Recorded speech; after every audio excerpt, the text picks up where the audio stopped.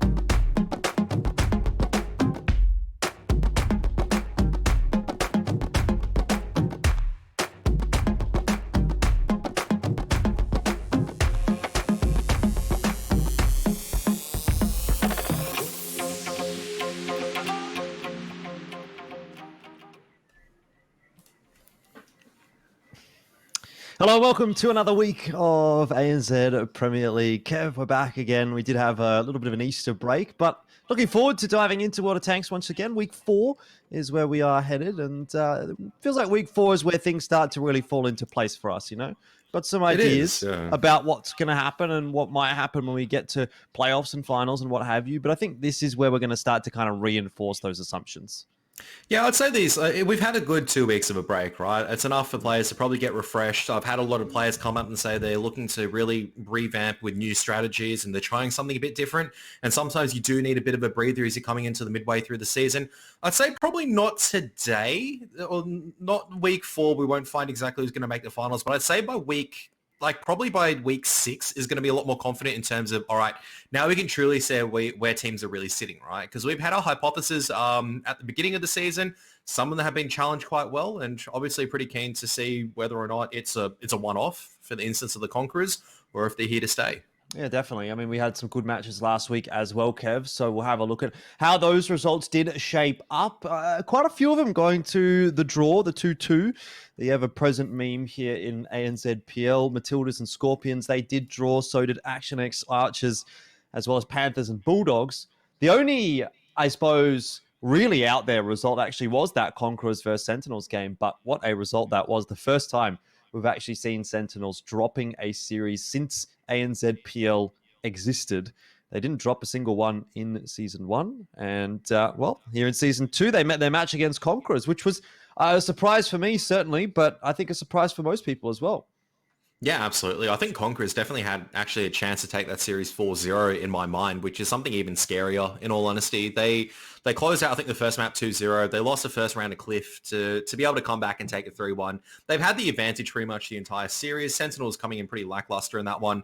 And it's going to actually cost them a defeat, which, look, I don't think it'll cost them any, deep runs as we're taking a quick look at the standings. I don't think it means that we're going to be talking about the Sentinels not being in the finals. If anything, I think this is going to be the scary point for any teams that are versing Sentinels after this. They're not going to be taking every single game as lackadaisically as that one, I think, coming forward into the next couple of weeks. Yeah, interesting how the standings are shaping up, isn't it? Given that Action X is up the top, probably not what we would have expected. And Conqueror is also really putting in the hard yards at the moment. So it kind of feels like there's a bit of a battle for second, third, fourth, and then fourth. But obviously those top 4 placings are the important ones that get you through to playoffs. I think I need to honestly reevaluate Conquerors after that victory against Sentinels, after even first week where they really took it against the Matildas, just unable to close out the series.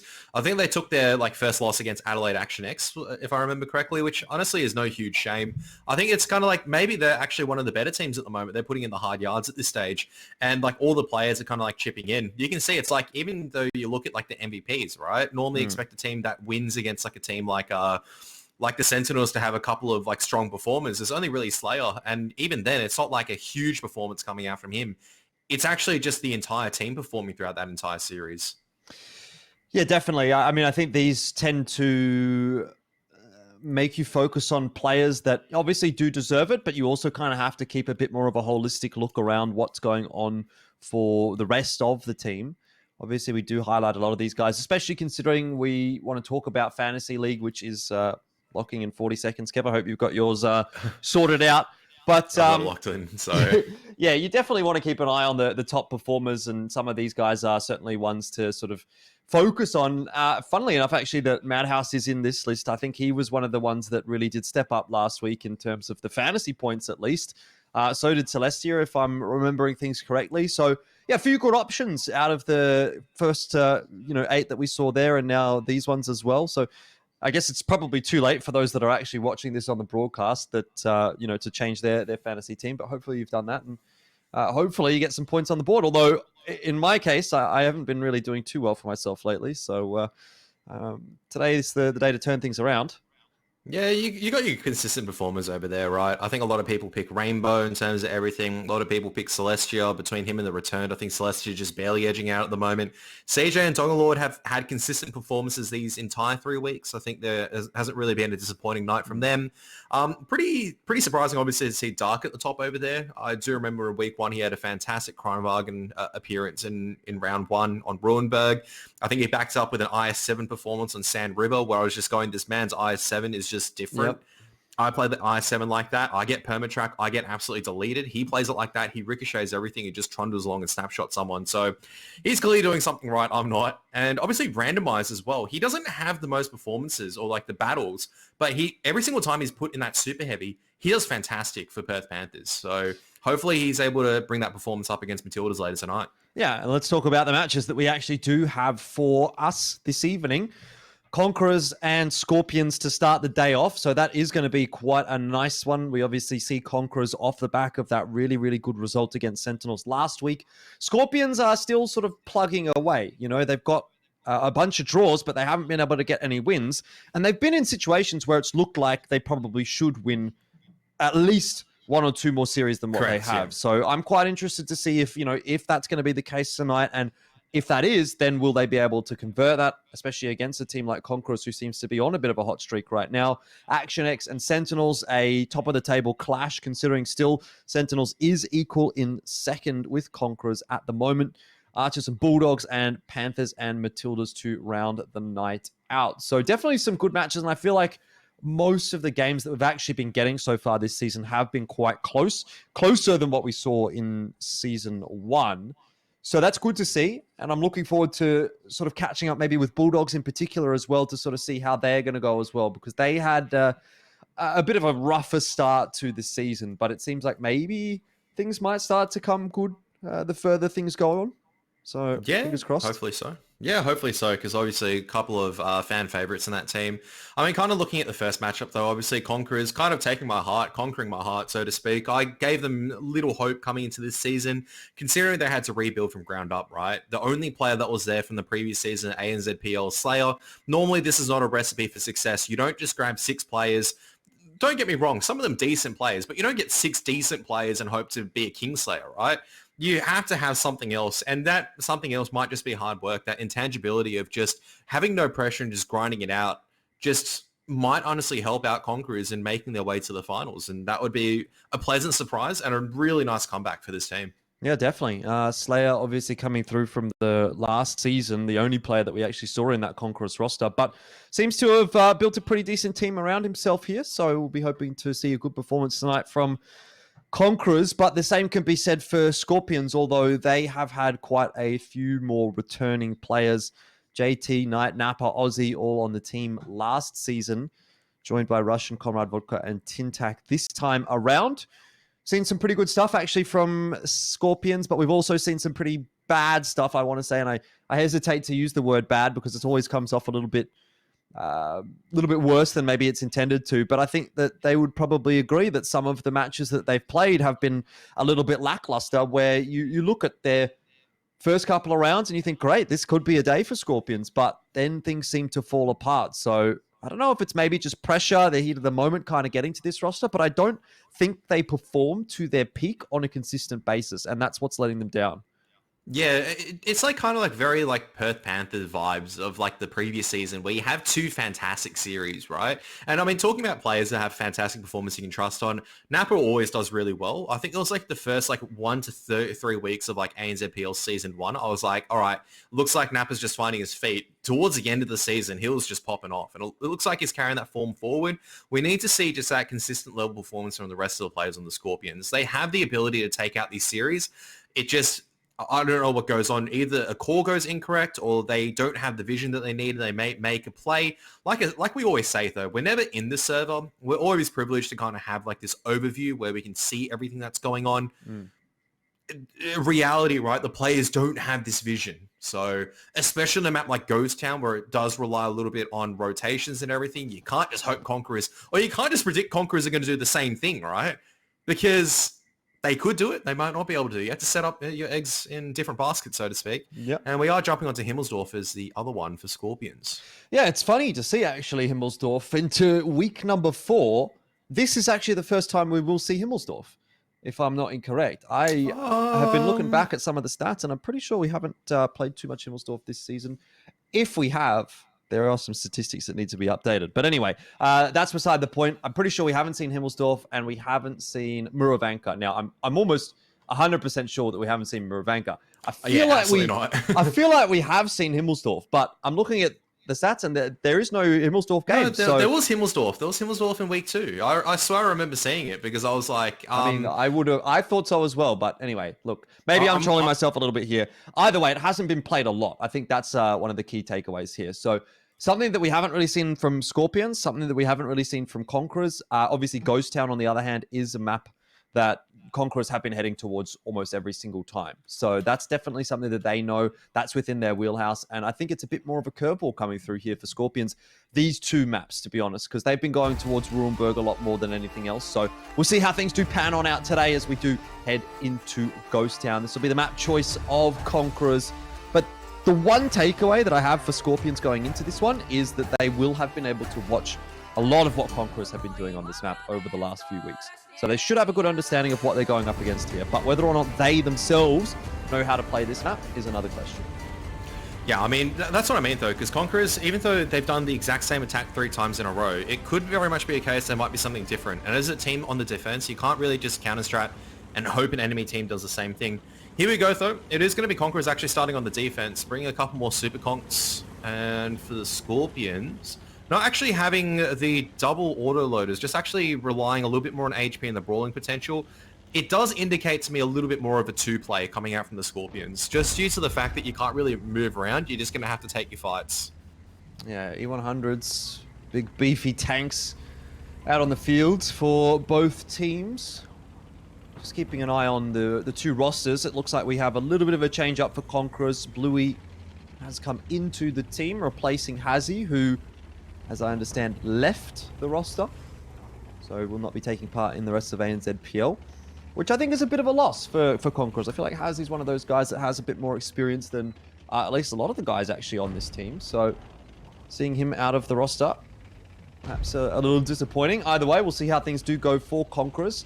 Unfortunate that they have to make a change up after a good result last week. Yeah, I mean, obviously not privy towards the internal details, but potentially there's like work conflicts or anything like that. I do know some of the players obviously getting quite busy with work coming back, obviously. I do want to point out, though, that Camo has actually taken a little bit of damage over here already, and that's not good for the Conquerors because the fact that your bat chat's already taken about, I would say that's a shot from an E100, looking at the damage that's been rolled out there. Maybe a good roll from a 113, though no, it had to be an E100, not a 113, sorry. Don't know who landed that shot, but that's just going to make Aussie's life so much easier when it comes down to this bat chat brawl. You're afforded the luxury of having a mistake, so... Yeah, I mean, it doesn't look like we're going to get that bat chat brawl, though, at the moment. Both bat chats are on opposite sides of the map. The one for Skorpions down on the K line, the Conquerors up on the A line. So Camo might not have to deal with that, but even still, losing even that chunk of HP on your bat chat is a pretty big deal early on in the piece, and it's a small advantage that Skorpions can look to work with. JT starts to push his way in towards the cap point, not just confirming anything there yet, but sooner or later he's going to have to go. Still plenty of time here for Skorpions to play with. Yeah, he's just clearing out these corridors at the moment, just trying to make sure that their incursion isn't going to be too heavily punished. Slayer, though, is set up in a decent crossfire, I think, alongside with the other E100s to his left. That'd be Bluey. And there you have it. You can see that JT's been spotted out. He's going to be pushing his way into the cap. Potentially, the Super Conk might be able to land a shot in. There you have it. Ooh, actually, tracking shot coming out from the bat chat that distance. So, JT double track, definitely taking quite a bit of damage over here. Should have the heavy suspension module, or the improved hardening module, should I say. So at least the repair timing is a bit decent. He's not going to be completely dead after copping an entire clip, but that is definitely not good to be down to 900 HP pretty much, trying to trundle into position. Well, I want to know what the rest of the Skorpions are doing at the moment. If JT's going to wander onto the cap like that, there has to be someone else doing something else. And so far, we're not really seeing any exchange of damage going back in the direction of Conquerors. You do see the bat chat Aussie kind of on the move now up the one line, but where's Knight? Where's Napalmer? Where's Russian? Those are the questions you really have to be asking, because right now it's looking like Conquerors are starting to edge ahead, although Slayer is certainly under pressure. He's got the backup of the bat chat Camo coming around behind Knight, which is going to force the hand of Skorpions. Yeah, forces Knight to go forward over here, but Slayer might just go down. That said, the loader does actually perish for Knight. He's in a crossfire at the moment as well. Slayer. He might get one more shot in, and that's what matters. Yeah. No, he doesn't. Actually, no. That's actually a very crucial kill because that means that JT has to push forward now. Cops an additional shot. HP now slowly in the favor of the Conquerors. So the bat chat on reload as well. Yeah, it doesn't look like Aussie's been able to get a whole lot done. Callum in the 113, locking things down quite nicely.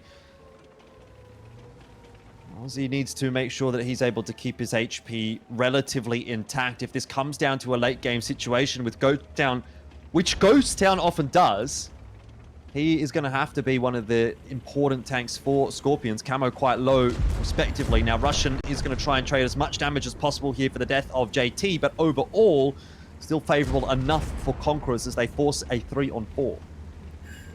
Yeah, Aussie has just had really no impact over here. He's been suppressed the entire time. So, of course, he's trying to make a charge in at this stage. But Callum is going to be hot on his heels at the moment as well. Might be able to put an extra one in. Out comes a super heavy brawl.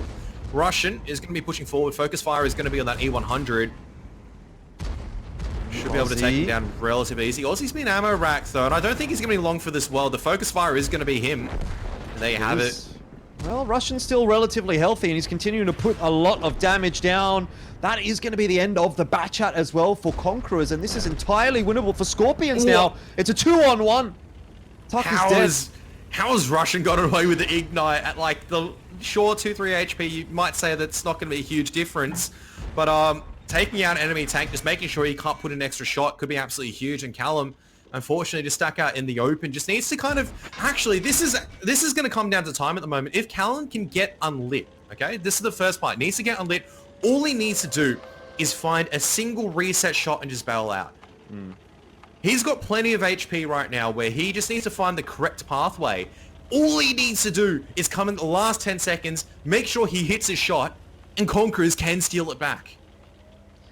Doesn't have his repair kit up right now. I was just taking a look in the little pip that we had there. I can't quite tell based on how small the numbers are what the cooldown is on that, but there's a chance that if he gets tracked, you know, that's kind of what I'm talking about. That's essentially what I'm getting at. If he goes around the corner, gets the reset here, that's well and good. He wants to run away. But right now, Skorpions are going to be looking for the tracking shot, if nothing else. He's got HE loaded, doesn't he? He's got HE loaded because that's all he needs at the moment. All he needs to do is get the reset shot when it's like 10 seconds left. He has to commit so far. He needs to commit, but they can't do enough damage unless they get an ammo rack. Well, he's going to come in at the right time. Exactly, because he's going, where is he coming from? There's a reset. There is no way to win. Callum's played this perfectly, and it doesn't matter if you swing at this stage. The time's gone past. Perfectly played there by Callum, in all honesty, to secure a victory at the very end. Unfortunately, Skorpions just let time bleed out a little bit too much. Even though the brawling does work in their favor, all it requires at the end is the 113 gets a single AT shot in, and that's it. The game's over. So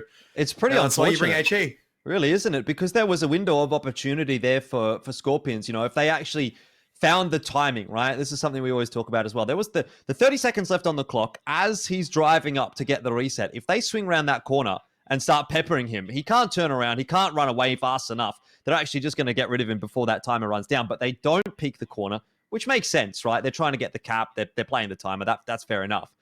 But in the end, that's actually ultimately their demise because they don't have the info. They don't know where he's coming from. He walks around the corner and then they don't have the time to kill him. So great work from Callum.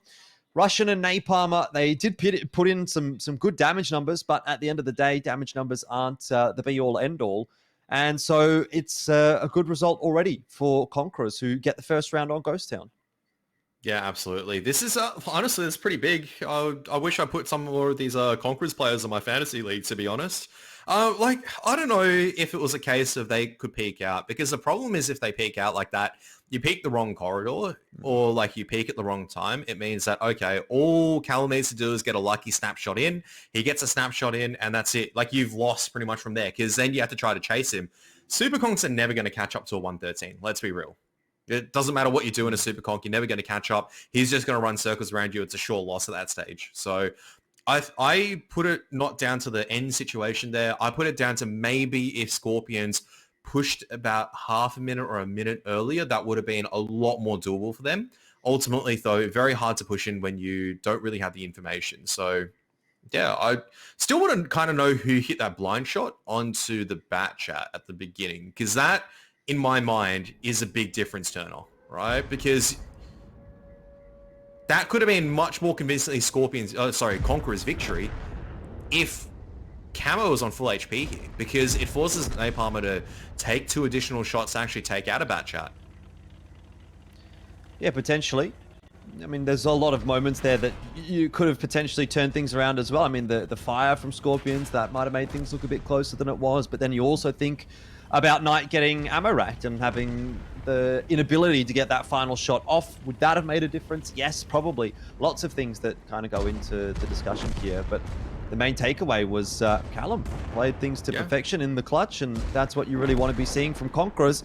Skorpions already on the back foot, which is, I actually want to say, probably not a position that they're too used to. If I recall correctly, normally going into the halftime break, they're doing okay. They're doing 1-1 or they're up 2-0. So we'll have to see if they can sort of equalize here to kind of continue that trend, but not the start that they would have wanted. Have a look back at a conversation I had with JT earlier on today, and he said would be pretty disappointed if it wasn't 4-0. And so, I mean, there's still a possibility it's going to be 4-0, just not the way that he was talking about. Yeah, I was about to say not the way that he probably wanted to. No, I would be a bit disappointed if the series did go 4-0. I think that would have to be a lackluster performance. Let's be real. That was really much down to the wire at the very end of the day. It comes down to maybe a couple of individual brawls, maybe a little bit of time, and you could see the result completely change, right? That's not like a clean shutout by any case. It comes down to a couple of individuals. And you know what? Tanks is a game, especially when it comes to the 5-on-5, you can give it to the individuals. Because we've seen players in these clutch situations actually make the wrong play on a 1v2. They push in a little bit too early because they're rushing to get the reset. They're loading maybe like heat rounds because they go, no, I need to do damage. When it's like, you can see Callum is like, he had a game plan set up. All right, I only need to roll in, with 10 seconds left on the timer. Absolutely no chance for them to take me out. All I need to do is, and you can see, is approaching very close, cautiously. I guess like breaking down that clutch a little bit more. He doesn't swing close. He swings wide out because he knows most likely they're going to be tucked in that corner.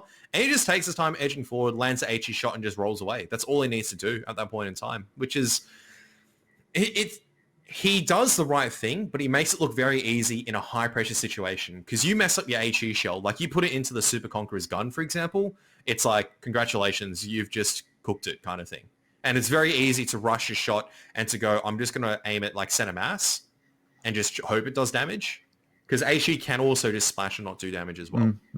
I know it's a meme that HE always does damage. Rarely. But you don't want to be the guy that puts HE shell into the gun and splashes. It doesn't do anything because of the detonation point. And you go, well, that's not a reset point. True.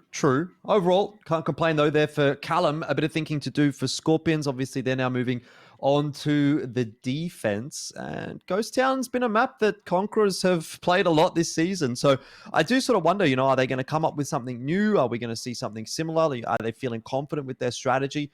I got to imagine if I'm in Conquerors' shoes right here, knowing that this is a map that we've played, I think actually every single week. Yeah.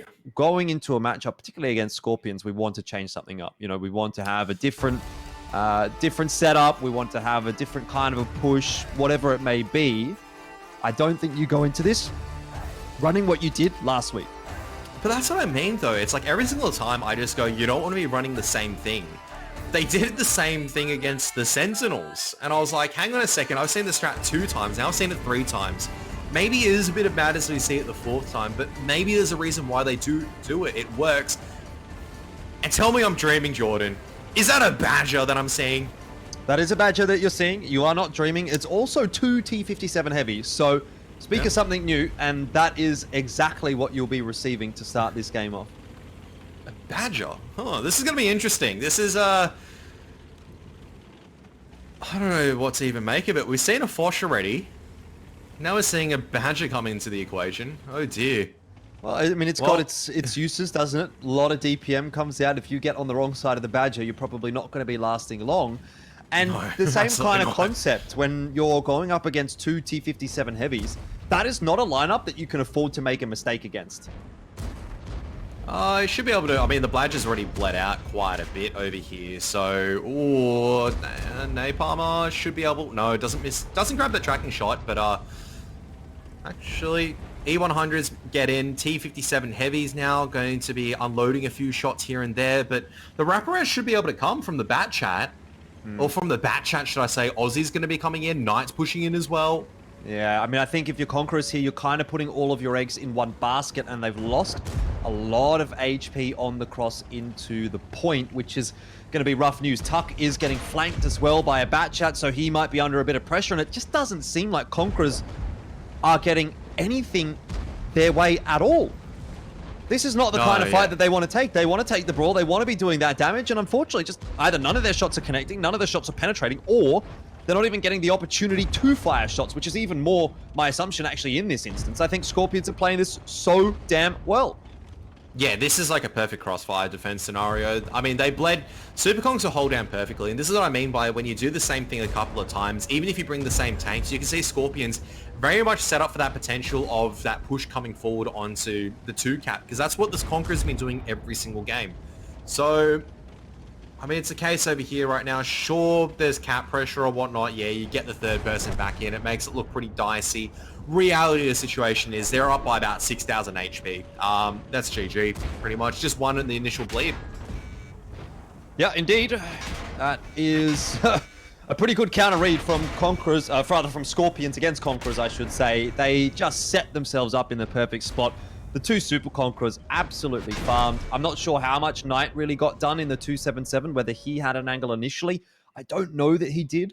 We'll have a look here when we do get the standings back up. But the Batchats also had good flanks. I mean, there wasn't really that much to contest the Batchats, right? Because they could do whatever they wanted at that point. So I think what that ended up being was a case for Skorpions where you look at that tank lineup as you're loading into the game, you think, what do they want to achieve with this? They want to go onto the point. They want to brawl in the city. They don't have much that can contest the outskirts of the map. Let's use our Batchats effectively to flank around the sides. Let's set our Super Conquerors up to watch the cross, and then Knight can kind of just bum around, do whatever he wants, be in a flanking position in that 277 when they inevitably push on to the point. And there you go, Bob's your uncle. You know what they're doing. They walk into your crossfire, and you kind of make it look easy in that instance for Skorpions. So I'm not really sure what more there was to it, but they got themselves in good positions. They hit their shots. They won the game. Now they're at one apiece. I mean, I was going to say that was easy, honestly. You look at that and you just go, that was convincing any day of the week, right? That was just a farm simulator. Look at that, JT on top. On my reserve team this week, by the way, guys. So JT, I feel like, has done well enough to be relegated into the reserves instead of just not being picked at all. And I mean, the Badger, absolutely no impact whatsoever, which is a bit disappointing in all honesty, but what can you do there?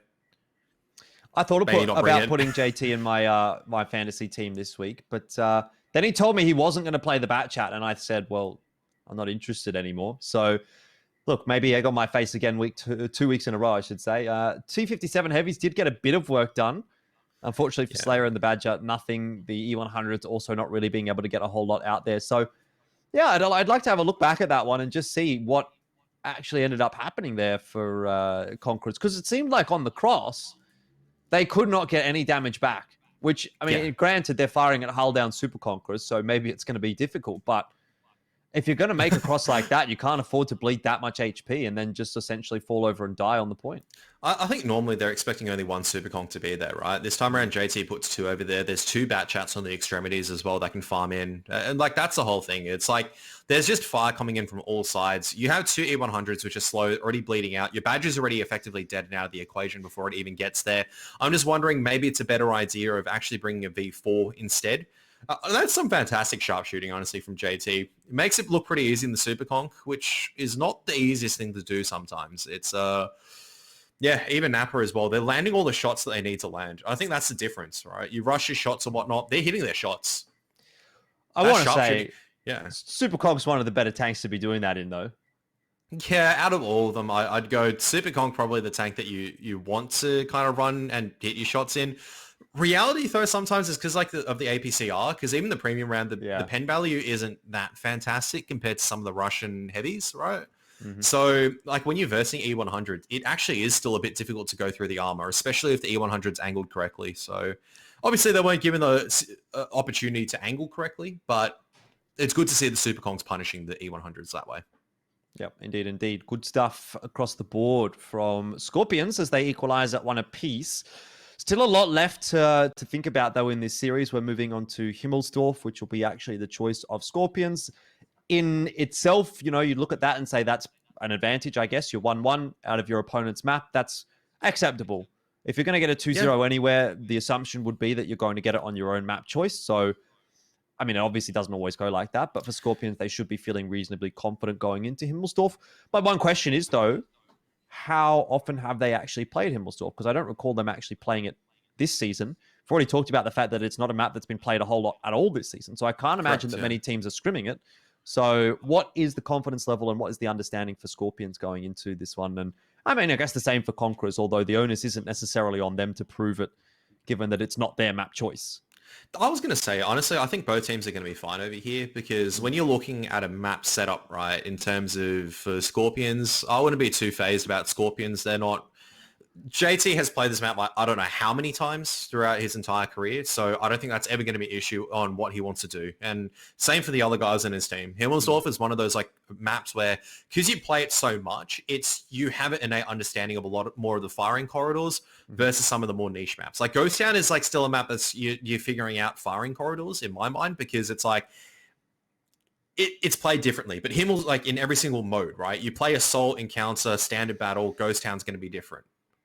Yeah, for sure. But in Himmelsdorf, it's always the same, pretty much. Yeah, sure, you might have like the cap over there and the railroads and you have like the base cap. In reality, though, like how similar is that to a normal standard battle where you have the caps in either spawn or you have a fight for the railway in terms of encounter? Very similar in terms of like the corridors that you're controlling that way. So you have a better understanding of what firing corridors you want to control in both sides. I guess the one takeaway for Himmelsdorf is that it is a map that's been in the competitive pool forever, basically. Yeah, exactly. It's been in the map pool forever, and it's not changed a whole lot. Obviously, there was the graphics overhaul, but that's 3 years or 4 years ago now. Ghost Town, on the other hand, it's a completely new map. Correct, yeah. From the old Ghost Town. So there is that to think about, and obviously, it's all by the by. Let's go into Himmelsdorf and have a look and see what we're going to get. Enough talk. Time for the game, and an important one for both the Conquerors and the Skorpions, who are kind of battling for a top placing in the standings at the moment. Conquerors are doing a little bit of it, but Skorpions are trailing just behind by 1 point, still looking for their first win of this season. And it could happen today. Just remember, Skorpions haven't lost yet, so I think they're going to be relatively happy with that. This is pretty interesting from the Conquerors. IS-4. Double E5 as well. Definitely bring a couple of tanks that you normally don't see. Obviously backing up the E100s that you normally do see right now in this map. So IS-4 is sitting in the hold down position, or not the hold down position, but the side scraping spot normally where you chuck either a 705 or a VK. So E100's situated. E5's ready to rotate. This is a pretty dynamic setup. You've got the speed for the E5s to rotate. They've got enough HP to brawl as well. They've got some good DPM. It's interesting looking at the roles that Skorpions play. I've just been watching, who's been playing what. And we had Knight and JT on the E100s initially. Then now it's Knight and Napalmer. JT's gone onto the 277, which Knight was playing actually last map. So it's all just they're all just sort of tossing it around. Super Conquerors were Napalmer and JT last time, so I don't know what influences the decision as to who goes on what tank, but it doesn't seem that they have necessarily, okay, this is our super heavy tank guy, this is our 277 guy, or our super conk guy, or yeah, you got the guys that are playing the bat chats predominantly. That feels like at least that remains true, but when it's heavy tanks, they just sort of seem to throw it all around. Depends on who wants to play what. Well, it's a stock 3 meta. It's like standard tanks that everyone should own, right? It's like you definitely should own kind of like a super heavy, whether it's a mouse or an E100. You definitely should own a super conk. You definitely should own a 277. And I think the case here why JT is playing the 27 is because he has always been kind of like the reconnaissance guy, even if I remember correctly. You remember back to Season 1, he's always piloting around in the T100 LT to get information. He's a playmaker in the 277.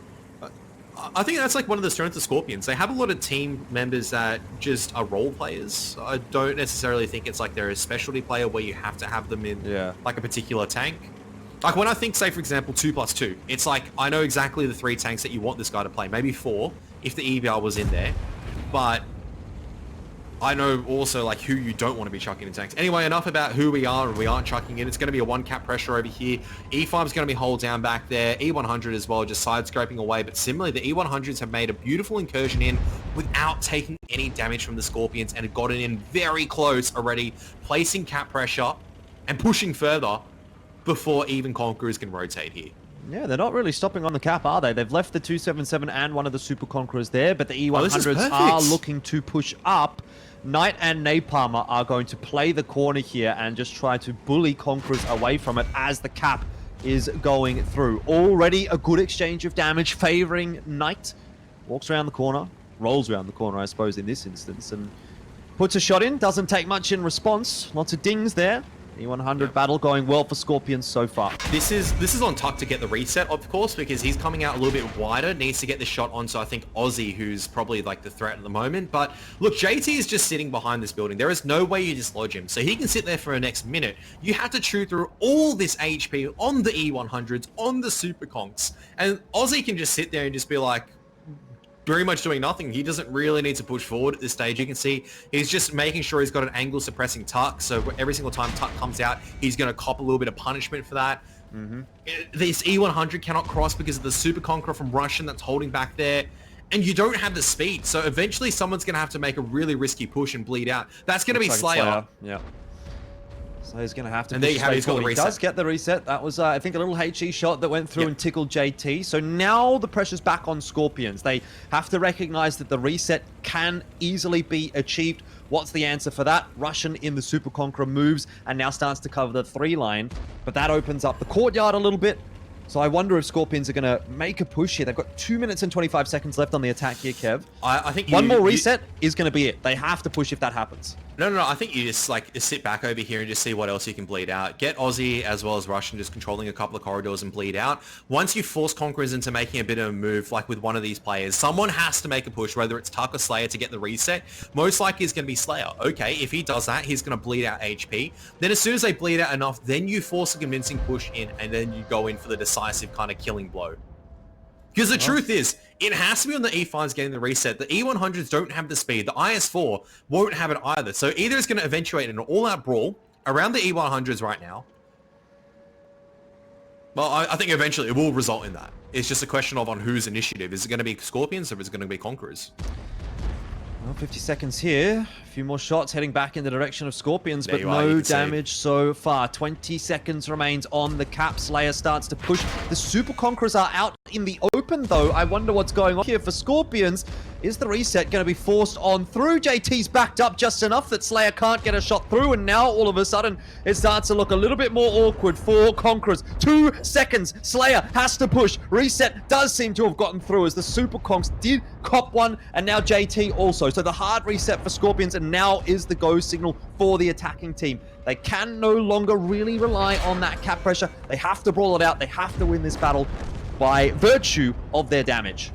Yeah, pretty much over here. It just comes down to the DPM. Super Conk's going to be absolutely important. While non-tank has been knocked down already, the IS4 has gone down over here. E100 is going to be having a bit of a brawl off right now. Bluey trying to find the angle while the Super Conk's collapsing on the E5. There's an Amarak onto Slayer. This is going to be devastating. That damage output's going to drop. Napalmer is still alive in the meantime. The E100 is still good. But that said, Tuck, all he needs to do is just stay alive right now. You can see maybe there's not enough damage. There's not enough speed really to get onto Tuck to really dig him out. And Slayer's going to go down eventually. JT, there's no time to cap. They have to try to kill this E5. This E5 just needs to run. Oh, is he going to get away? That's the real question. Surely Skorpions can't let this one happen again. Callum might even survive against Russian. There's 13 seconds. Aussie will be able to get the kill onto Slayer. Will he? I don't know. What is going on right now? JT is going to turn around. It doesn't matter. It really doesn't matter at this point. Skorpions have, again, just fumbled it at the final hurdle.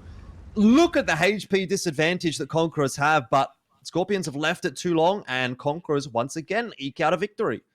Yeah, I mean, that just comes down to, I don't know exactly what happened between Aussie as well as Slayer there, between the E5 and the Super Conk, but that definitely felt like it was a very elongated battle.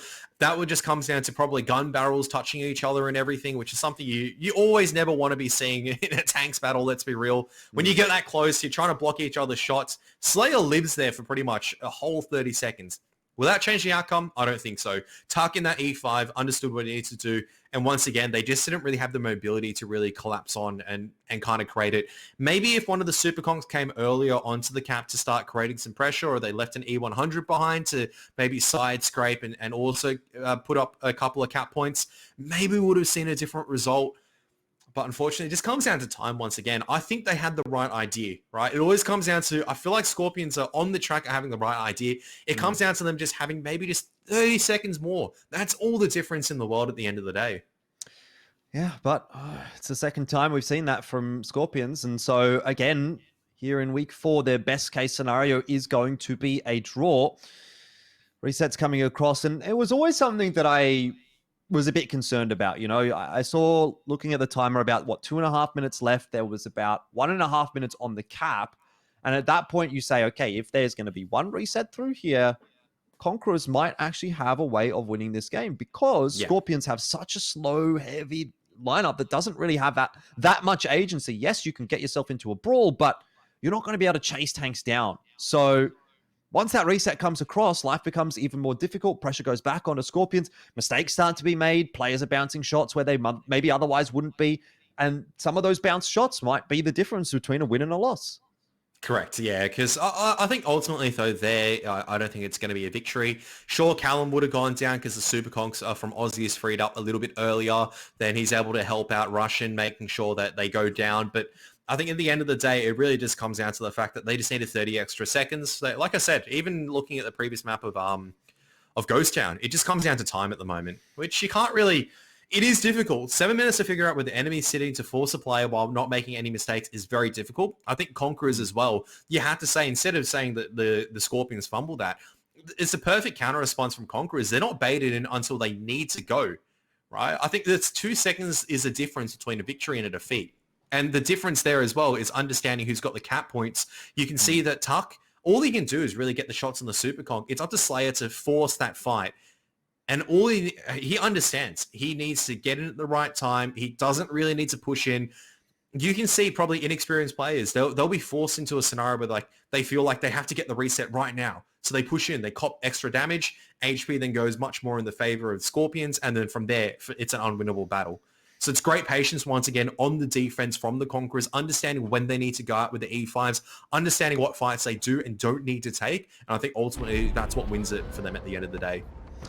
Have a look back at some of the replays here. I mean, it started so nicely for Skorpions, but even as we're looking at this replay right here, there's 7,990 HP to chunk through and 55 seconds to do it in. So it's doable.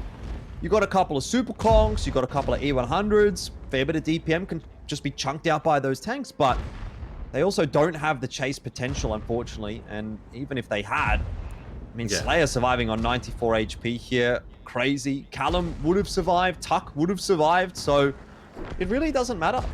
At the end of the day, Skorpions just didn't pull the trigger quite quickly enough, and as you say, another 30 seconds really would have helped them out. But hey, that's the nature of the format, you know? We used to have 10-minute battles back in the day, 7v7, so that gave you a little bit more time to work the map. You know, it's essentially another 3 minutes to figure out where people are before you actually end up making your push. We used to see maybe 2.5 minutes, 3 minutes be like the tipping point for where you would actually have to make the engage happen, or you'd have to make your decision as the attackers. And I feel like it's still kind of the same timeline here. So it's less about having more time to fight and more about having more time to scout. And unfortunately here, you know, with only the 7 minutes, sometimes that really does leave you only with 3.5 minutes to kind of scout things out. And maybe it takes you a minute or a minute and a half, especially in heavy tanks, to even get in a position to start looking for opposing tanks. So pretty much, yeah. There's some very tight timelines is basically what I'm trying to get across here. And if you make one small slip up, or you maybe overestimate the amount of time that you've got, all of a sudden that timer ticks down below 1 minute. And then you're thinking, oh, it's panic stations now, but what can we do about it? Because my tank drives at 30 kilometers an hour. So GG, I guess. Yeah, you can't get anywhere in the E100. So even the Super Conks, even if you chuck a turbocharger on them, it's not great. Every single time I have someone that goes, like whenever I say, like talking about Super Conks, right? Because we do talk about how they're really versatile. It's now back into a competition of, do you pick a Super Conk or E5 once again a little bit? You know, E5's been buffed up a little bit. Sure, it's got a cupola the size of I don't know, the size of Ben's clock, I think that's an accurate summary. It's pretty big. It's a bit harder to pen though, and it's definitely got now trollish armor on the lower plate as well, so it's not a guaranteed penning shot a lot of the time from a 300mm round, or like I think just around 300mm. Nevertheless, I'm digressing a little bit over here. Out into the Conquerors attack right now. We are seeing a bit more mobility with the 113s. Yeah, a couple of 277s as well for Skorpions, so that'll help out in that respect. A small change as well for Conquerors. Bluey out, Goober in for the final game of this matchup. Skorpions are going to be looking for another draw, and the Conquerors looking for back-to-back wins. They got one last week against the North Sydney Sentinels, and now they're going for 2 from 2 against the Sydney teams as they take on the South Sydney Skorpions. I'd say it's a difficult prospect here for Skorpions. Momentum's definitely against them, and pressure is certainly on them. We'll see if they can dig themselves out of this one. Again, some nice early damage, and that's something that Skorpions have been good at this series, but the same kind of issues seem to crop up for Skorpions as what we've seen in previous weeks. They can get themselves in good spots, but they can't always capitalize on it. They can't always convert it into an actual round win, let alone a series win. Okay. What they need to do over here for Conquerors, looking at the map with the 60 TP hold down, you need to get the E100s controlling that mid corridor on the D line, making sure that Knight can't really apply any pressure. Then you need to get a 113, call it preferably on the left side of the buildings, not on the right side over here. Napalm will have very easy resets with the 60 TP. He's hold down at the moment. Oh my goodness. That's a one, I think it's a 155mm cannon. Regardless, either way, it hurts. And now he's going to load HE. This is like, and the 60 TP has a fantastic HE. 95mm a pen, if I remember correctly. 950 alpha as well. Of course, you're not looking at a pen in that case. Unfortunately, it doesn't connect the shot there with a bit of RNG. Yeah. But it's not something you want to be the receiving end of, because like once you start getting to like 90 mils of pen with HE, you get slapped for like a really decent amount. You can see now Goober's applied the pressure, but Skorpions now retaking through Nana and mid here. Yeah, and I think that's what's more important to talk about right now is what's going on in the courtyard, the movement from the other 4 Skorpions tanks. We know resets are possible for Napalm, so there isn't that much of a concern there for them. It's whether or not Conquerors now can adapt to the situation that has presented itself to them. They've got a couple of 113s that are looking to move quickly, but they're just bleeding so much damage. And again, it feels like that Ghost Town game where Skorpions were set up in the right positions, and Conquerors can't find a way to trade any damage back. Yeah, they needed to leave. They needed to like leave maybe like 113 back towards the right side, have the 113 place cap pressure instead. E100's controlling the mid corridor with the HP, but you can see right now they're walking straight into the crossfire. They're blobbed up at this stage, but there's no real potential of finding a target. They're trying to isolate one, but they're bleeding out. JT is just having a dance of his life at the moment. He's just trying to find the right time to bleed out more. I'm firmly convinced at this stage that it's going to be a 2-2 once again. It's a very difficult position for the Conquerors to come back in, even though they have chunked out a little bit of HP. They don't really have the 2-on-1 overmatches. And Napalm is now coming into the fight as well, which is going to make this even worse. Yeah, Napalm is just absolutely farming right now, isn't he? He is having a ball of a time. Knight may well go down to Goober here, but he should get one more shot off before he does, which will put that E100 onto a one-shot. Never mind. Aussie's going to be in there to save him, and Knight does manage to survive. Meanwhile, JT wins his one-on-one, and Russian, well, he was in a one-on-two for a moment, but Conquerors have essentially ignored him and tried to focus on other targets. Not that it really matters at this point. It's 5-on-3. There's 3 minutes and a little bit left on the clock as well. Conquerors are not going to be able to find a way to win this game. Napalmer looking for 3K out of this one, and manages to just bring it up with that shot. 3,069 out of this game for Skorpions, and he'd be looking for another shot onto Camo as well to finish things off here. Make it a nice finish for the Skorpions. I think JT might take this one. No, JT goes in for the shot, understands he wants to give those fantasy points out. It's going to be Russian. You can see Napalm tried making that gun work. Unfortunately, it doesn't really land at the end of the day. A 2-2, deserved result. Unfortunately for Conquerors, I felt like it wasn't the bleed in. I think it was afterwards, just trying to position themselves around. Didn't really work out. 60 TP definitely caught them by surprise. Once you take about 1,500 damage from a 60 TP without really placing any cap pressure, and you're just trying to get in position, I think at that stage it's like, all right, I think that's going to be much harder to come back from. Yeah, it becomes a bit of a feels bad moment, really, doesn't it? But overall, in the end, not too bad of a feels in that game for Conquerors or for Skorpions, but on the same hand, not too good of a feel for either as well. They both get a draw. Have a look at the damage charts here, and big damage numbers being put up, of course, by the Skorpions players. Not so much to be said there, unfortunately, for Conquerors. Yeah. Oh, look, I like now looking at that, I'm a little bit more confident in saying the Conquerors definitely overperformed a little bit last week. I think there was a case when they versed the Sentinels. I think they performed a little bit better than the usual that we expect. This week, I think, is a bit more representative of that was a lot better, right? I think I remember them actually playing Himmelsdorf and losing a lot worse compared to this against the Auckland Archers, if I remember correctly. I think that was the matchup that occurred in week 2 off the top of my head. I'll take a quick look. Week 2. Cross-stretch versus Adelaide Action X, which was on Himmelsdorf. I apologize, where they lost quite heavily on there. Gave obviously Adelaide Action X a victory, or the first victory of the season there in that series as well, the second victory of the season.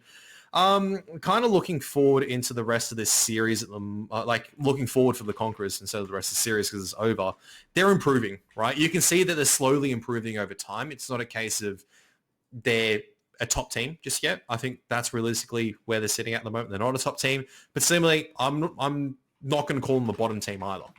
That's the realistic part of it. For Skorpions, I don't know. It's just a mixed bag of results once again, isn't it? A 2-2. Yep. Pretty convincing. If it came down to maybe having 30 seconds more, a minute, half the time it takes to cook your 2-minute noodles, and they would have won. They would have been 4-0. But instead, they don't have 2-minute noodles and they don't have a victory. I guess that's a good analogy. It does keep Conquerors one step ahead of Skorpions, so there is that to think about. It does. So it's an important point, I actually feel like, for Conquerors. For Skorpions, it's going to put them up into the 4-point club, joining Sentinels at the moment. Obviously, Matildas, Archers, they're sitting close by. Bulldogs and Panthers can both also overtake at this point. Knight blocked 3,000 damage. Damn. In a 277 as well. Where are they shooting at the 277? I want my 277 to be like that in advances.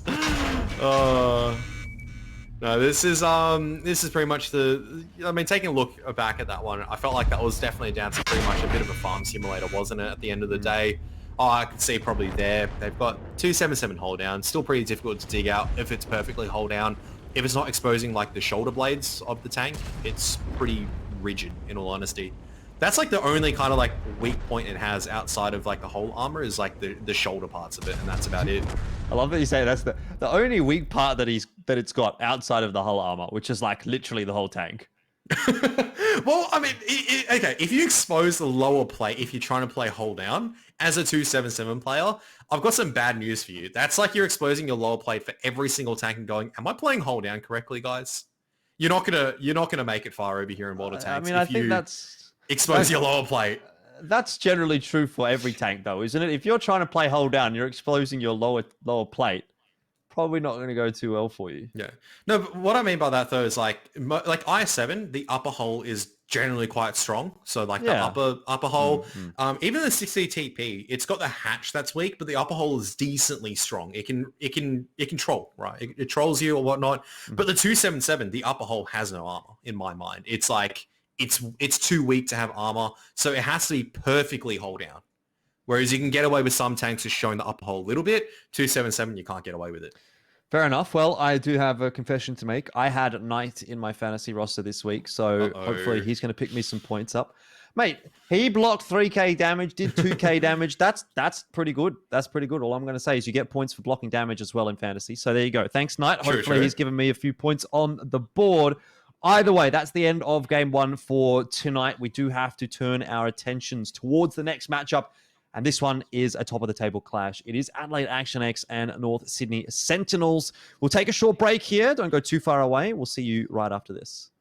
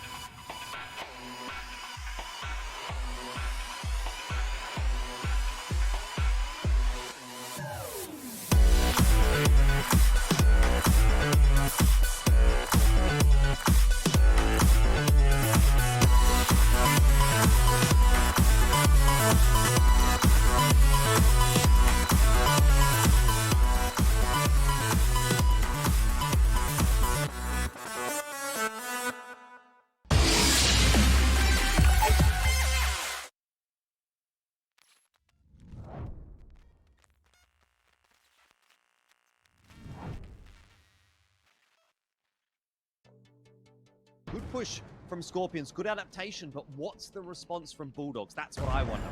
Yeah, they've lost the HP advantage. Dark actually going to be peering over that ridge line. Doesn't get punished. Only a tracking shot coming out from one of the SDBs at the back over there. Ravi now charging into the fray as well. The IS-7 armor holding up pretty firm at this stage. He's bouncing everything. Madhouse, though, has gone down to the middle of the map. Bulldogs trying to equalize right now by pushing forward. HP in the favor of Bulldogs for now, but they don't have the tanks just yet. Somehow Dark's just not taking any damage at the moment. I don't know how JT is still alive, by the way. He gets one more shot off. Surely Dark is going to put him to bed here. Reload maybe just half a second too late, and JT continues to survive. He gets one more shot out onto Soldat Udachi before he drops. Out comes the push, right, from the SDB and the CS, and they're going to be like, oh, there's a couple of tanks over here. Hey, Madhouse, do you want to farm up a little bit over here, potentially? As there's the first kill. Aussie's going to be spotted out. Just tanks just kind of sitting in the middle of absolutely nowhere, just bleeding out. This is pretty much a farm session for Bulldogs right now. JT obviously is going to be the first focal point. Then it's going to be Comrade Vodka. That's going to be the next one. But Dark, nice focus fire from the Skorpions to at least make it a 4-3. Obviously, HP still favoring Skorpions at this point in time now, actually, as they're bleeding out the super heavies quite an amount. Yeah, which is not really what you want to be seeing for Bulldogs, particularly when they've still got a Super Conqueror, they've still got an E100 on the table. Those tanks are designed to have a lot of HP, and well, Comrade Vodka is quite happy to be trying to take this one-on-one, which might end up actually favoring him, being up against a Super Conk. He does, I think, miss a shot. Someone else helping him out. I'm imagining that was probably Knight in his own Super Conqueror, so it isn't actually a 1v1, Kev. This is the perfect position for AVP. He can just side scrape off here and just get the penning shots as well. And these mice are just bleeding out. As the Kronwagen's having a field day from Dark, he's just getting a couple of shots into the side of mice, which is, well, they don't have the greatest amount of armor. Well, it's like an E100, for example. So, and AVP is just a position he can get resets, pretty much. This is perfect for Bulldogs. But this is still a little bit of a dire situation for Action X. The resets do need to come through onto Callum as well. Let's remember that. Goober's been reset a few times. There's still 26 seconds left on this cap, but Callum has all the cap points. 50B still yet to get into the fight. Now Tuck and Camo going to start to put some damage down, and quite frankly, start to receive some damage as well. Slayer gets absolutely booked. He's out of the fight. Tuck unable to fire just yet, and it's, I don't know, it's not looking so crash hot here for Conquerors now. HP advantage is there for Action X, and it's quite a significant advantage as well, Kev. But if resets continue to come through, Conquerors might still find a way to salvage a win. Fake in the thick of things, probably not where he wants to be in that bat chat, and all of a sudden, the winds of change are in effect. What looked like it could be potentially a chance for Conquerors most certainly is not anymore. Fake's the only one actually with ammo loaded. Goober looks like he's going to drop pretty damn quickly here. Fake trying his best to trade as much damage as possible, but he's going to have to just get the heck out. Is full HP, so chances are he might be able to escape the IS-7. These three tanks need to overpush onto Kane at the moment from Callum, Slayer, as well as Tuck, but they're actually just taking too much damage, I think, from a 50B at the back. Eugene just absolutely fanging it like a beast. Should be able to do a bit more damage. Stake on 28, still trying to run away. There it is. There's finally the overpush, but Dongalord has that clip ready, needs to clip out at least two of them, and he's got the assistance as well from Speed in the other 50B. Dongalord don't want to be bouncing these, need to find the side shots. Still has a couple more left to bleed out this E100 as well. There you have it. Camo just playing the patience game. E100 is now trying to brawl it out as well, but Dongalord's not in the right position. He's trying to support, obviously, that left side fight, but he needs to come over here into the city. The Super Conks have the DPM at the moment. Focus fire down onto CJ. Speed eventually will pick up Callum, but Camo's bat chat 9 seconds away from reloading. It's relatively healthy at this point in time. E100 is still trying to brawl it out, but it's a 2-on-2 with the HP favoring Conquerors at the moment inside the city. Camo will be able to get this clip off. Speed's trying to get the ram across, but Camo will not allow that to happen. But Kane, a shot coming out. Great focus fire actually from both sides, making sure the auto loaders will go down. This is all down to the 2-on-2 right now. Yeah, it's a very close 2-on-2 as well. HP favoring Conquerors. They've got an E100 and a Super Conk up against an E100 and a 277. And Kev, I know which place I'd like to be in. It's a rough start for Archers. It feels like a Hail Mary play, and Trax is going up the hill into the firing lines of so many tanks. He gets taken down straight off the bat. This has not worked kindly at all for Archers, but the question is going to be, what kind of a trade can they find? If they don't get one, then they're done, but they can potentially still turn this on its head. It just means that they have to just go into a crossfire. You can see Celestia and Blaze, and alongside with Tosa, just lining up and just knocking them down. They are committing with numbers on the side of Panthers, though, but they played out so much HP at this point in time. I don't think it's enough to make a difference. Yeah, JS in his bat chat down to a couple of shots worth of HP here. Did get most of his clip out, but in the end of the day, it's really not enough to make you feel too excited. And this is going to be a farm time for Returned and for Trax. Focus on that fire on him. What happened? Trax down early. Comes down to Return making some of these plays in the bat chat at the moment. He's come into the fight, but he's not going to be able to pen a lot of these shots. You can see just trying to get the lower play of the E100s at this stage is going to be very, very difficult at this point in time. Time is slowly starting to tick away as well. Return trying to do his best to help out, but he's going to have to go on the reload afterwards and run away. The 50Bs as well going to be collapsed upon, because JS has got plenty enough at this stage. It should look like they hold at this point in time. Yeah, Celestia not able to pen that final shot through onto the E100 either. It really is going to come down to pretty much just Returned to try and clutch this one out. E100 is pushing right into mid. Very interesting, as Phantom Suit's going to be tracked up. Where is the focus fire going to be on? It's actually going to be that lead E100. Twit, though, will be able to get out towards safety. The auto reload is just trying to focus down Phantom Suit at the moment. Twit, though, is going to lose his ammo rack. Is going to hold on to it. So auto loaders are going to clip out for now. Going to be able to hide away. This is already halfway reloaded. The problem, though, is that Lightning Man is not going to be able to get into this fight. And Archers can just sit here. The HP advantage which Panthers had has just been completely nullified. Unfortunately, Archers holding firm, reading what Panthers wanted to do and just, well, pulling them in. Hook, line, and sinker at this stage. All they need to do is just relax and wait. Geordie should still be able to get a reset here if need be. The 277s actually come off of the cap. Rainbow should die 100% here every day of the week. It should be the opening kill for Matildas, and it is. But the response from Sentinels needs to be good. Cindy cops some damage in response to his push. And this is not looking too great for Sentinels, to be honest, Kev. No, Matildas, all they need to do is just commit the right forces. Cindy is actually caught in a crossfire at this stage. This is a brilliant setup coming out. The 277 back from Turnip needs to get the kill. There you have it as well. All you need to do right now for Matildas is just stay stagnant at this stage. This could be a bad one for the fantasy points. You say they should just. There's 10 seconds left, Kev. How do they get there to get those resets? This is going to be, like, I'm not going to fault Wimmo, but he needs to land the heroic shot of his life. 1 second. 0. It's a cap victory just like that. And you need to take the initiative as you've got the overmatch right now as the tanks are on the hill. You can see this at the moment. Bales and Geordies, where are they going to go? Looks like the focus fire is going to be on Cindy. Is it, or is it going to be on the Doodle Tank? Bales knows that he can kill Doodle Tank. Geordie knows that he can kill Cindy. They don't even need to focus down one tank, Kev. They can get both. Yeah, and this is just a worthwhile trade for Matildas. But here's the thing, the CSs can now dump off the hill, right? So it's very important right now that the CSs get back in the battle alongside with Rainbow. So Geordie as well as Bales need to get out of there. They're making the correct move, actually. They're going the long way around. It's very hard to dump off into a bit of an attacking position. This is really interesting right now. 3-on-3, but the HP favoring so much for the Sentinels, and Bales is going to get completely clipped out. And this is where the power of the CS63s come into play, in all honesty. This should be a GG. Is he in the playmaking tank? Yeah, I mean, he should be, but the CSs, they're rushing the SDB at the moment. Geordie, just a little bit too late at this stage. Merry Turnip going to be having a bit of a dance at the moment. Geordie hoping that his roll's going to be good. And he's going to miss the shot. Unfortunately, it takes a little bit too long. Going to try and get ahead, try to block Randy off. Randy missing the shot as well. Geordie going to be flinging his body down. And surely should be able to land a shot. No, it goes into the gun. Geordie is going to take a single shot. It's up to Whippet just to stay alive at the moment. Geordie should be able to get this kill eventually. Oh, another bad shot! Randy, what is he doing at the moment? He's just built different at this stage. A lot of HP. Yeah, a lot of HP going in the favor of Randy at the moment. Geordie, another one at this stage. Another one into the gun. Where's Whip? Merry Turnip, not Whippet, sorry.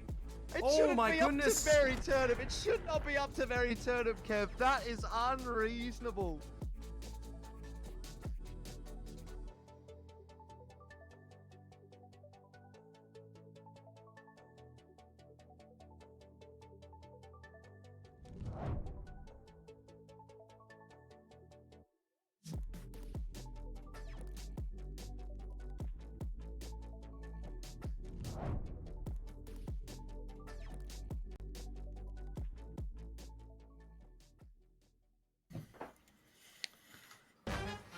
He's a real hero. 6 seconds. Bogus. G'day, welcome back. It's time for some more ANZ Premier League. Kevin is here to carry me on the broadcast. And Kev, how's things been so far tonight? You've enjoyed that first match? Yeah, it was a pretty good one. It's another 2-2, which makes it... we sometimes like our clear-cut victories, but I think in series like that as well, we definitely had a couple of hair-raising moments where it came down to the last couple of seconds and everything. So, yeah, it's a bit unfortunate. I think for Skorpions, definitely a big opportunity for them to actually walk away with the victory in that series. I think Conquerors would have been close into taking a victory there. They would be very happy taking a 2-2 away. So, I mean, coming forward to this next one, though, this is going to be interesting because I'm gonna say I don't think either party wanted to walk away here with a 2-2.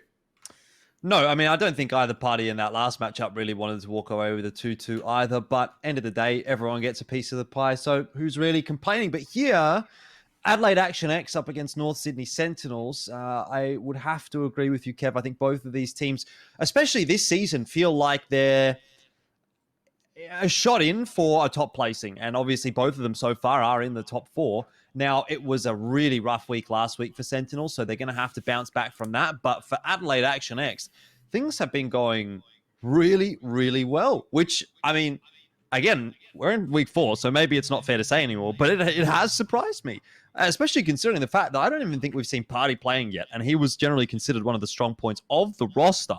So CJ and the team that he's been able to put together have been doing a fantastic job to get themselves in first place after week 3. Yeah, I think this is going to be the true test, though. I think they took that draw against the Auckland Archers last week, which is obviously a bit of a dampener to their overall steam train, so to speak. 2 victories already is fantastic. Let's be real. Over 3 weeks, you're far and ahead right now. But what you really want to do is take another victory against the Sentinels at the moment. That would definitely, in my mind, put Adelaide Action X at the top of the table by every single mean possible, because not only can they take series against some of these lower tier teams and obviously some of the teams that we might have considered equal, they can also take it to proven established teams as well. And I think that's always going to be the litmus test, right? Yeah, certainly. Moving on, though, we do have to talk about North Sydney Sentinels, and they certainly are a proven squad, but questions around how they're going this season starting to crop up, I probably would say. It's been a bit of a roughie. Obviously, last week looked to crash hot for them. They had the draw with Matildas, which they could very easily have lost as well, Kev. You've got to remember that too. So I don't see Sentinels as the dominant force that we painted them coming into this season and the dominant force that we saw in playoffs last season, right? I don't know that they've lived up to the expectations that I had of them. That's not to say that they can't and that they won't become a playoffs beast again if they get there. But regular season Sentinels, definitely a bit of a different feeling to playoff Sentinels. I think that much we can probably agree on. Yeah, I mean, even during season 1, it wasn't the first 4 weeks that they had their most fantastic run of form. It was actually towards the end where they were starting to look really solid and the pieces are starting to gel together. It's pretty weird, honestly, because this roster is relatively similar, right? There's a couple of changes over here. You've got your core 4 at the moment. It should theoretically mean they're setting up for success, but I don't know whether it's a case of stagnation, whether because you're the champions, you haven't put in as much yards or as much work, or maybe it's something's not working out because the meta is shifting. The pace that everyone is evolving and changing at is at a very quick pace, and they also need to start innovating or they start falling behind. Let's be real. Their cliff strategies are starting to be very similar to, well, every single week they run cliff. So let's see how it goes. Obviously, Speed and Cindy, kind of the 2 standouts at the moment from the previous weeks, I would say. Yeah, most definitely. Just having a look across the board at the stats, the matchup looks relatively even. Maybe seeing a little bit more damage coming out from Speed up to this point so far.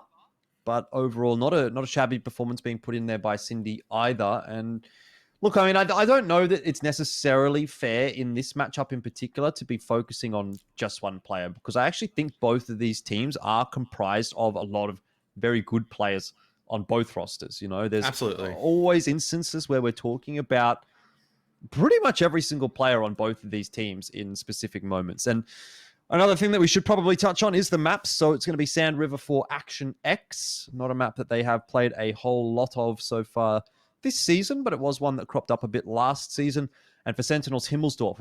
And that's interesting because that seems like a map that they've decided to go back to, if that makes sense. I remember that being really quite the stronghold for Sentinels in Season 1. So maybe a bit of a rougher season so far. They're going to go back to the tried and true. It's time for Himmelsdorf, and that's where they're going to lock things down. I think just going back to the basics for them at the moment, just making sure that they're getting the positioning correct as well as the crossfires. I think it's not the case of... I'm trying to think about like how they haven't really won like some of these previous series and whatnot. It really comes down to the fact I think they play very cookie cutter kind of tanks. Let's be real. In the series against Matildas, they went on cliff with pretty much the same strategy, right? You rely on your CSs going on hill, you have a back chat, and whatever tanks just maintaining a crossfire and working accordingly from there and just hoping your opponents make a mistake. They could have very much lost that series on cliff as well multiple times. So I'd like to see them reset and go to Himmelsdorf with a couple of super heavies. Before we get to Himmelsdorf though, Sandbruber is going to be the calling point. This is going to be all down to the vision battle at the moment. Whether it's going to be bat chance CSs, are we going to see a Leopard one? Are we going to see hyper aggression on the defensive side? Lots of possibilities. What do you think of Sand, Kevin? Are you a bit of an Anakin Skywalker? Oh, I hate sand. It's rough. It's coarse. It gets everywhere. It does. Probably into the treads and the tracks of tanks, so I can't imagine that would be particularly good for them. But anyway, Absolutely not. besides the point, Sentinels are starting off on the attack, Action X on the defense, and a couple of interesting things to note here today, Kevin. A Kranvagen and a Udes for Action X, so Swedish Pride. And one more thing. Party in the lineup today for Action X as well. So this will be his first appearance in ANZ PL Season 2. And I think that is a big boost for them. Yeah, this is going to be the case of kind of like there's going to be a lot of gun depression across the board over here. Obviously, 2 bat chats as well. So very important that Dongalord and Speed stay alive against this lineup against of Rainbow and Cindy.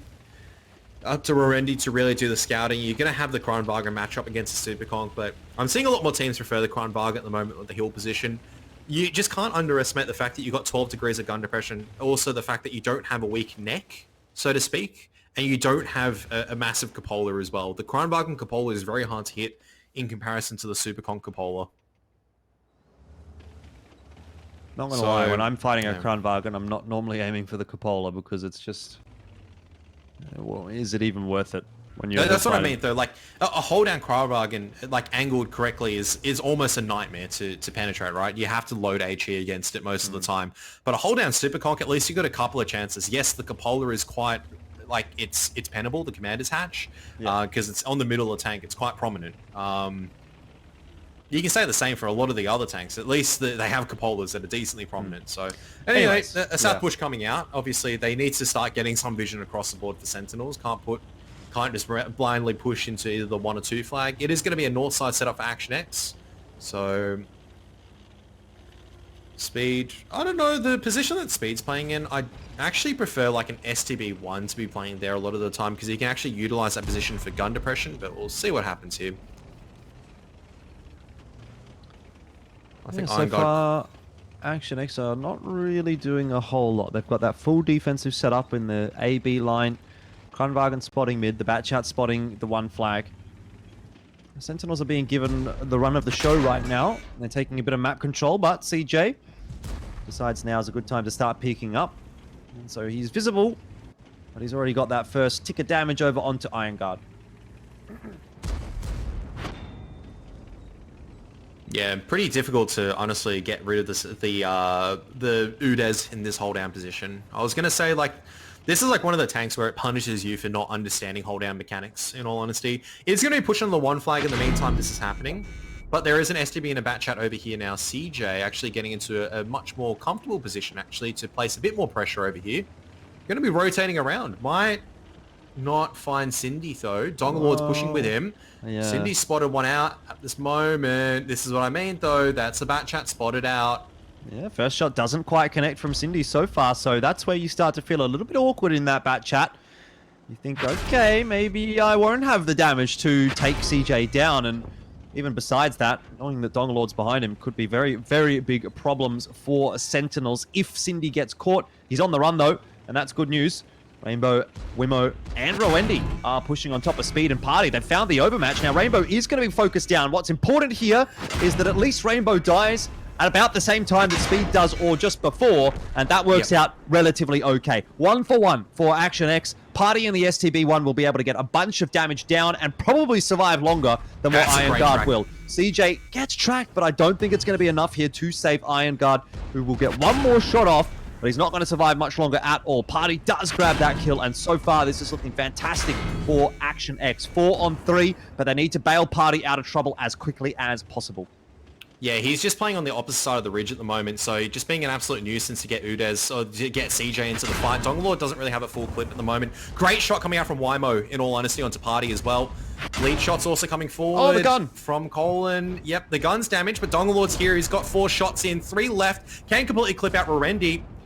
Oh no, Rorendi is in an island by himself at the moment. They can't even get rid of Party at this stage. He has to just go for a single target. He's just trapped in a crossfire. Cindy is going to try to at least isolate one. That's going to be Colin by himself. But you can see what Colin's doing. He's already put himself on the other side of the ridge. So it's going to be difficult stuff for Cindy to even isolate one of these fights. You can see trying to find something. Now he's been spotted out. 1 minute and 50 seconds.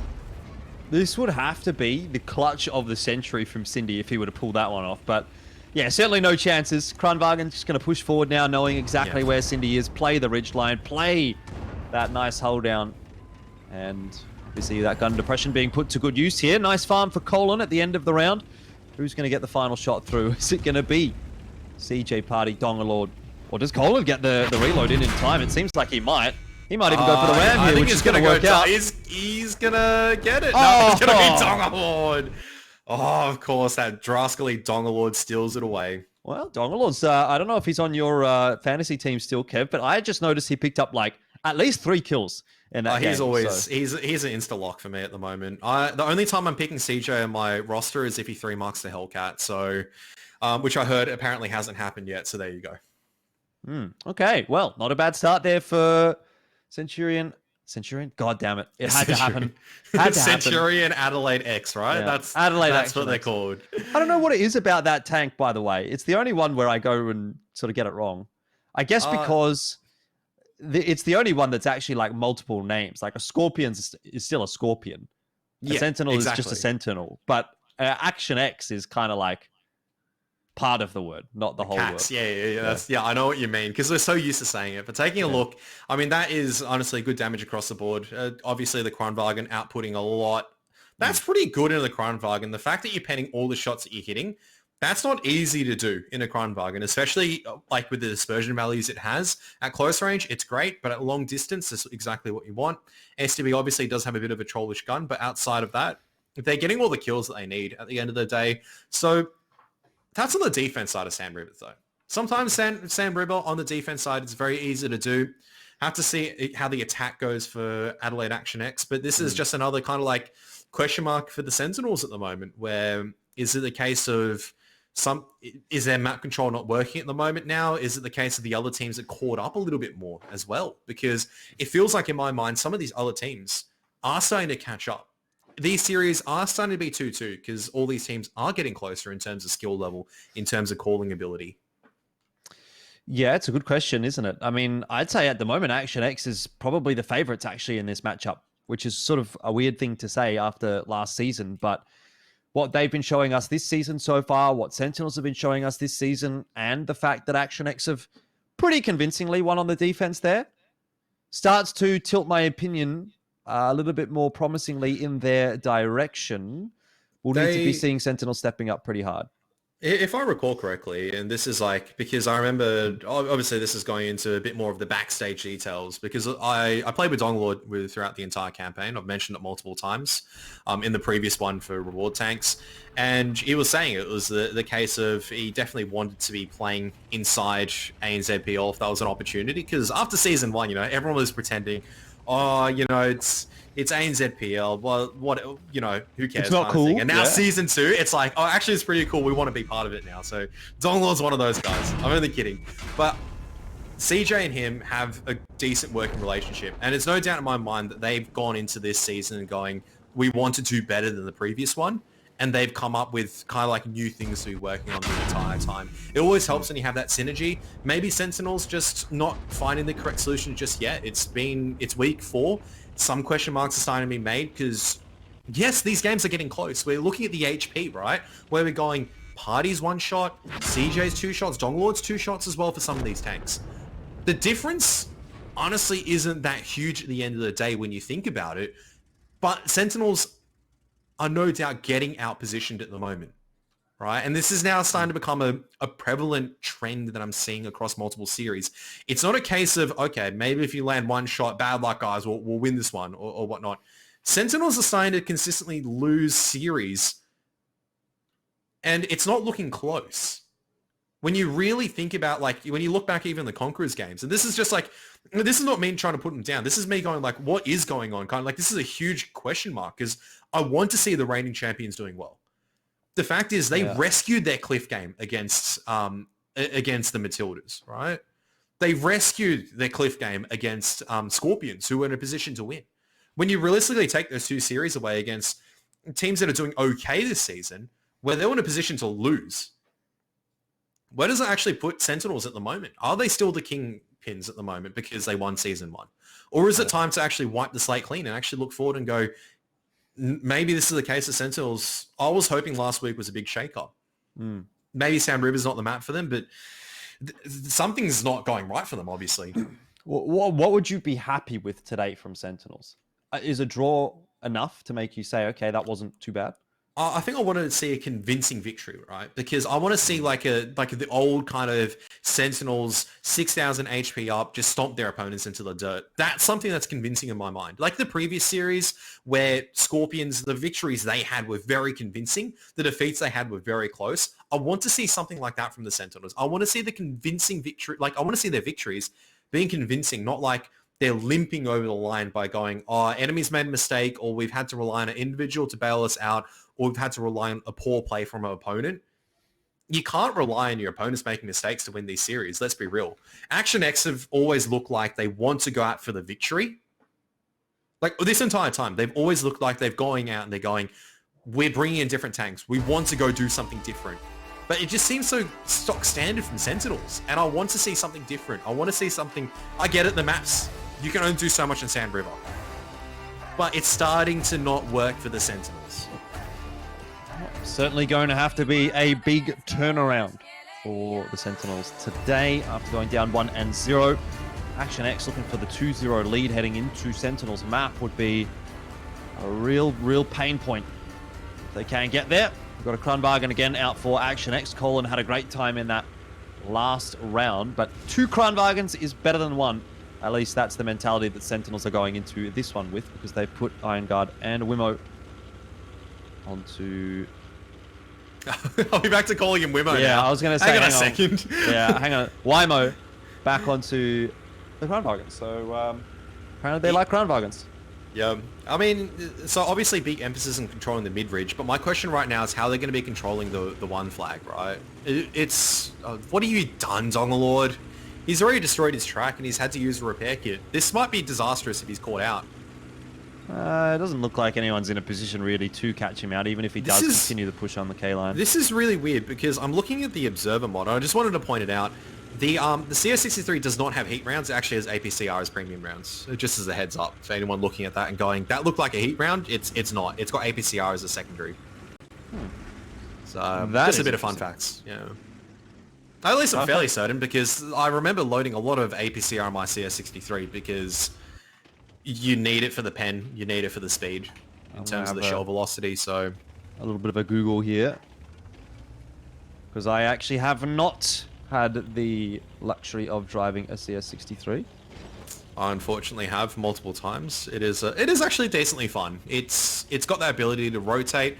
That's why you're seeing the double CS63 coming out on Sand River. A lot of flexibility of actually maneuvering these and getting them out of dodge, so to speak. So both match chats actually situated here near the 1 flag right now. This is what I mean though, right? It's like I can't remember if the Sentinels have done this like double Kronbargen setup before. At least it's a bit more different. It's actually quite strong in terms of how they're controlling the mid ridges, how they're controlling even the 1 flag. It's going to be very hard for Adelaide Action X to break this, especially the fact that they're not really getting vision on some of these players as well. Looks like you were correct, by the way. APCR for the premium round for CS63, and maybe that's not a bad thing for CJ, who's just playing very far back in almost a sniping position. So you want to get that shell velocity through, and that's helped him out get that first point of damage over to Iron Guard. Okay, other CSs and Batchat have been spotted over here on the south side, though. Cindy is in the spotting position right now. He's going to bail away, though. Rainbow's been spotted at the same time as Party's making a bit of a play. So now both Batchats are being spotted out, and some early bleed damage should go in the favor. That's actually a lot of bleed damage going in the favor of Adelaide Action X. This is going from, well, it was going from all right to just slightly bad now, because sure, there's two Batchats, but one of them's low, and that's one of the key players in Rainbow as well.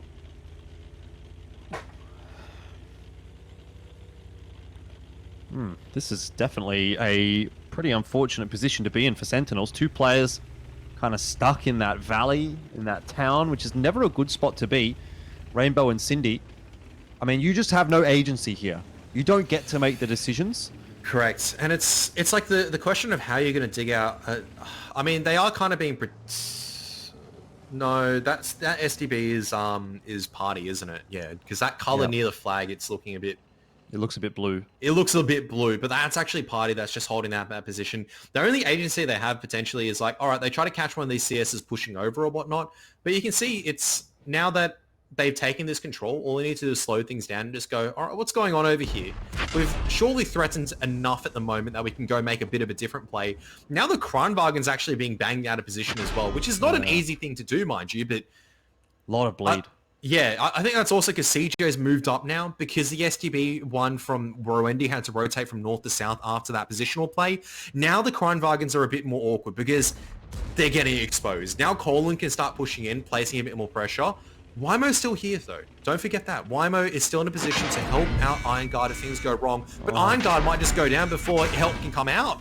Yeah, who can help Iron Guard? No one can help Iron Guard. Colin in the Kranwagen draws first blood. Action X are looking supreme right now on Sand River. There is no recourse for Sentinels. They have better map control. They have 2,000 HP advantage. They've dug out one of the Kranwagens. They figured out where the other one is. They know where the STB won. Now all they have to identify is where these Batchats are. And it's by a process of elimination. Party's been there the entire time. Look at that. Wymo's just getting crossfired. Dongalord's double bushed up. No one from Sentinels is reacting at the moment. And they're just bleeding at this stage. So I think Wymo had to make the play, had to try to push into someone, but you can see he's just getting free farms at the moment. Sure, there's only a minute 50 on the timer, but we're not talking about you have to go through 10,000 HP in 2 minutes through E100s and everything. You don't have map control. I mean, is there even an answer really for Sentinels? You say no one's moving, but who can move? This is it. This is GG as far as I'm concerned. Adelaide Action X are going up 2-0 in the series. Securing a draw already, that's really solid. Yeah. Whether or not they can take the victory, all they need to do is just pull out a single round on Himmelsdorf, not out of the blue. They have played Himmelsdorf before, quite convincingly as well. So Sentinels definitely need to dig deep now. Now they're finally going to be making a bit of a play, but Kranwagen's already come in and Rainbow's going to go down, I would say, quite easily. Colin's just going to get in position. They're just going to get absolutely farmed up at this stage. Cindy can't even get the gun depression to fight against Party. Has to just try to run with no time left, but this is what I mean. The CSs have the speed to chase up. This is a lose-lose for Sentinels, really. There was nothing that they could do once they lost full control of the map, and Action X have made this one look even cleaner than the last round. Party looking to chase Cindy down. Actually, That's a bit of help there from Dongalord. We do need to see the 40 3-cap coming out seconds. quite soon, because hang on a second. It's 40 seconds. I'm not concerned yet. Hang on. The CS No, needs to you go in can't get turbo away. mode. You Yeah, can't okay, get away. Cindy, I was like, if Cindy kept going, if you got lucky, potentially, there's still a bit of a chance, but the CS is here. And that's what I mean. The turbo mode of the CS is actually faster than the Batchat. Even without the gun Ram him. dispersion and everything, he's going to give him the ram. He's going to give him the dong. Love to see it. Love to see it. 2-0 for Adelaide Action X and the North Sydney Sentinels World Cup. I don't know if that answers any of your questions from the last post-match discussion that we had, but certainly does for me. I don't feel like the Sentinels are the same team that they were at the end of last season. It just felt like they lost map control. They bled out 2 shots on the Batchats, and that was kind of it, where it was just like, all right, now we're going to have to wait for them to make a mistake, guys. Well, we can come back. And that's what I mean. You're correct. There's no agency at the moment. There was no play. And I remember Sentinels like being maybe down 1,000 HP. They're making a decisive play to come back into the scenario. Like, once again, situation is very difficult. When you have two bat chats, when you're losing map control and you can't isolate a target, it is difficult to kind of just take the initiative and make a play.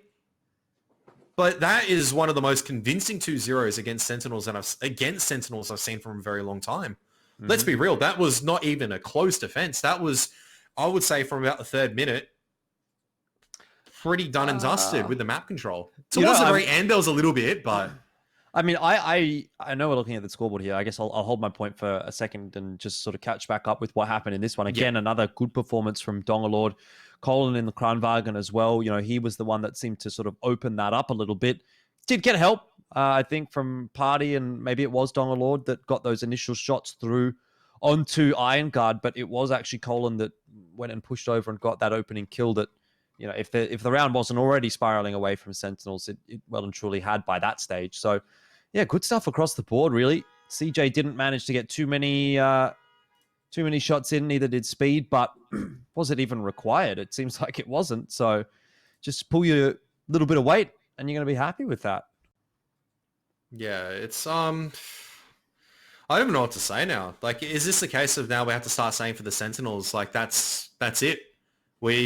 This is now they're fighting for their survival for the season. Perhaps.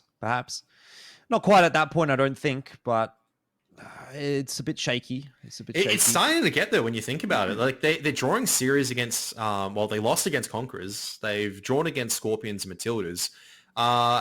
They've taken one victory, correct? Let me take a quick look back. Was it week 1, I think, they would have taken their victory, if I remember correctly. Hold up. We're all, like, both of us are taking a look back at 3-1 against the Bulldogs. 3-1 against Bulldogs, who obviously, like, they're, like, we'll have to see how they're coming and tracking along this week. But, I mean, I think just going back to the game very quickly, right? It's just shocking once again how convincing that was from Adelaide Action X in terms of how you want to take map control. They managed to take both North and South at the same time. Comes down to little things. There's a CS at North from CJ that puts a shot in the Kranwagen. That keeps interest from Sentinels going, hang on a second, there's still 2 tanks over here in the North. There could be a North side push here. So we have to anchor an SDB back here to keep the Kranwagens in positions. Batchats are still spotting out. We know there's SDB at mid. He's probably just a sniping one. Then the CS comes back. There's another CS, right? Second CS makes that South run alongside the Batchat. They get spotted out, and all of a sudden it's like, we can't actually make a play right now because both Batchats from the Sentinels are spotted out. So you can't threaten an overpush anywhere. Rowendy's had to rotate back because obviously there's now the threat of the south side push with 3 medium tanks there. And because the Kranwagens are not the fastest tanks in the world, even though they have really good like power to weight ratio, for some reason they just feel sluggish getting to that acceleration pace. They just don't get through, like they can't overmatch, they can't push. So even though there's true Kranwagens technically against one, there's like CJ who's technically out of the fight. They can't do anything. So that was pretty textbook in terms of how Adelaide Action X actually played that and how they played around the rotations. So big props to them. But at the same time for Sentinels, I'm just going, surely there's got to be a play that they would know how to break it. Whether they push the Batchats in an isolated target, whether they try to make a fight somewhere, you got to try to make something happen, right? Well, let's start thinking about Himmelsdorf now, because that's obviously the next map. And it is the map that Sentinels chose. It's a map they were very good at last season, although I am a bit loath to bring up last season because I don't know that it's necessarily relevant anymore. Certainly seems like it's not. So it has to be a 2-0 here from Sentinels to draw, some semblance of, is it respect back? Or I'm not sure what the word necessarily is here, but 2 losses in a row would be horrible, crazy, given the fact that they didn't lose a single game last season and into week 3 of this season. It's an undefeated record, but I think this is potentially the part they just need to mentally reset. We always talk about it's a mental battle half the time. It's all down to trying to, how do I say it? Just try to figure out what works and what doesn't. It is very easy to get into a slump right now where nothing seems to be going right. I feel like they're playing, like I said earlier, they're playing way too reactionary. Where's the old Sentinels making something decisive, right? Where's the old Sentinels where let's go and make a play work?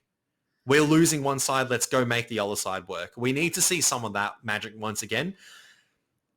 And it's going to be pretty difficult because realistically, looking at this, right, we say they need to do this, but they've only had 7 to 10 minutes after getting absolutely blasted out of the water. All the sand. Yeah. And it's not as if Himmelsdorf is a weak map for Adelaide Action X either.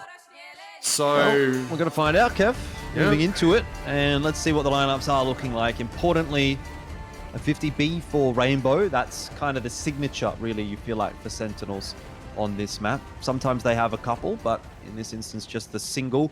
2 100s, 2 Super Conquerors to round that squad out. For Action X, they've gone for a bit of Russian bias. 277, 705, and then also the Super Conquerors there as well. So, a bit more of a departure from what Sentinels have picked up here. No 50B, that's the one big thing, the one big takeaway. Yeah, 277 though has crossed over into the hold down position over at G3. So there are a couple of angles you can actually get shots on from the hill. So I don't know if Rainbow and Rondi want to take that. Now, it's very important to note actually there's no one actually holding kind of like the hill pressure. So the 705A is actually spotting down mid at the moment from Dongalord. Whereas for Rainbow as well as for Rondi, they've actually made their way all the way up here, close to the hill, and Rainbow might have a few cheeky shots into speed right now. I don't know that he has an angle there. Super Conk was spotted out? No, it wasn't. Okay. I was going to say 277 as well from Party has been spotted out. So even though the 27s are in a decent position, and obviously they're threatening a lot of like rotational play, I don't know. This 2 flag pressure might just work out from Sentinels if they do decide to go for it. Yeah, you might be right. It'll be a slow rotation for Action X, and it will kind of leave that 277 sitting in the G3, G2 cutout kind of high and dry. Yeah. I think the 70...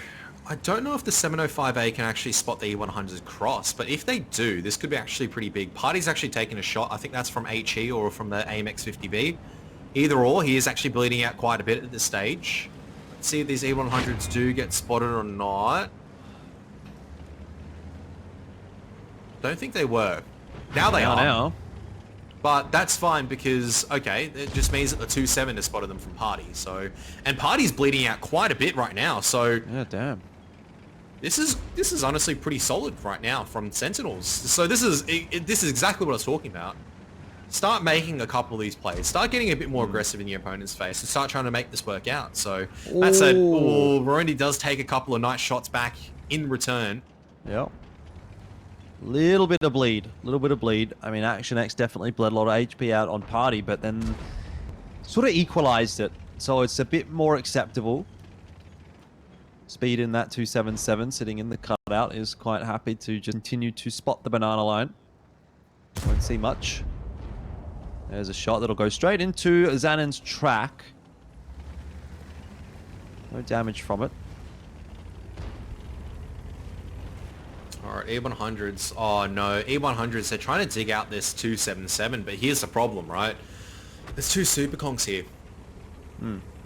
Hey, cheat. Nice. That's going to do damage every time. 50 damage. 50. Eventually you'll bleed him out. I don't know if there'd be enough ammo to do it So that these way. E100s are... Okay, so they have to go for a 1 flag here, surely, because you've got your E100s over there. Huh. Unless you go for like a... unless you go for both flags at the same time. I've never seen it done before, mind you. Not something you typically see done in a No. 5v5. Something that we used to see a little bit in 7v7, but obviously in that respect you had a lot more pieces that you could play with. So you could stretch your forces a little bit thinner and you weren't punished quite as hard for it. But here, you lose 20 to 40% of your lineup. It just doesn't really feel like it's a value sort of proposition. So we see Rainbow actually coming off the hill in the 50B, going for a little bit of an expedition around the northern part of the map. Hasn't spotted anyone. Also hasn't been spotted. So the E100s are going to start to push, but oh man, just look at the crossfire that they're walking Exactly. into. 2 And Super Conquerors and a 277. Here's the problem, right? They're going to be spotted out now, and Speed's like going, oh, hello. How's it going over here, guys? You guys want to put yourselves in a crossfire? Speed the actually track had HE loaded. 50B's been spotted out, and now's the 705A is going to come out as well. Wymo's just going to take an absolute blasting. The 50B as well, cops one, and he gets ignited as well! What is Dongalord made out of? Tell me! Well, it's not going to be a fun game to be Rainbow at this point, and nor is it going to be for Wymo, nor is it really going to be for Cindy. Those E100s on different pages. Wymo backed up, Cindy drove forward. Speed survives for long enough, and Rainbow in the 50B is the trade, a 1-for-1. It's not awful for Sentinels, but it's definitely far from good, and I don't know that it's going to be enough to break through the defense that ActionX have presented here. That said, they're starting to put some good damage into CJ, and he also drops for really little to no response from ActionX. Yeah. So, this hold is now your horses. So the problem here now is going to be bleeding out the HP. So here's the thing, is that you need to try to cross over to try to get and make cap pressure with 3 tanks. Donglord's going to have plenty of time to actually come back over here. So a couple of missed opportunities, and all of a sudden it's turned back around. Sentinels, because they couldn't get rid of Cindy, they actually utilized a lot of their super conks to do that. Rerendi can't really rotate off the hill. All Donglord needs to do is survive at the moment. That's going to be a difficult ask. In time. Yes. They just do, but this is going to be tight. This is all going to be down to Donglord, but Sentinels definitely with the advantage at the moment. Bit of a misplay coming out from Adelaide ActionX. Great response coming out from the Sentinels. Donglord. He's going to put that one shot through, but can Donglord get the reset, and then can he survive afterwards? Party's down. Donglord tracked, and he's copped a huge chunk of damage, really just making sure that he does get this reset, which he will. So now it's a question of 36 seconds, and it might just be down to Zanin in that Super Conqueror to get this done himself. I'm not sure that anyone else is really going to be able to help him out. Correct. I think it's going to be the case of... Oh, no! I was going to say every single shot counts at the moment. E100's not going to be in position at the moment. All Donglord needs to do is stay hold down at this stage and just look towards Zanin. This has to be an Ignite shot coming out or something like that. Donglord doesn't need to pen any of these shots at this stage. Xander's put one into the ground. Wymo's trying to come across, trying to make the difference. 1 second left. All Donglord needs to do is back out. The kill does come out, but does it come after time? I don't actually know. This is one of those situations where I don't actually know who won that round. Donglord angled his tank enough such that the E100 could peek around the corner and actually get that shot through, I think. Yeah. Wymo did get the kill at the end, so... Okay, so... Who Sentinels actually did wins win. that There you go. There was... I think because there's like a little bit of a delay. If you can get your shot in, so he over-angles it. It just comes down to the very end. And a bit of pressure, honestly, coming out towards the end there where... And this is what I mean by the clutch situations. That's much better from Sentinels. Adelaide ActionX make a few mistakes there. They overcommit with their super conks. They bleed out a lot of HP in their super conks when they could have been playing a little bit further back. And there you have it. Sentinels able to brawl out. A couple of individual plays at the end that didn't work out for Donglord as well. He was going very aggressively and looking at the cap as opposed to side scraping in a 705A. And that's what I'm talking about, the individual plays there. You need to make sure you preserve your HP towards the end because that could have been the difference, right? 500 HP could have been the difference. Then again, Zanin did miss 2 shots. We have to give that in fairness as well. Zanin did miss 2 shots towards the end. He's done well enough in that super conk where we're able to give him a bit of forgiveness. But my goodness, that was a much better game coming out from both sides. Yeah, talk about a close finish. In the end, Colin was the top damage dealer for Action X, 3.5k coming through from him. I mean, you expect that out of the Super Conks. In the end, they were part of the fight, and they got to farm the E100s as well. So CJ also up in the mix.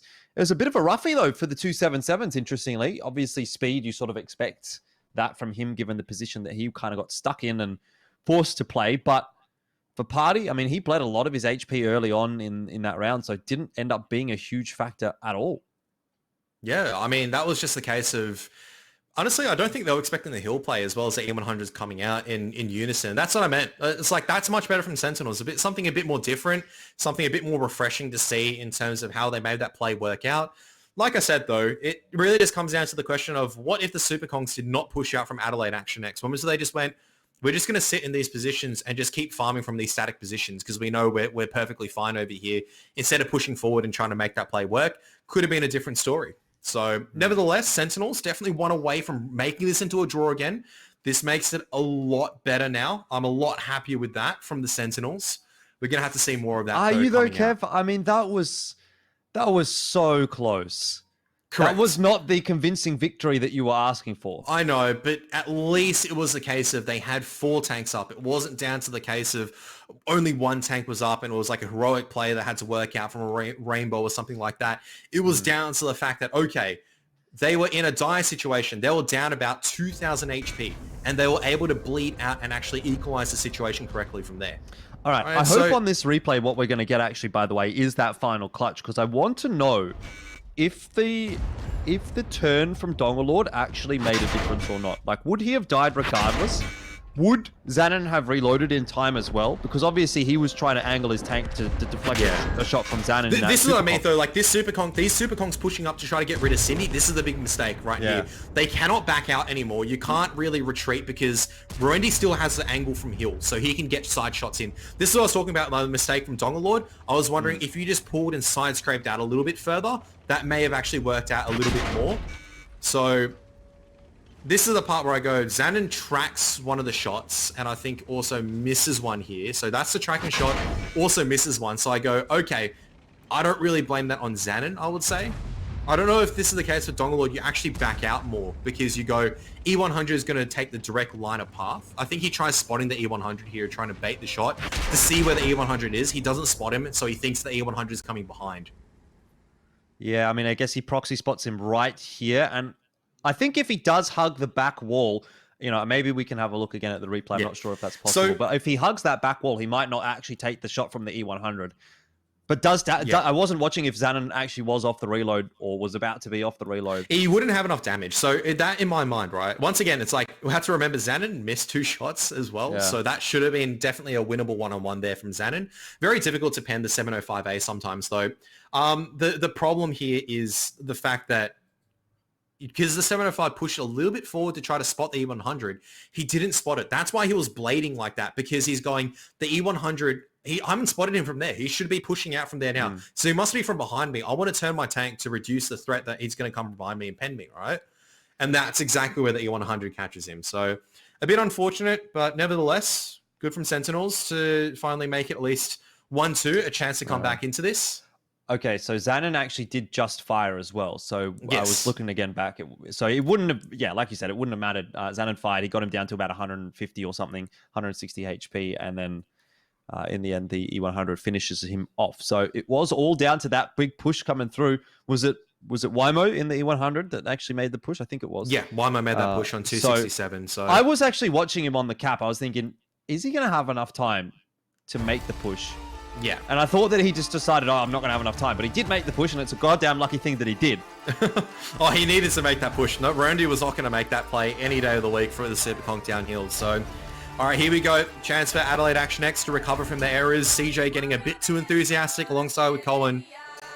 Kind of throwing away, dare I say it, a 2,000 HP advantage, a 1,000 HP advantage, and leading to a chance now for Sentinels to force it into a draw. So double 50B is coming out. It'd be a bit of Sentinels magic again, wouldn't it? They were down 2-0 against Matildas. They managed to bring that one back to a draw. Couldn't do it against Conquerors, but they might be able to do it against Action X and at least save face in some respect. I hope, and this is what I mean by something a bit different, right? So I'm hoping the Sentinels actually take this 113 a little bit deeper down towards K2 and spot things out. This is going to all come down to, once again, this is the favorite D line that we all love talking about. Going to have to hold the big D over here for both teams because that's your key into retaking the 2 flag. All right. Yeah. Very, very crucial part because you don't have control of D5. You don't have control of D7 as the attacking side for Adelaide Action X. It means that Sentinels can come through and reset over here. So this is really good. They are taking a couple of risks at the moment. We're talking about shortcuts right now. Normally, you don't see Super Kongs push up this far. You don't see 113s push up this far, but you need this information from the Sentinels. But is it going to come in time? I definitely hope so. 50B is going to stay up on hill. You're going to see the 705A side scrape and create the cap pressure. Super Konk 277 needs to go over and take the D8 corner and make sure that any threat coming in from that angle is going to be nullified. Super Konk, though, the rest of the tank's going to be pushing reverse Nana. Party and Dongalord just absolutely sending it right now in the 277 and the 705 respectively. Speeds copped a chunk of damage in the 50B and also now has a damaged gun. Not a great start here for Action X, and talked about that D-line control. E100 starting to push up. Dongalord getting some cap pressure on, but this should be resettable for Sentinels. Speed's taken quite a bit of damage though already. That's a very important thing to note. So he's got a damaged gun. He's taken a bit of damage. AMX 50Bs, are they going to cut across the field? They are actually, and they are going to be spotted out by Speed at the moment. So this is going to be a big overmatch over the moment onto the Super Conqueror of Colon. They need to trade very efficiently to make sure that this sacrifice is worth it. CJ is coming off the hill. You can see they're getting tanks. This is all down to the brawl right now. Well, for now, it's an advantage for Sentinels with the numbers. Until CJ arrives in that 50B, Colon is high and dry. Though, they're not going to want to push him very, very easily because Dongalord and Party are also watching. Talk about trading effectively. Well, so far, I'm seeing Colon trading effectively and not much damage going into him. Yeah, and the problem is these 50Bs are lit the entire time as well. So even though they're making these plays, they're trying to find these angles. Colin's playing this hold down position perfectly. Now CJ just trying to back away into a hold down position. Party's in there for sure. 50B's behind as well, coming out from Speed. I don't know how many shots he's managed to connect because he still has a damaged gun. But Sentinel's kind of fumbling around at the moment here. They've lost a bit of HP. Need to drive and actually take down Speed at this stage. Need to isolate that target since he's low. It's not looking too great for Sentinels so far. I'm not sure that the 50B of Action X has even gotten into the fight yet. I don't think that Speed fired a clip, did he? Surely he was just waiting on the spotted, corner. Oh, well, if he wasn't, he's about to be because Cindy's going to roll around the corner here. There Speed's it going to is. say thank you very much. Now, not quite enough damage in Speed's clip to actually deal with Cindy, although the inverse definitely is possible. Okay, so cap pressure back on right now. That's a fantastic shot, whoever generated it through the window. That, I think, I would say, coming out from Colin once again. Party thinking about making sure Rorendi's just keeping his head down. Speed, going to take the chance, actually, to reload a clip right now. Once again, everything... We still have plenty of time, ladies and gentlemen. Cap pressure going to begin once again from the 705A, but... where are the tanks going to be rotating from? The 113, going to make the long way around from Iron Guard. What is that angle coming out from CJ? I don't know if that was a penning shot though, but... No, it wasn't. Just the track. Still. Yeah, a lot of pressure on Sentinels right now, and they're also going to have to look for the reset, which is going to be Iron Guard's duty. Again, another one sneaks through, courtesy of CJ in that Super Conk, though he's about to start getting punished for it. Rainbow won't let him go quietly. Reload is on, though, for Rainbow. He did only fire a couple. They're very worried about the flank right now from Cindy as well as from the 113. So I'm not sure where Dongalord's looking towards at this stage, but you're going to eventually have to push if you party, I would say, as well as some of these super conks. You need to start making a bit of a presence. 45 seconds, Iron Guard will be able to take this fight.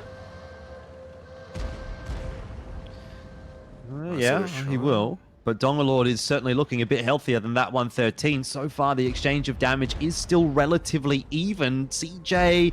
is he getting a bit too overeager here? Rainbow can punish. The tracking shot is in. One more shot for CJ, and that is that. Rainbow opens things up for Sentinels. Maybe it's the draw that was promised. Speed looking for the cross, knows that he can get at least a couple more shots in here before Roendi does reload, but he might not have the damage to finish him off. He's actually focusing on Rainbow. Wymo will save Rainbow. Not that he was going to go down to that shot anyway, but Action X, their attack is falling to bits. They need to just find like the crucial shots at the moment, but the 50Bs are going to come off clip. This is exactly what I mean though. You've got the HP on Dongalord once again. Colin is still here in the fight, but there's just not enough tanks right now to really support Colin. Colin's done fantastic, but CJ just bleeds out a little bit too much.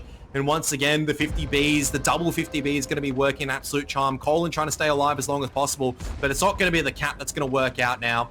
So once again, Sentinels will be able to take a 2-2. Adelaide Action X, they jump the gun towards the end once again. Yeah, I can't believe it. I can't believe it. How have they managed to sneak that one through? It looked so good for Action X. Cap pressure, good setup. Sentinels were stuck in a rut, and yet Action X just bleeds so much HP. I feel like Dongalord wasn't really able to get into the fight either. No, he was stuck dealing with Iron Guard. He needed to place a cap pressure for sure. So it wasn't his responsibility to be, I guess, you know, dealing damage or whatnot. He was there just making sure the cap pressure was there and everything. That was definitely, once again, just the Super Kongs getting enthusiastic. That forces Speed to make a bit of a play. The call was made, but you have to lead with the 277 there. Utilize the HP that you have.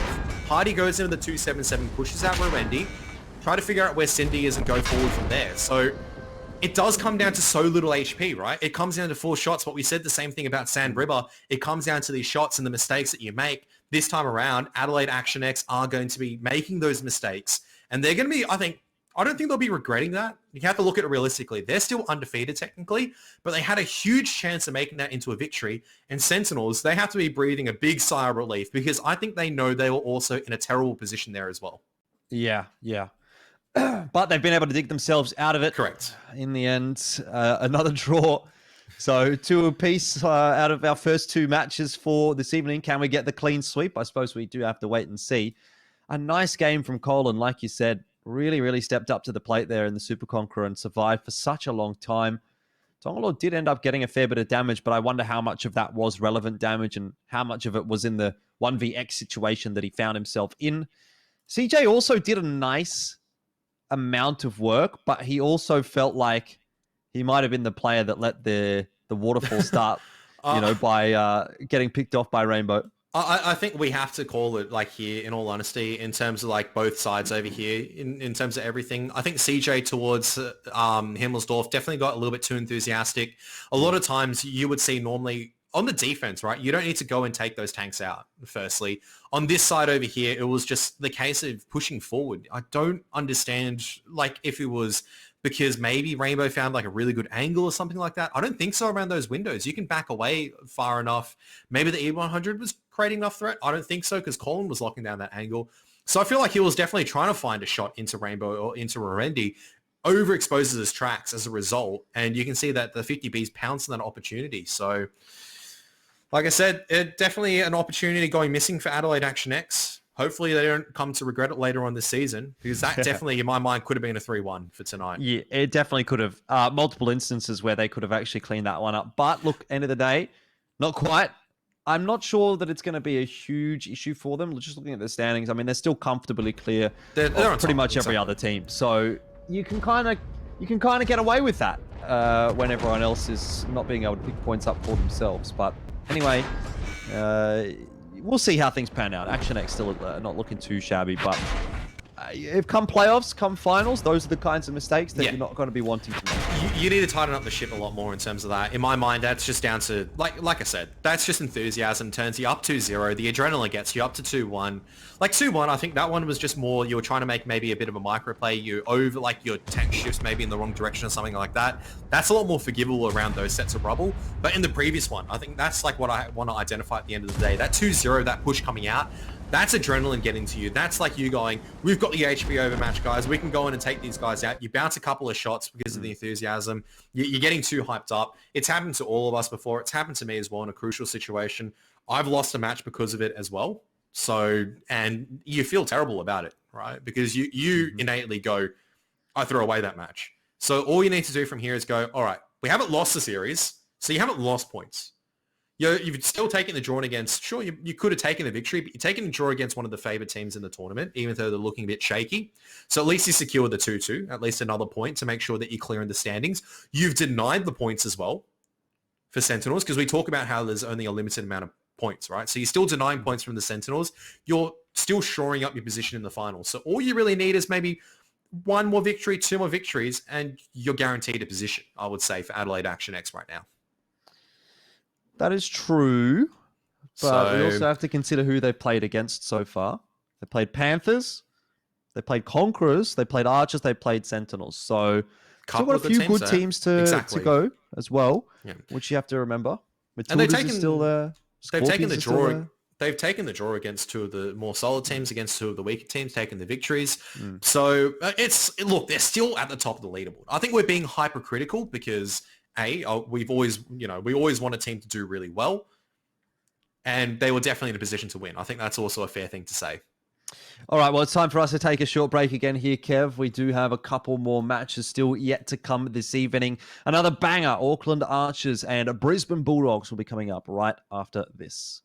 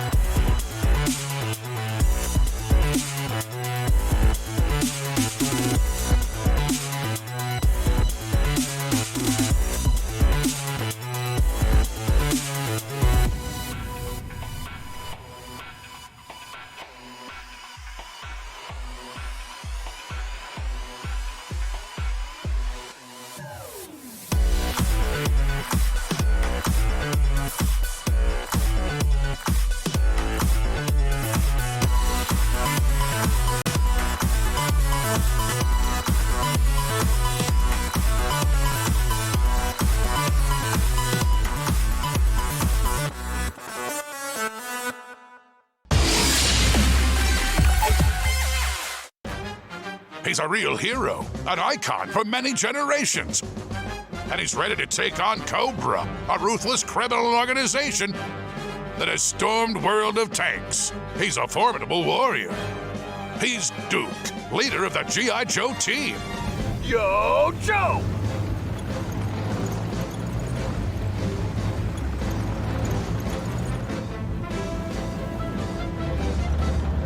Engage target! Duke comes with over 200 custom preset voice commands Lit up like bonfire night! and 3 trained skills. Yo, Joe! Get those snakes!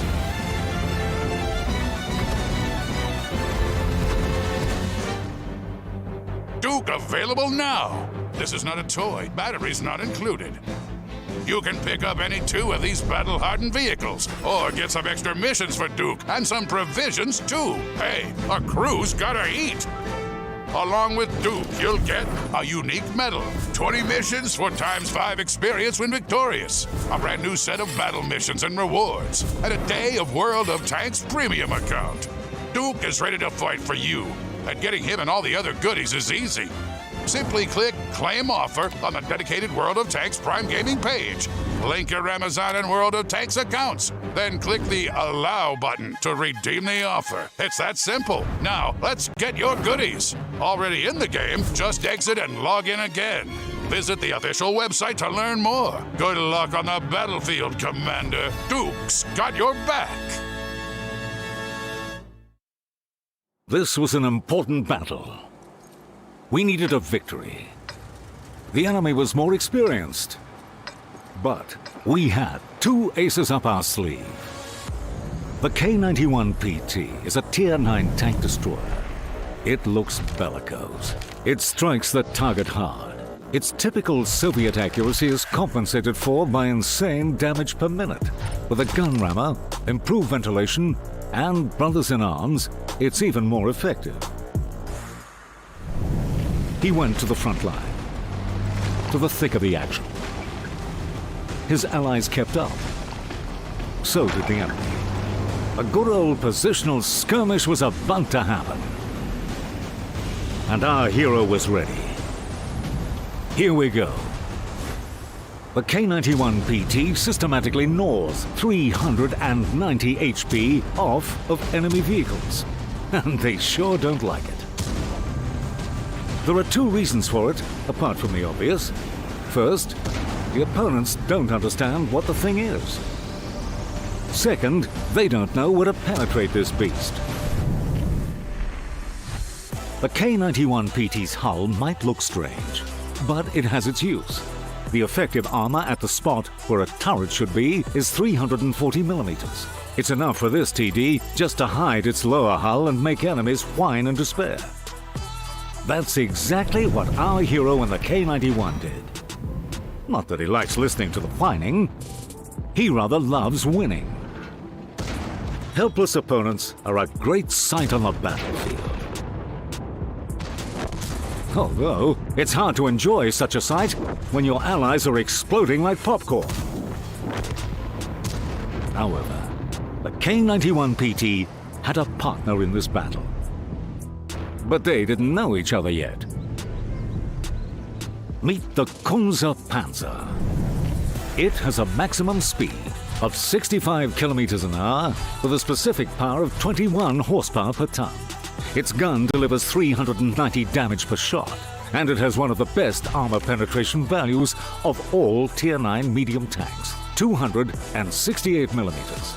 You don't want to mess with this guy. It pounces on enemies quickly and mercilessly. The important thing is that they don't look at him. And it's not because he's shy. It's just because he traded his armor for his innate audacity. A situational Panzer. Sounds like a diagnosis. But jokes aside, the K-91 is in trouble. Another wave of the enemies is coming at the Soviet. And it doesn't look like the prelude to a positional fight. More like a rapid advance. What's more typical than outmaneuvering a lone TD in a light tank, right? The enemy is already imagining circling around the poor K-91. It's a pity. It's a pity that the enemy doesn't know something about this silver. G'day, and welcome back to ANZ Premier League. It's time for our third match of this evening. So far, 2 draws out of 2 games. ANZPL, let's 2-2. There's 2 casters. Illuminati. I think Illuminati has 3 edges, doesn't it? So I think that instantly throws it out. Damn it. Okay, Yeah. well, I have to think of another one for next time. But So think of a 2-sided shape. a 2-sided shape. This is a hard one, Kev. This is a hard one. I can't think of one. I've done you like that. Anyway, 2 teams. That's what I want to talk about. 2 teams. Auckland Archers, Brisbane Bulldogs. What do you think of those teams? Auckland Archers, a bit of a weird one in all honesty. They definitely came back. I mean, we've always talked about how their season 1 was just a weird kind of journey overall. They had a fantastic start, a mediocre kind of finish to the regular season, and managed to sneak their way into the finals because Panthers couldn't win against Melbourne Matildas.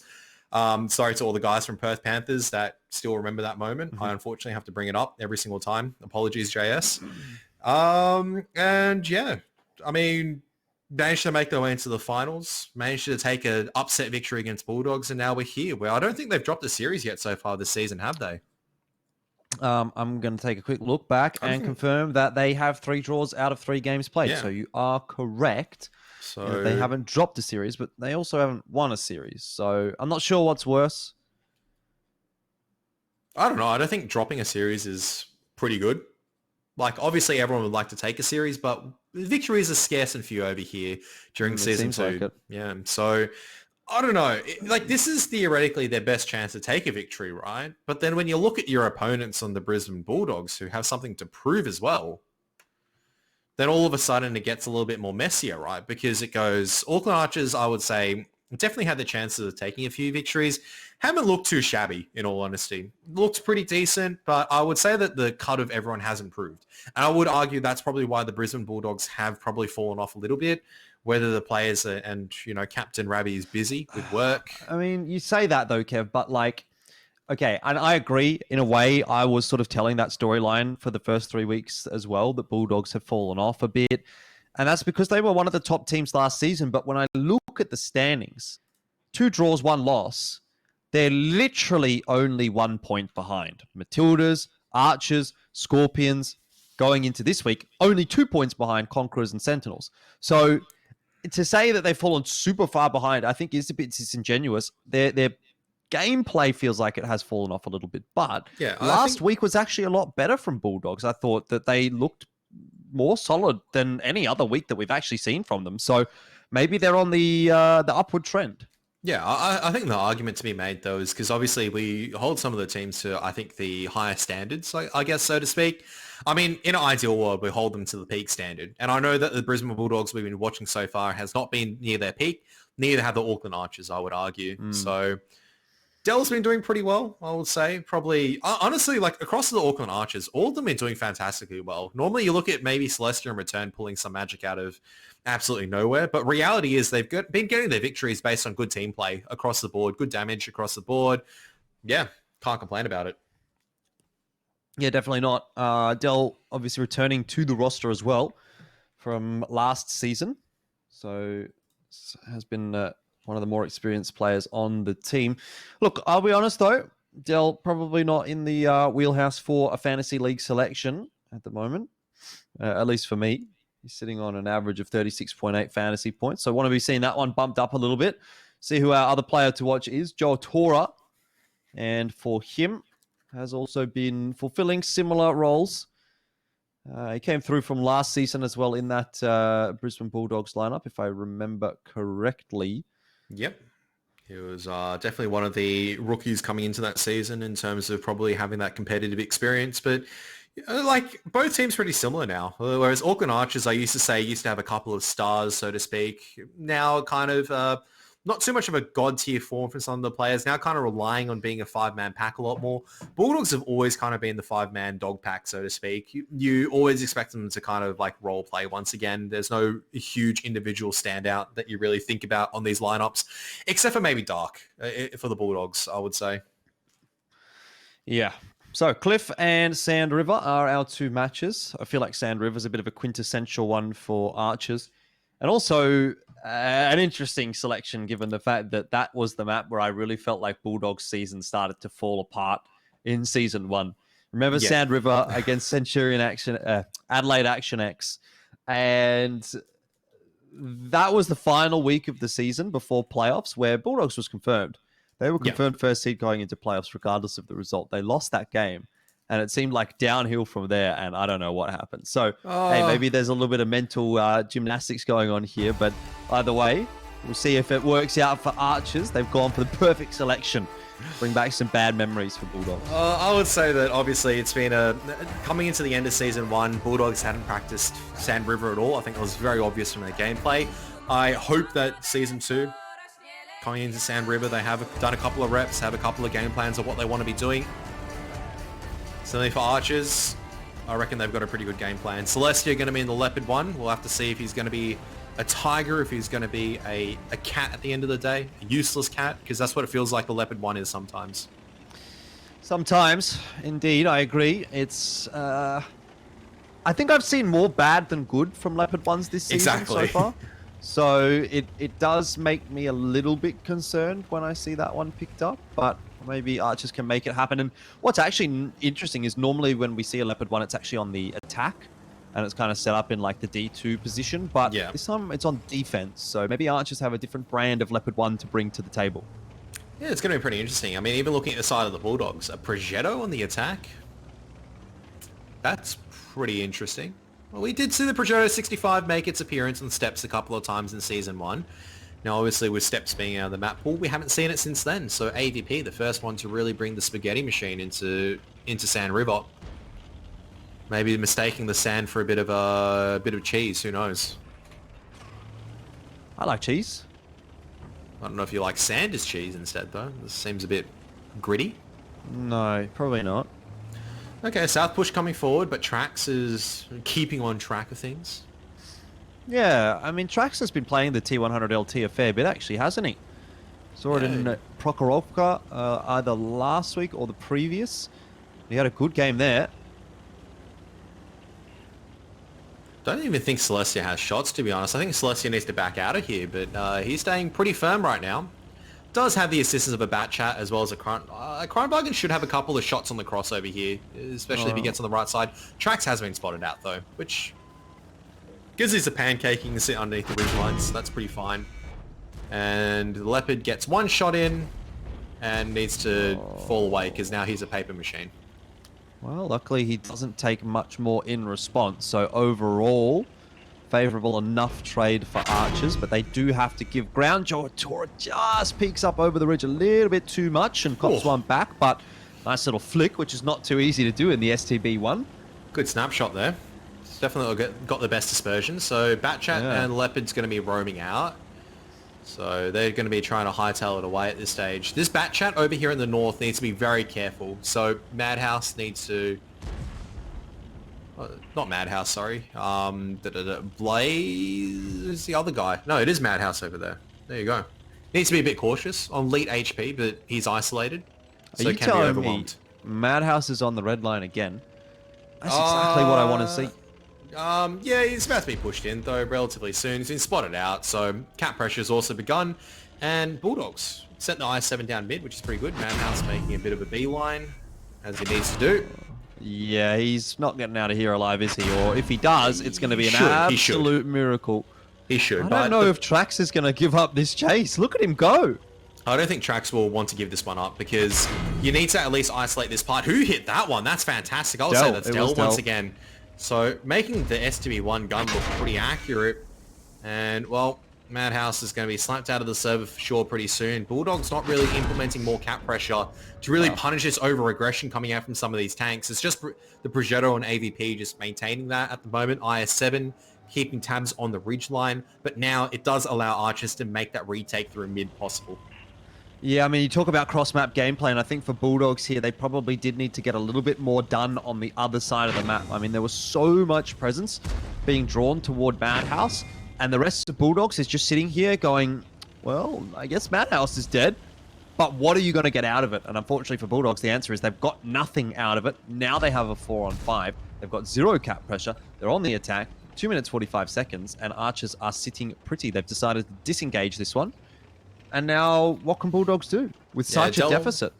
Well, they need to overpush on one of these targets, right? So the right idea, trying to send targets at least into one tank. But the problem is that the SB1 that's hold down at this stage is going to be having quite a bit of fun just farming up, utilizing that hydraulic suspension, and the Leopard might be able to get involved in the fight as well. You can see, all right, he's in an overmatch.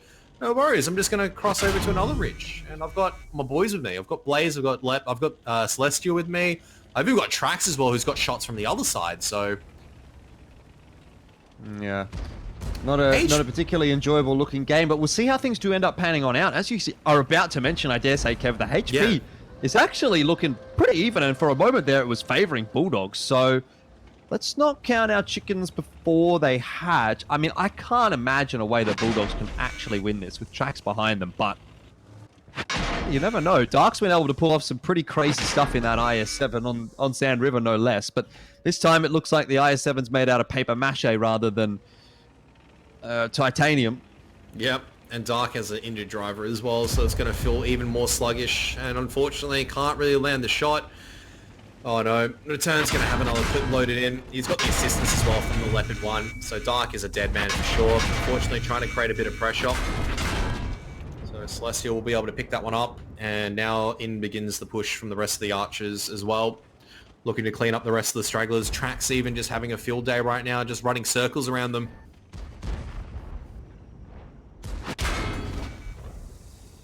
Yeah, really not a whole lot left to be said for Bulldogs. 1 minute remains for them, and I guess right now it's a question of how much can you farm up for the fantasy points. Soldat Udachi does manage to get a kill onto Dell. Trax should probably get one here onto Joe Tora, so it's trades all around. Tracking shot, and Trax still hasn't fired. Why did he not fire?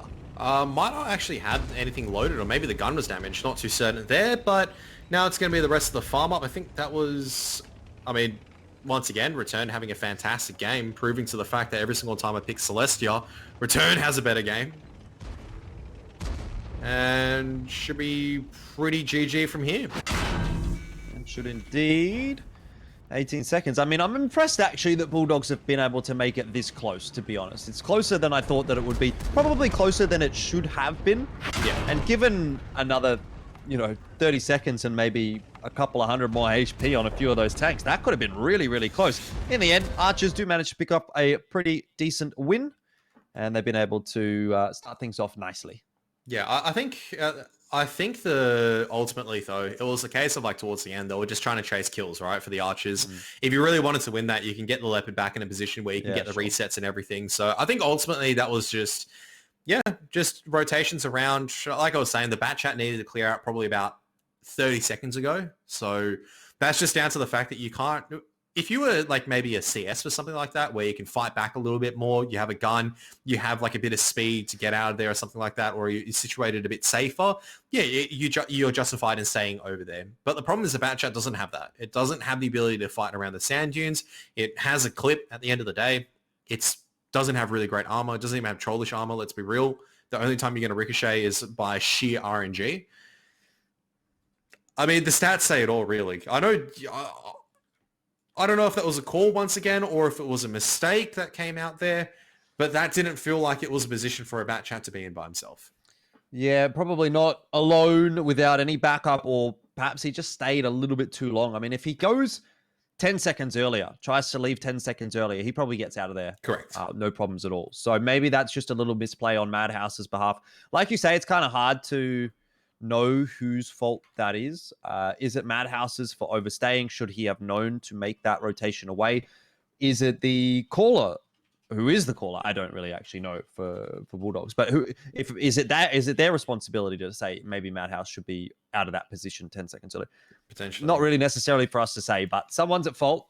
Madhouse went down without doing any damage in a bat chat, and end of the day, unfortunately, that's just not enough. Just if you're not getting a clip out, it's just not good enough.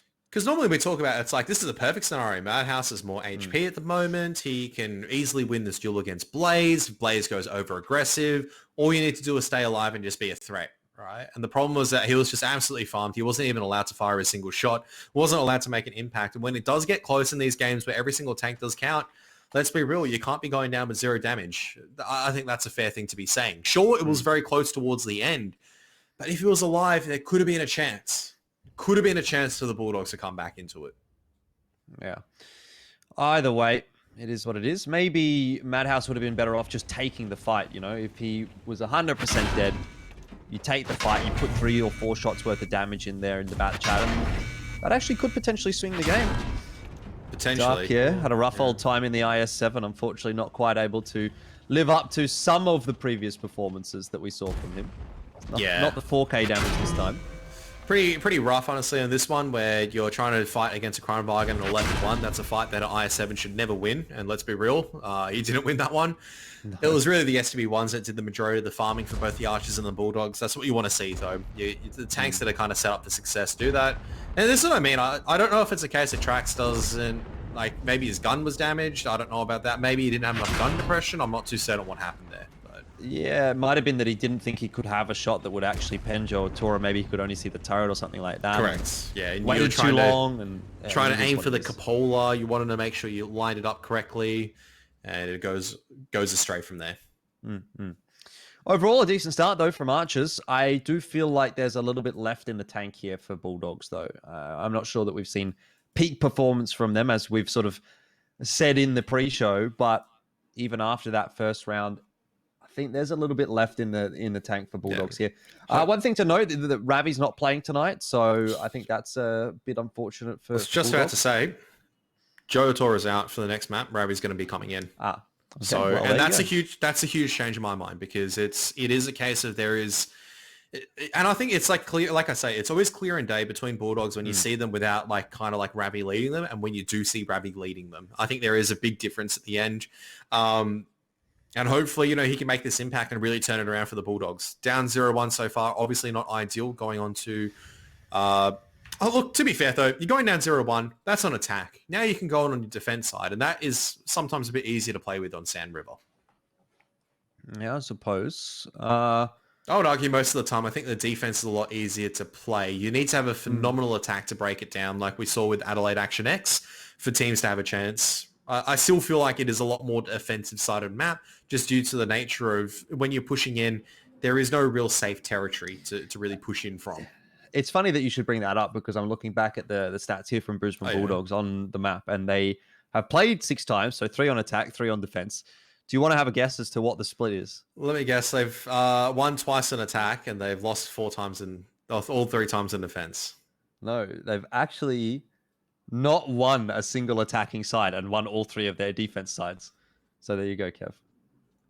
What? Hang on a second. How's that interesting? That's just backing up my stats. Hang on a second. That's what I'm saying. That's the way you said it was like, I thought you were baiting. You're like, you're wrong, dude. I got stats here, and it's like, I'm going to prove to you that the attacking side of the Bulldogs is stronger. And I'm like, I thought you were setting me up for that. No, I'm not. I'm not trying to argue the point. I just wanted to kind of bait you a little bit there. You baited me so hard, dude. All right, let's see how things do go though, because Bulldogs, they have that 100% win rate on the defense. They are going to want to maintain that. And it's exactly the kind of opportunity for them here as they do move over to the defense of Sand River. They'll be looking for that 1-1. But if Archers can get off to a 2-0 lead, then that is going to put some difficult times ahead for Bulldogs. Bro, I've never been baited so hard in my life, not even in ranked battles on the HK server. Like, that's how bad that bait was, and I fell for a hook, line, and sinker. Oh, I'm just molding a little bit right now. CS63 out on the defense as well. So let's see what information you can spot out. Interesting to note, though, that Blaze is actually the one, the Leopard one this time. It's actually Celestia that's gone back into the bat chat, so... Well, we don't mind seeing Celestia in the bat chat. I think that's one of his favoured tanks, isn't it? So we'll hopefully do a good job in it. Track's still in the T100 LT, and it's funny because you see some teams don't run a light tank at all, and some teams like running a light tank. It certainly seems that Archers is one of those teams that just wants to get the light tank out. It definitely is a huge advantage. We always talk about like the camo game and everything. We talk about the little percentage points. The fact is the LT class has that innate advantage in terms of camouflage when you have that ability to just out-scout enemy tanks. Until you fire, your camouflage is pretty good. So Trax obviously pretty happy with his run over there. Archers trading HP all right for now. The Leopard 1's copped a shot. Dell's copped one. Similarly though, the CS and the Super Conk definitely not coming out better on that exchange either. No, definitely not. I mean, you'll take it here as Bulldogs. You can take that chip damage, which makes it a little bit harder for the attackers to kind of work things when they are also the ones sort of taking stuff in response. They'll feel a bit more apprehensive in trying to take fights, trying to take positions. So overall, I think it's actually probably favorable for the defenders to take one-for-one trades in most situations. Especially if you have the HP as well. So if you have the HP in this scenario, you're happy to take taking favorable changes. So if you exchange one for one on like probably non-critical tanks, like your STBs, for example, trading shots is fine. Maybe Super Conk bleeds out once or twice. That's okay as well. What you don't want to be bleeding out is on your bat chats, obviously, in your light tanks. So Trax taking one. Every single shot you take in a light tank just means you have to be a bit more cautious. And every time that you're a bit more cautious, it means that you might not be getting the valuable information that you need for your team. Very interesting that Dark's actually playing in the... Oh, sorry to cut you off. I was going to say, very interesting the CS63 and Dark is playing the K0 position. Normally you see a tank like an Udez or an STB1 or a Super Conk or a Chieftain play back here because it's a very hard hold-down position to play from. Well, see how things do end up panning on out for Bulldogs. So far, so good. I don't even know if Trax has the pen value to even go through the side of a Super Conk turret from that distance with the AP rounds. They just drop off completely, so... Yeah, Return's making a bit of a play right now with the Crown Bargain. Does there bode any problems for him if he does actually peek over this ridge? AVP needs to be a little careful. But Returned also doesn't want to commit to this because he's wondering about the crossfires. He knows the bat chat was there somewhere, so he doesn't know if Madhouse has relocated. There also is the STB1 in sold out Adachi over there in the north as well. So just slow, patient time plays at the moment. But I don't know if this is going to work out for the Archers. One of the criticisms I did have was that they take maybe a little bit too much time to get themselves set up. And even as we've got 4 minutes has elapsed, and I still don't really truly know what their game plan is. Now I kind of might see it because they're rotating their members out south. It is looking like a two-flag play with an overdump onto the Super Conk, but yeah, like I said, STB1 over here supporting this. There's also a bat chat ready to strike, so I don't know. Well, we're down below 3 minutes, and I always feel like the 2.5 minute to 3 minute mark is when you, as the attackers, need to start making your move. Otherwise, you risk leaving too little time. Returned and Dell have now started to join forces. The bat chat moving as well. Celestia up a little bit closer in mid. They might find the kind right of now or timing. never for Archers. They might just find the timing because Soldat Udachi is rotating up north to make sure that this is assisted, but STB1 can actually dump over with Dell. So, I mean, Dell can dump over with Returned at the moment. There you have it. Shot's been fired from AVP. No movement so far. 2 minutes. Time's ticking away, Jordan. They have to make this two-flag play, but I just don't know if this is going to work. The CS63, you can see he's rotating out. They know it's going to be a north play right now. I'm just waiting. I'm waiting to see what's going to happen here, but Archers are certainly making me be patient, and I'm not sure that I like it.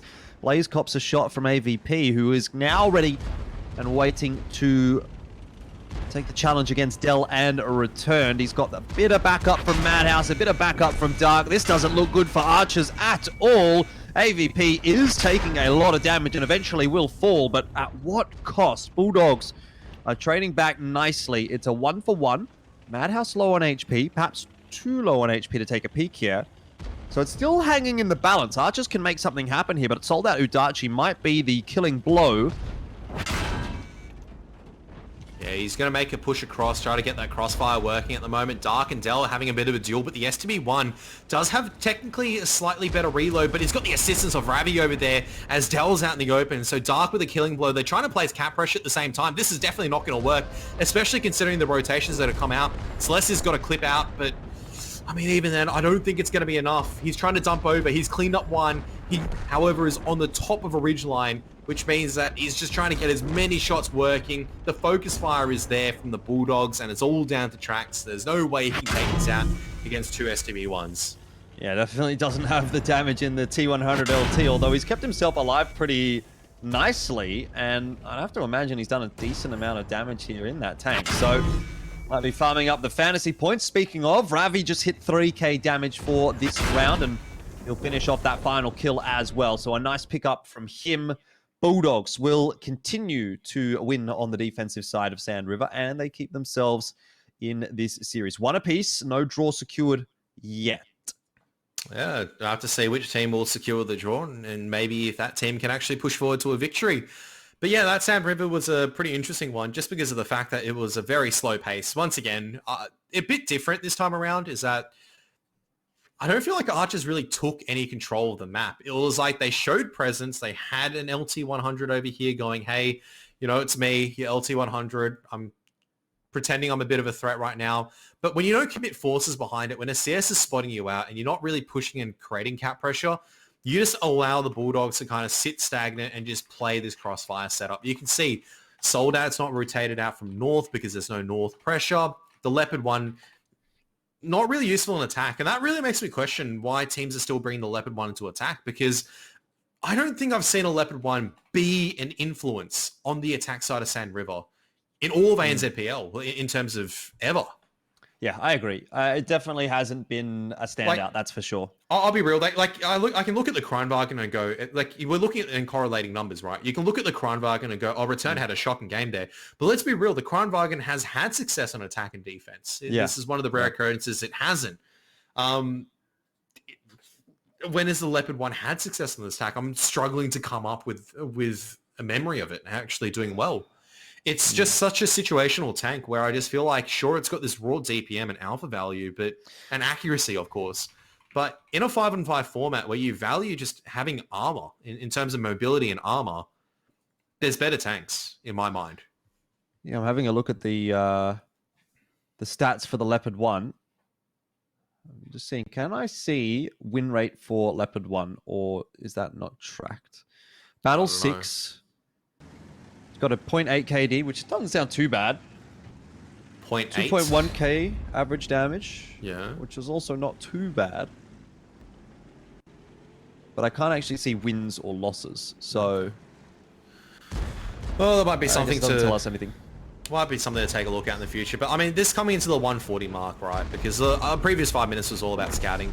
They had to commit in and try to do something over here as Archers. And the problem is when you're committing into this position, you're setting yourselves up for a crossfire. You push forward to the Super Conk. It means that Ravi back there in the F9 position has farm in. Darks come in, so he's setting up another crossfire angle. It means 2 guns against 1. Soldat Adachi is also pushed up as well towards the north. You're now between 3 guns. There is no way that you can take that fight any day of the week. You haven't won the information game with that T100 LT, unfortunately. You haven't been able to shift and outplay the rotations to the result where there was no ability for the defensive side to have a good read of what's going on. And as a result, they can just stack their forces there. You can see they were ready for that. They knew that was coming. The CS has rotated out of south ages ago because he knew that push was going to happen. And that's what happens when you do leave it so late sometimes. So another change up coming in, obviously, new map onto Cliff. That's Bulldogs pick, but also a new player for Archers as well. It's going to be Blaze out. They said that he was not too hot. It's going to be toasted in, but we're going to have to see if he's burnt toast or not. Or he's going to be that right shade of golden with butter on it. Analogies all over the place, Kev. What's your gut feeling here for this series? Have you seen anything that leans you one way or another, or is the 1-1 indicative of maybe what the end result's going to be? I think it's going to be more indicative of the end result. It's going to have to be a heroic play coming out from one of these players. I mean, that said, though, I think we didn't mention just how much I think Bravi's influence is there, just leading in top in terms of damage, 3.5k. But I think there is a huge... Like, it's not to be underestimated how much impact a captain can have. Let's be real. I think that's the truth of it. We've seen it from Slayer in terms of Conquerors. We've seen it in Rainbow in terms of Sentinels, and now we've seen it from Ravi. So this is the time that obviously the captain has stepped up in terms of the damage, but now we need the rest of the team to be following on in regards to that. Yeah, I think CJ is another good one to mention for Action X as well. He seems to always put in pretty solid individual performances. But anyway, that is a bit of an aside. It is Archers and Bulldogs that we're talking about here. So, I mean, look, I'm leaning towards the 2-2 as well right now, but I feel like Archers have looked a slight bit better today so far. So maybe if we're going to get a 2-0, I might say Archers is going to be the one to get it, although I'm not really feeling too confident in that. And also the fact that Ravi has come back in is a bit of a bonus for Bulldogs as well. So maybe we need to sort of hold our horses there. I was going to say, Cliff, this is going to be an interesting one, right? Because this is where it went down to the wire, pretty much in the semifinals between the Bulldogs as well as between the Archers. So this, in my mind, is a bit of a grudge match as well, where sure, Archers were able to take the victory in that final round, but they had something like a 2,000, 3,000 HP lead and nearly still lost it. So, and I say that because when you have a 2,000, 3,000 HP lead, it shouldn't be close down to like a 1-on-1 with 500 HP on the line. It should be you're winning convincingly with 2 or 3 tanks, maybe 300 HP spread across them, but because you have the HP advantage, you're able to spread that out. Can Bulldogs conquer the demons of the past? Or are they going to go barking mad once again? Well, I think it's going to be time for us to find out as we move on to Cliff, the final map of this series, although there is going to be another series after this, so we've got a lot of World of Tanks left to go. Can Bulldogs or Archers manage to find themselves a win today? Archers coming off of the draw that they had last week, and Bulldogs doing the exact same thing. So is it going to be 2 from 2 in a row, or maybe even in the case of Archers, 4 from 4? E50M. I'm grinding my way towards that tank at the moment. Let's see how this one goes. Yeah, I mean, definitely want to be ramming that against a bat chat. I think everyone wants to. Double E50M's just crossing over at the moment. Just full sending it into Dell at this stage. AVP is the one that's tanking all the damage at the moment, so he should go down over here. But Soldat Adachi, I don't know about that one from Bulldogs. Well, Soldat Adachi is really healthy here, and he's going and looking at Dell and just going, no, come on, man. This is the part where you just say in your head, ram, ram, ram, ram. Kumbu Stomp. All right. Well, even despite the tank deficit, Bulldogs is actually only 200 HP behind. Got a lot of HP on some of these tanks. I mean, yeah. There's an HP booster on the E50M, which makes it have more HP than the stock 277 if you don't have improved hardening on it. So, fun facts for you. Yeah, it's definitely brought to bring a little bit of extra bulkiness to the lineup, and Dell's certainly not in a fun spot there at all. So that Udachi has the gun depression actually to hit him. Yeah, and Dark is also making this move onto the cap as well. He's dumped off really greedily, and he's able to just make it out with 1200 HP to start the cap pressure. And Soldat Adachi will eventually pick up the kill, but he does actually over-peak a little bit, so it means he cops an extra shot from Trax as well. I think it's worth it. You know, he's pretty healthy, right? He's full health, or he was. Yeah. He's an E50M. You can afford to give away a bit of that HP to equalize the numbers and put some pressure back on Archers, I think. But the problem is, like, when you lose, like, these extra shots, when you have, like, you're versing 3 auto-loaders at the moment. Let's not forget that at this stage. Ravi is about to die. There is nothing he can do here. He needs to push forward into Trax pretty much and just allow the rest of his team to farm. So here comes the push. Who are they going to go towards? They're actually going to go towards Madhouse. Hang on a second here. They should be pushing towards the TVP, towards Ravi to take this out. But no, they're trying to take the hill control instead. Dark's going to be out in the open. So is Soldat Adachi as well. Actually, this might work out perfectly for Archers. They've now got the other side of the hill to work with. Well, we'll see how it does pan out. Madhouse is in a great spot in the STB1. This is the exact kind of fight that you want to be tanking. So he needs to step up right now. Use that gun depression, put some damage back onto return. Does get him down to a one-shot, and Dark will slide in for the kill. Celestia and Toasted do still have 5 shots between them, but Toasted's gone for the reload. Did he really just go for the reload? He wasn't expecting them to push over, so he's gone on the reload. He's panicking at the moment. He's trying to run at this stage. Celestia going to try and help out, but that's the last shot in his clip, so not much more that he can really do. He just has to make his way out, but that's not going to work. CS going to be on the chase at the moment. Toasted trying to slap a new clip in. Trax obviously trying to get into the fight right now. Celestia's going, please, Magic Rock, protect me. Oh, he almost got around the corner, but hey, let's be real, there wasn't much of a corner, so Dark would have caught him eventually. Anyway, Celestia down, Toasted looking pretty low. Trax also now down to a one-shot and burning. on fire, so he's going to go boom. And Bulldogs will say thank you very much. Draw secured. E50M with some stylish moves, some fancy footwork. I'm not sure that necessarily works when we're casting a tank game. But anyway, we'll go with it. And Bulldogs get their second victory in the series against Archers. So now, at least they've got a draw. I was going to say a bit of a tricky track work over there over the weekend, so to speak. So sold out Adachi though with a good track work over there, rolling over his opponent to the E50M. Bulldogs securing the draw at the moment. And Archers, I don't know. That's probably the weakness of the autoloaders, right? You've got 2 bat chats and a TVP. If you commit into an STB that's playing hold down, there's not really much you can do if no one's really exposing a target, hey? Yeah. That's Yeah, what it look, felt. I mean, it was an interesting one from Archers. From Bulldogs. Like, they just absolutely sent it. I'm not sure that Archers was necessarily expecting that. I don't think you expect that kind of gameplay. I mean, no one expects the E50Ms just driving straight across, right? But that controls a lot of territory for, honestly, for the Bulldogs to work with.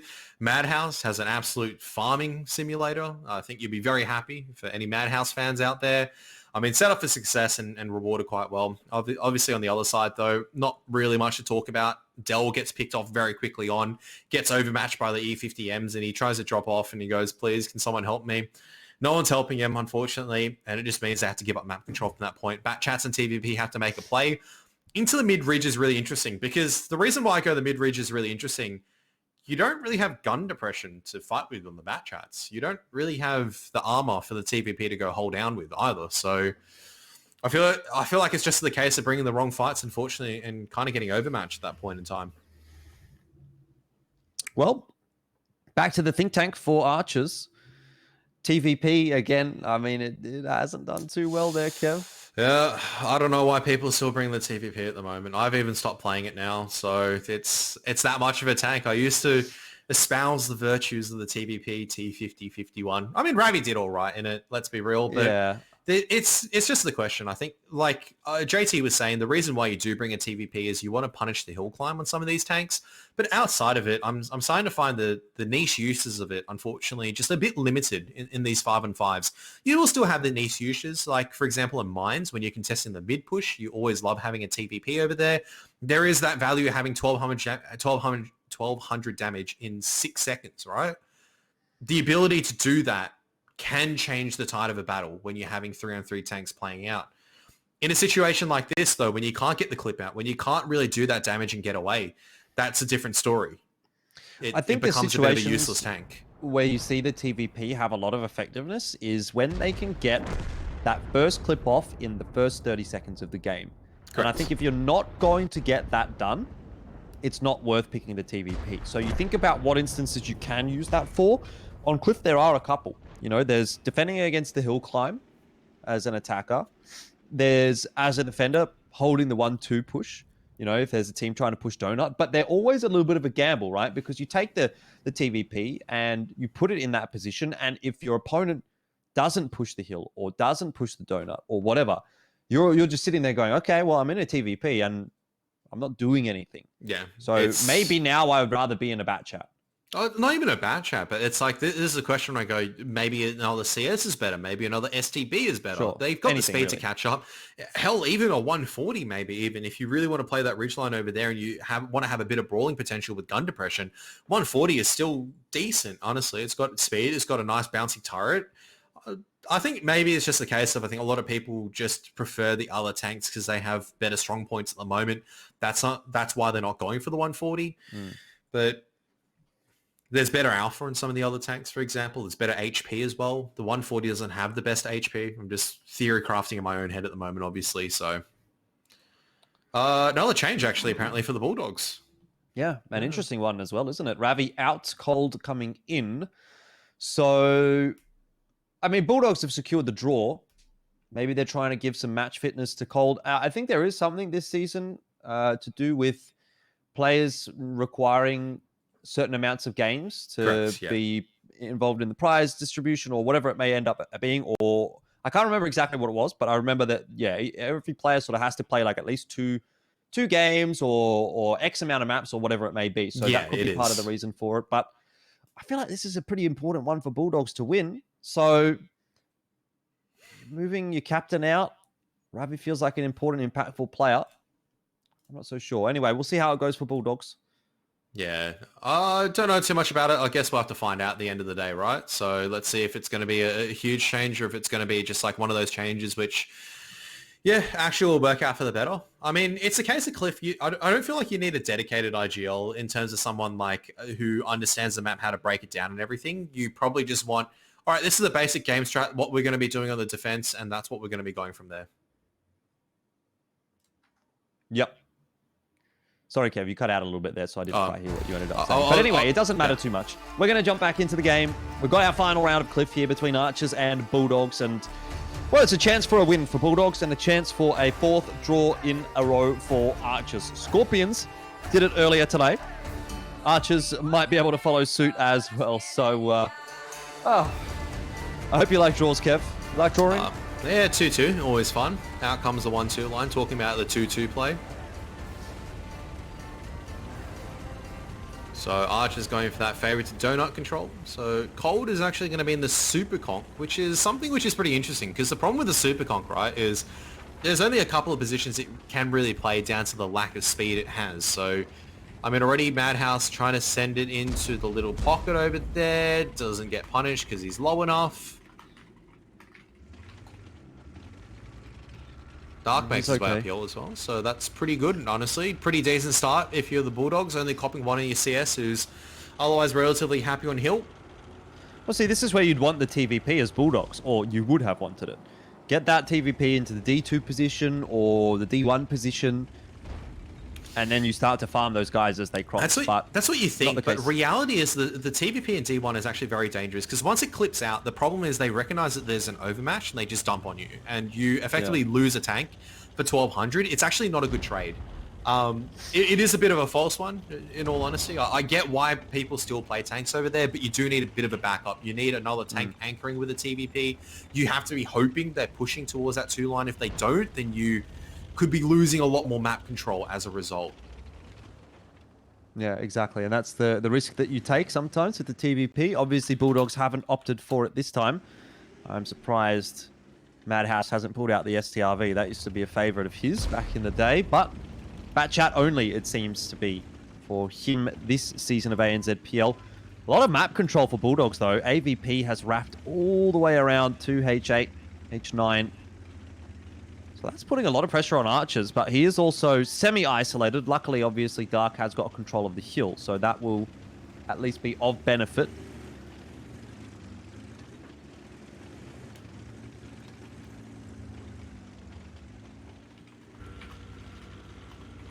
Slow and steady at the moment, isn't it? Now here comes Trax with a bit of a play, so actually might get the wraparound over here. If he sits, he should be spotted out right now, but should be able to get into a pretty nice position where he can actually punish Madhouse. So only 1 CS over here makes me go, oh, I would have loved to have 2 CSs, in all honesty. Madhouse trying to figure out the perfect angle right now. It looks like I think he's thinking about dropping off potentially as they're going to dump into Dell instead. 2 tanks against 1, but Dark gets absolutely punished for this. He has sent it now. Dell in that STV1 won't quite be able to finish him off here. In fact, won't even get the chance to. Sold out Udachi and Dark. A pretty decisive move from them. Dark still alive on 1 HP. The 1 HP wonder, how much more damage can he get out? Well, there's at least one more shot onto Celestia before returned will inevitably finish him. Archers are not looking too bad right now for the 2-2. They have, or had, a bit of a HP advantage. Now things equalize back on out, but I don't mind the map control here. The CS63 at the back of the map, B2, needs to get in the fight though somehow. Very important that the Super Kongs manage to get into the mid position over here. That frees up a lot of territory that he can really work with. Ooh, nice little shot from Return to the Madhouse. As Madhouse is trying to get safe at the moment. Whew. This is some fantastic sharpshooting that's coming out. Madhouse, I don't think he realizes it's still lit. Maybe not. And that could be problematic. Although that cliff, you can normally sort of tuck yourself under and you're generally okay from a lot of angles. Ooh, Madhouse does go dark. Bulldog's bleeding a lot of HP at the moment. I'll be real. I'm not too certain exactly why in terms of the CS needs to reclimb onto the hill. But It's here now. TVP also making a bit of a play, making that rotate around. Might actually be spotted out by the CS. Not if AVP is still sitting behind the lighthouse, but the way that he's moving now does There we are, mean he's that been he spotted. should get the spot. Celestia, for his own right, does spot AVP back. Now decides it's a good time to duck underneath the cliff. Cops a shot for his trouble, though. Now Celeste is in a terrible position. Had a small window of opportunity to maybe slip past, but now the problem is he can't really go back. Super Conk and STB1 might have the angle there. So he tries to fake that he's going back towards the 8-9 line. That draws a rotation from Madhouse out. And the 2-7 and CS, I mean, they're starting to push Trax up as well. And Trax might be in a position to succeed. Exactly. This may actually just work because the bat chat over at Houses, well, they're going to be pushing over mid. They're going to be sending it Celestia up and returned and Toasted. Going to be spearheading the charge. Yeah, Celestia's going to dump his entire clip and then just back on. Up cold, tracked out, can't go anywhere. The retrack doesn't actually come through, but he's down to 127 HP, so one more shot's going to put him to bed. Now it's Madhouse's time to spring, but Celestia in the TVP is nearly off reload. He is being chased by AVP. It's another 1-for-1, and that favors Archers. They have the extra tank in the fight, although Trax is taking his sweet time to get there. Eventually, Madhouse does fall. AVP alone, running for the hills on the defense, but 1 minute and 20 seconds to survive against 3 tanks. I aren't think that, Kev. Yeah, unfortunately not. Maybe if there was a dead CS, maybe there's a chance, but the problem is returned happy to kind of place a bit of cap pressure. 277 just overwatches this, makes sure that no one really makes any cheeky plays around Donut. This could work out. I don't know, 3 tanks going towards cap. There's a small window of opportunity, honestly, for AVP. Yeah, most definitely there is. They actually only need 2 on the cap, which would make you think maybe Toasted in the 277 should just sit up at maybe D5, get the early spot, something like that, but they're going to gamble with the 3 cap. See how this one pans on out. All it's going to take is 1 reset. Oh no, it's going to be one of those moments, isn't it? Where it just comes down to a single shot at this stage. They're guarding, they're trying to figure out AVP. He's going to come off the turbo mode soon, I would think. Just making sure he's come off. He's actually spotted out the 277. He's just trying to land the shot, but he's been spotted out. What's going on? I think he fired the shot and missed. He needs 1 more opportunity, and that one hasn't connected either. The cap for Archers is going to secure the draw once again. ANZPL, let's 2-2. That's 3 out of 3 today. That's 4 out of 4 for Archers this season. I can't believe it. What is going on? Most consistent 2-2 team. How can you complain at that stage? So, yeah. I mean, once again, one of those games you just go, could have been on the wire over there, could have been down to an individual making a huge play, could have been down to this. I would feel like, though, Archers definitely had more control of the map most of the time. They had more control of the situation, and as a result, were able to take that victory at the end of the day. You can see that right there. Pretty solid stuff, honestly, across the board. Once again, Return Toasted on top in terms of the damage. Dell, unfortunately, not making a bit of an appearance this time around.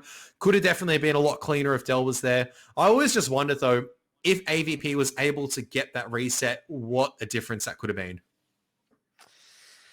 Yeah, I mean, he had 2 chances. It's not easy, obviously. No, it isn't, because I think those tanks are hold down as well. But I don't know if that was APC or HE loaded. And this is the difference in caliber sometimes. We talk about HE, right? The 113 definitely has a bigger caliber gun compared to a CS63. So maybe HE doesn't actually pen and do damage to the 277 turret armor. He can't find the angle on the other CS63s because they're a little bit further back because he's coming in from a bit more of a flat ground. Like I said, though, can't blame the individual for unfortunately not making that work out. You can only look at overall. I think it's probably difficult to shoot a HE shot through there as well. There's like a lot of, little walls and bits of... And bushes, exactly. Whatever, so it's like you could accidentally hit something that just blows up the HE shell and then it doesn't even connect in the first place. And he couldn't rotate through mid as well because obviously the 277 could have been there towards the very end. True. Well, a good day at the office, I guess, in the end for both teams. They do manage to get a point on the board. It's probably better for Archers than it is really for Bulldogs because Bulldogs are still going to be stuck down there in 7th, obviously pending the result of the Panthers game. But Archers at least are able to equalize with Skorpions and they're able to sort of keep themselves close to Conquerors, to Sentinels, to Action X as well. So it does feel like, this week so far, nothing has really changed, if that makes sense. You No. know? Everyone's just getting that 1 point bump. Any difference that there was going into this week so far has been essentially negated the further we've gone into this this day. So, I mean, I guess it comes down to Matildas and Panthers, whether one of those teams can actually pick up a win here to sort of throw a little bit of disarray in. You know, if Matildas can get a win, they'll be easily up into second place. If Panthers can get a win, I mean, they'll be actually up into second place as well. You know, that's just how tight things are. Panthers are sitting in last place, equal last place with Bulldogs, and yet one win could get them into second. So it's just been crazy. Like the amount of points that have been sponged up just by all of these draws is crazy. We are going to have a pretty insane final week. Yeah, it's going to be a lot of mental calculations trying to figure out who's going to get in, who's got the for against, who's got the head-to-head, so to speak. But you know what? I reckon we've got a couple of mathematicians back there in Wargaming, so they'll be able to figure it out. We can rely on J-Rated or Vondel to calculate it for us. We're just commentators. We don't think, do we?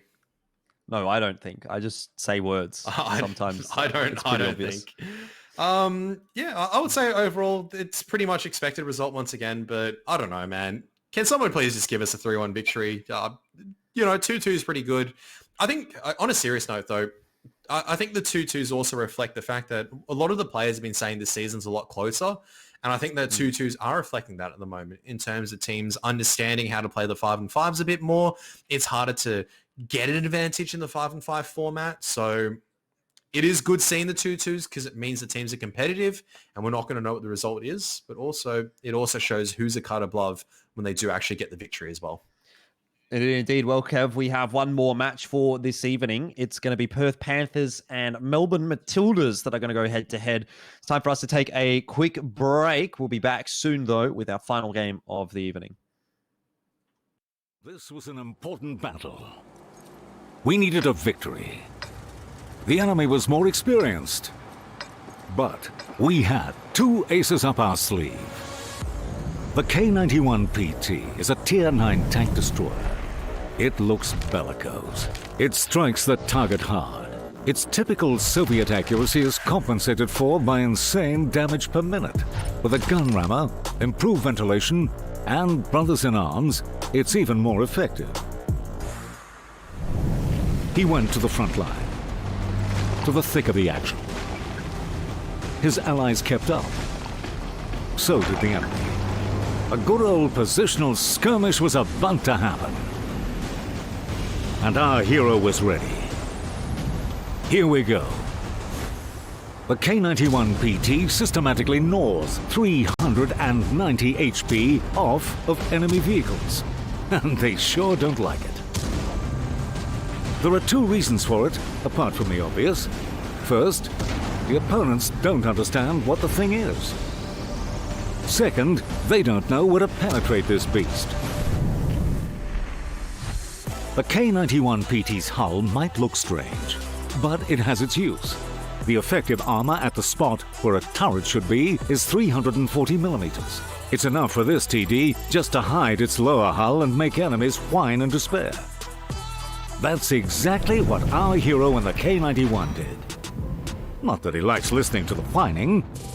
He rather loves winning. Helpless opponents are a great sight on the battlefield. Although, it's hard to enjoy such a sight when your allies are exploding like popcorn. However, the K91 PT had a partner in this battle. But they didn't know each other yet. Meet the Panzer. It has a maximum speed of 65 kilometers an hour with a specific power of 21 horsepower per ton. Its gun delivers 390 damage per shot, and it has one of the best armor penetration values of all Tier 9 medium tanks, 268 millimeters. You don't want to mess with this guy. It pounces on enemies quickly and mercilessly. The important thing is that they don't look at him, and it's not because he's shy. It's just because he traded his armor for his innate audacity. A situational Panzer. Sounds like a diagnosis. But jokes aside, the K91 is in trouble. Another wave of the enemies is coming at the Soviet. and it doesn't look like the prelude to a positional fight. More like a rapid advance. What's more typical than outmaneuvering a lone TD in a light tank, right?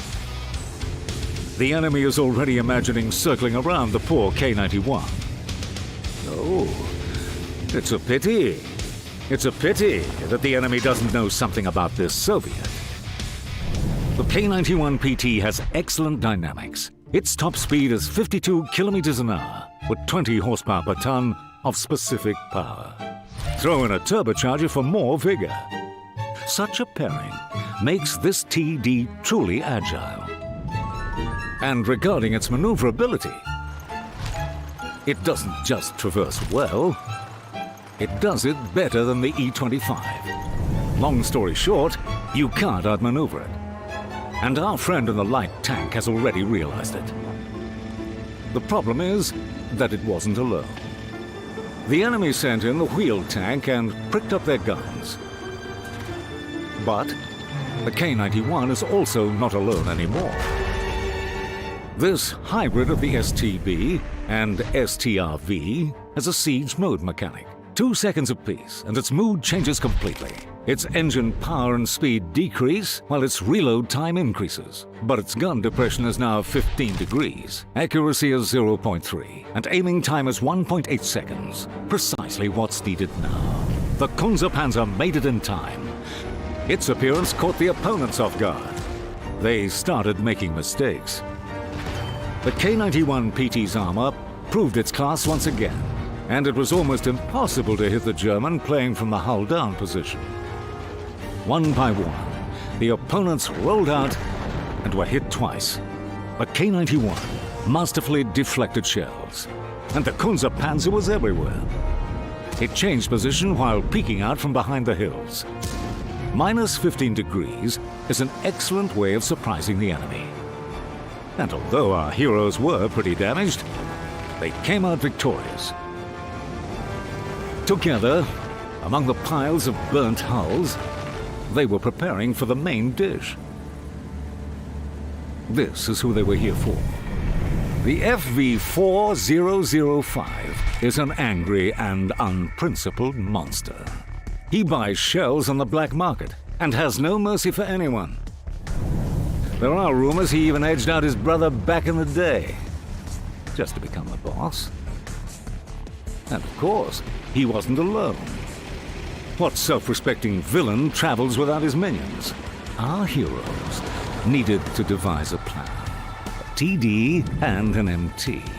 2 types, 2 vehicles, 2 styles. One spots, the other fires. Although, any mistake by the Kunze-Panzer when scouting could lead to its destruction, and the K-91 PT's accuracy could let them both down. And that meant it was time to surprise. The Kunze-Panzer occupies a position, enters siege mode, and is ready to play as a TD. The K-91 PT goes scouting. Here they are, the opponents. Now it's time for the final clash.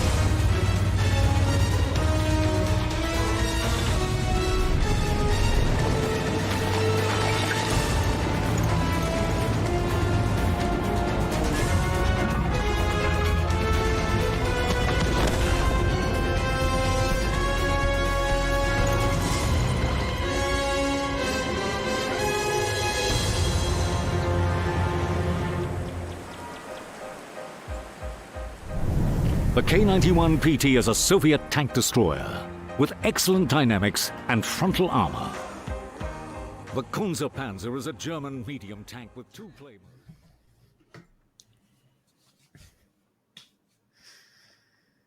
Alrighty, time for the final game of this evening. Perth Panthers and Melbourne Matildas. A tantalising prospect. I feel like Melbourne Matildas have been looking good, but also maybe not impressing to the level that I had hoped. And Panthers have also struggled a little bit this season. So a good opportunity for both these two teams to get some important points or to just draw another match and give each other 1 point each. Yeah, it could be another 2-2. Who knows? Could be, I don't know. Looking at this series, I definitely favour Melbourne Matildas a little bit more on paper. In terms of the results they've had, they definitely had their opportunities of taking a couple of victories after a bit of a lackluster week 1. They've definitely been looking a lot stronger coming into week 2 and week 3. Had their opportunities of taking victories. Unfortunately, didn't really work out for them, whether it's down to some calling or to some misplays. Regardless of what it is, week 4, they're not down at the bottom. You know, that's already better for them, right? You have to remember the Melbourne Matildas came in from previous season being the wooden spoon. I don't think they're going to be the wooden spoon for this season. Let's be real. No, I don't think so either. One thing to note for the Panthers, I know that they're sitting at the bottom of the standings right now, but they have 2 draws and a loss, and the loss was against Action X, which, okay, fair enough. They've looked really good this season. The 2 draws are against Archers and Bulldogs as well. So, I mean, I think Archers and Bulldogs have been putting in a bit of work so far. They haven't been the best teams, but they haven't been the worst teams. So, overall, just looking at that in the context of the teams that Panthers have played against, I think they haven't done too poorly for themselves. Absolutely. They've had their moments, that's for sure. I've definitely enjoyed watching the Perth Panthers play. I think they've definitely got some really solid players, and they're randomised one of the best performers actually in the league so far. But really just relies probably playing on more of the super heavies or heavies. He's kind of like your specialist when you go towards there. Honestly, you look at this roster and you go, there's a lot of good players on this one. Let's be real. You've got a really good light player and Lightning Man in terms of like a tier 100 LT, so you can flex towards the open maps. You've got the super heavy players as well. You've got some good bat chat players. Honestly, it is a roster that can maybe pleasantly surprise us this season, actually sneak their way into the finals. So I came in thinking this was maybe a bit of a weaker roster compared to the previous one. We'll obviously have to see whether or not they do well going forward towards the rest of the regular season for season 2.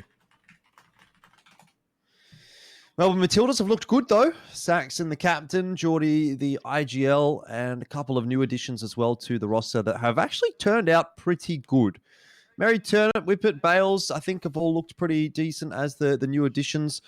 Was 2+2 on the Matildas last season? No, 2+2 played on the Auckland Archers last season. So he was a draftee, and now obviously he's come over and has been drafted by the Matildas. So definitely that is also in itself insight, right? Because with the draftees, like you have to look at the reason why they're being picked, whether it's a case of we need maybe a light tank player to fill our roster. So you look at Lightning Man, for example, who opted for the redraft. That was a case of maybe Perth Panthers going, we really liked his light tank play. So for 2+2, potentially that's Geordie or Saxon going, we need like a good 2-7-7 player or a 5A player that kind of flesh this lineup when we do require that brawling potential. Because as I said at the beginning of the season, this was probably like the biggest roster change around that you could probably make in a season.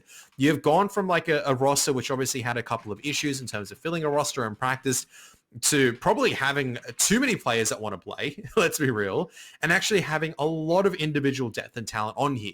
I don't think it's been rewarded yet in terms of having a victory, but you look at that roster and you just go, geez, like there's everyone to talk about in that roster. You can make a story for everyone for the Melbourne Matildas. Yep. You could make a story here for Melbourne Matildas very similar to Skorpions and Archers in that they have come through this season with only draws, and they might well find another one today. Randomized has been really good, actually, for Panthers. He's actually been one of the top performers, if not, if I look at the player standings here, I think he might even be the top performer in the league, yeah, in terms of points or in terms of damage dealt or something. He's certainly been doing really, really nicely for himself. So 2.7k average damage is a hell of a lot. He's a pretty monstrous player, I'll be honest. So I remember having a chat once and he definitely made fun of I think I was grinding through the Tiger 1 or Tiger 2 at the time, and definitely made a bit of fun of my win rate in that one, but we had a good laugh about that. So definitely a dangerous player in those super heavies. He knows what he's doing. I mean, on the side of the Melbourne Matildas, Artie noob, I haven't seen an Artie actually come out of him yet. So I don't know if he's actually an artillery noob or if he's just pretending to be one of those guys. Like, I don't play Artie because I'm cool. But in reality, he's, I don't know, like got 1,000 battles in the M44 and 2,000 battles in the Leffen.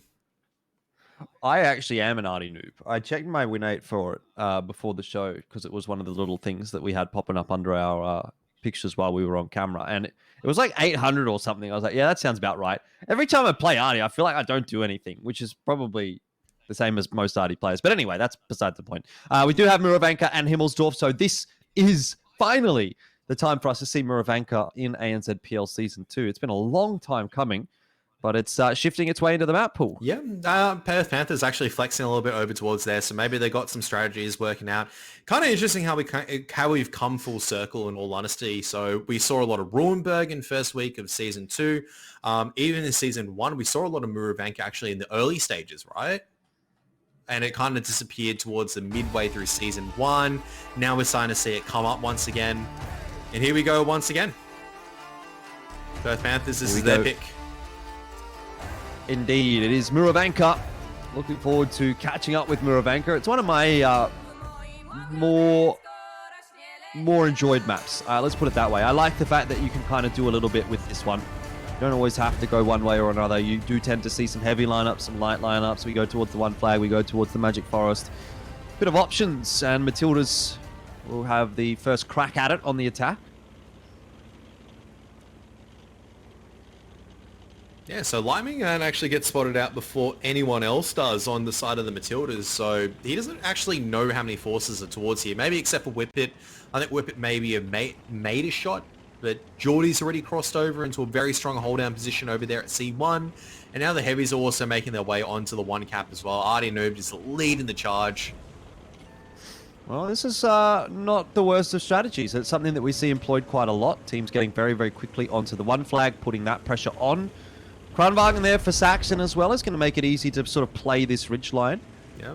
Do want to see Geordie putting a fair bit of damage in through as well in that STB, trying to put pressure back on Panthers. But inevitably, they're going to look for the reset here, and they probably will get it. It's just more a question of how much HP it costs them.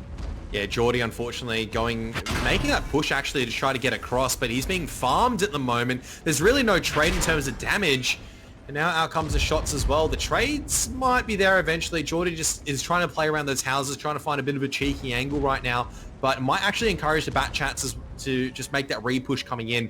Bales on the bat chat actually closer towards the forest line at the moment. He's actually completely out of commission. And Whippet, I don't think close enough really to do damage either. Out comes the bat chats as well. And Geordie, this is the problem. He's only a one shot away. So it doesn't matter if you're effective at punishing Lightning Man in terms of his bat chat. He's going to go down.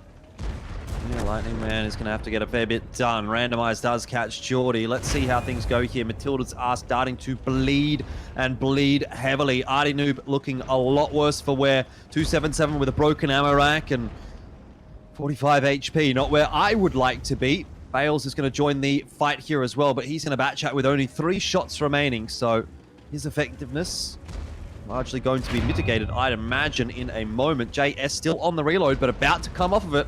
And that's going to be the go signal for the Panthers. Matildas dropping ever lower. Yeah, I mean, there was already a 3,000 HP deficit. The bat chat's coming off reload. Twink also gets the ignite as well onto Whippet. It means that pretty much this is just going to be a punching bag. Bales, absolutely no chance he gets out alive. Gets double tracked actually from there. JS won't have enough in the clip. So this game might be extended for a little bit longer, but the reality is that it was the Panthers' victory, probably from the point the bat chats made the re-push onto the SDB. Geordie was trying to get a bit closer. It doesn't work out though. All the Super Kongs just light him up. And as a result, Panthers actually going up 1-0 in the series nice and early. Well, Bales is going to come off the reload in just a second. Decides he might as well get a little bit of extra damage out here before Lightning Man does eventually finish him off. So another couple of shots will pad the stats a little bit. Thank you very much for that one, Mr. Bales. He's back in my fantasy team again this week. But overall, not the kind of game that Matildas was looking to kick things off in this series. Yeah, I mean, this might come down to the case of how many times have we seen that play just try to make it work out? It really doesn't, unfortunately, with the STB ones. They're not really in the right firing corridors, I feel like, most of the time. So you look at that as well. It's like Geordie, he only really got one shot in. Obviously, he was trying to make a bit of a play, gets farmed on the cross. Whippet, sure, 1800 damage, but how much of it is onto the Super Conquerors that are actually creating the pressure? So not enough HP in the fight will always mean that you're kind of in a bit of a deficit. Maybe if Geordie just stayed back a little bit, just allow the Super Conks to make those mistakes, allow those Bat Chats to make those mistakes when they have to commit in. I don't know. It is very much the case of the 277 bled out quite heavily. It was getting out-traded. Maybe the Crown Bargain should have been out in front, utilizing the gun depression a little bit better. It's always one of those classic cases of the 277 does get outmatched sometimes by the Super Conks in certain scenarios. That was one of them. Indeed, 2.4k for Bales, but got to remember 800 or so of that was after the fact that the game was already over. So not a huge amount of relevant damage coming out across the board for Matildas. I mean, Whippet and Saxon did okay. Artie, Noob, and Geordie had a very difficult time.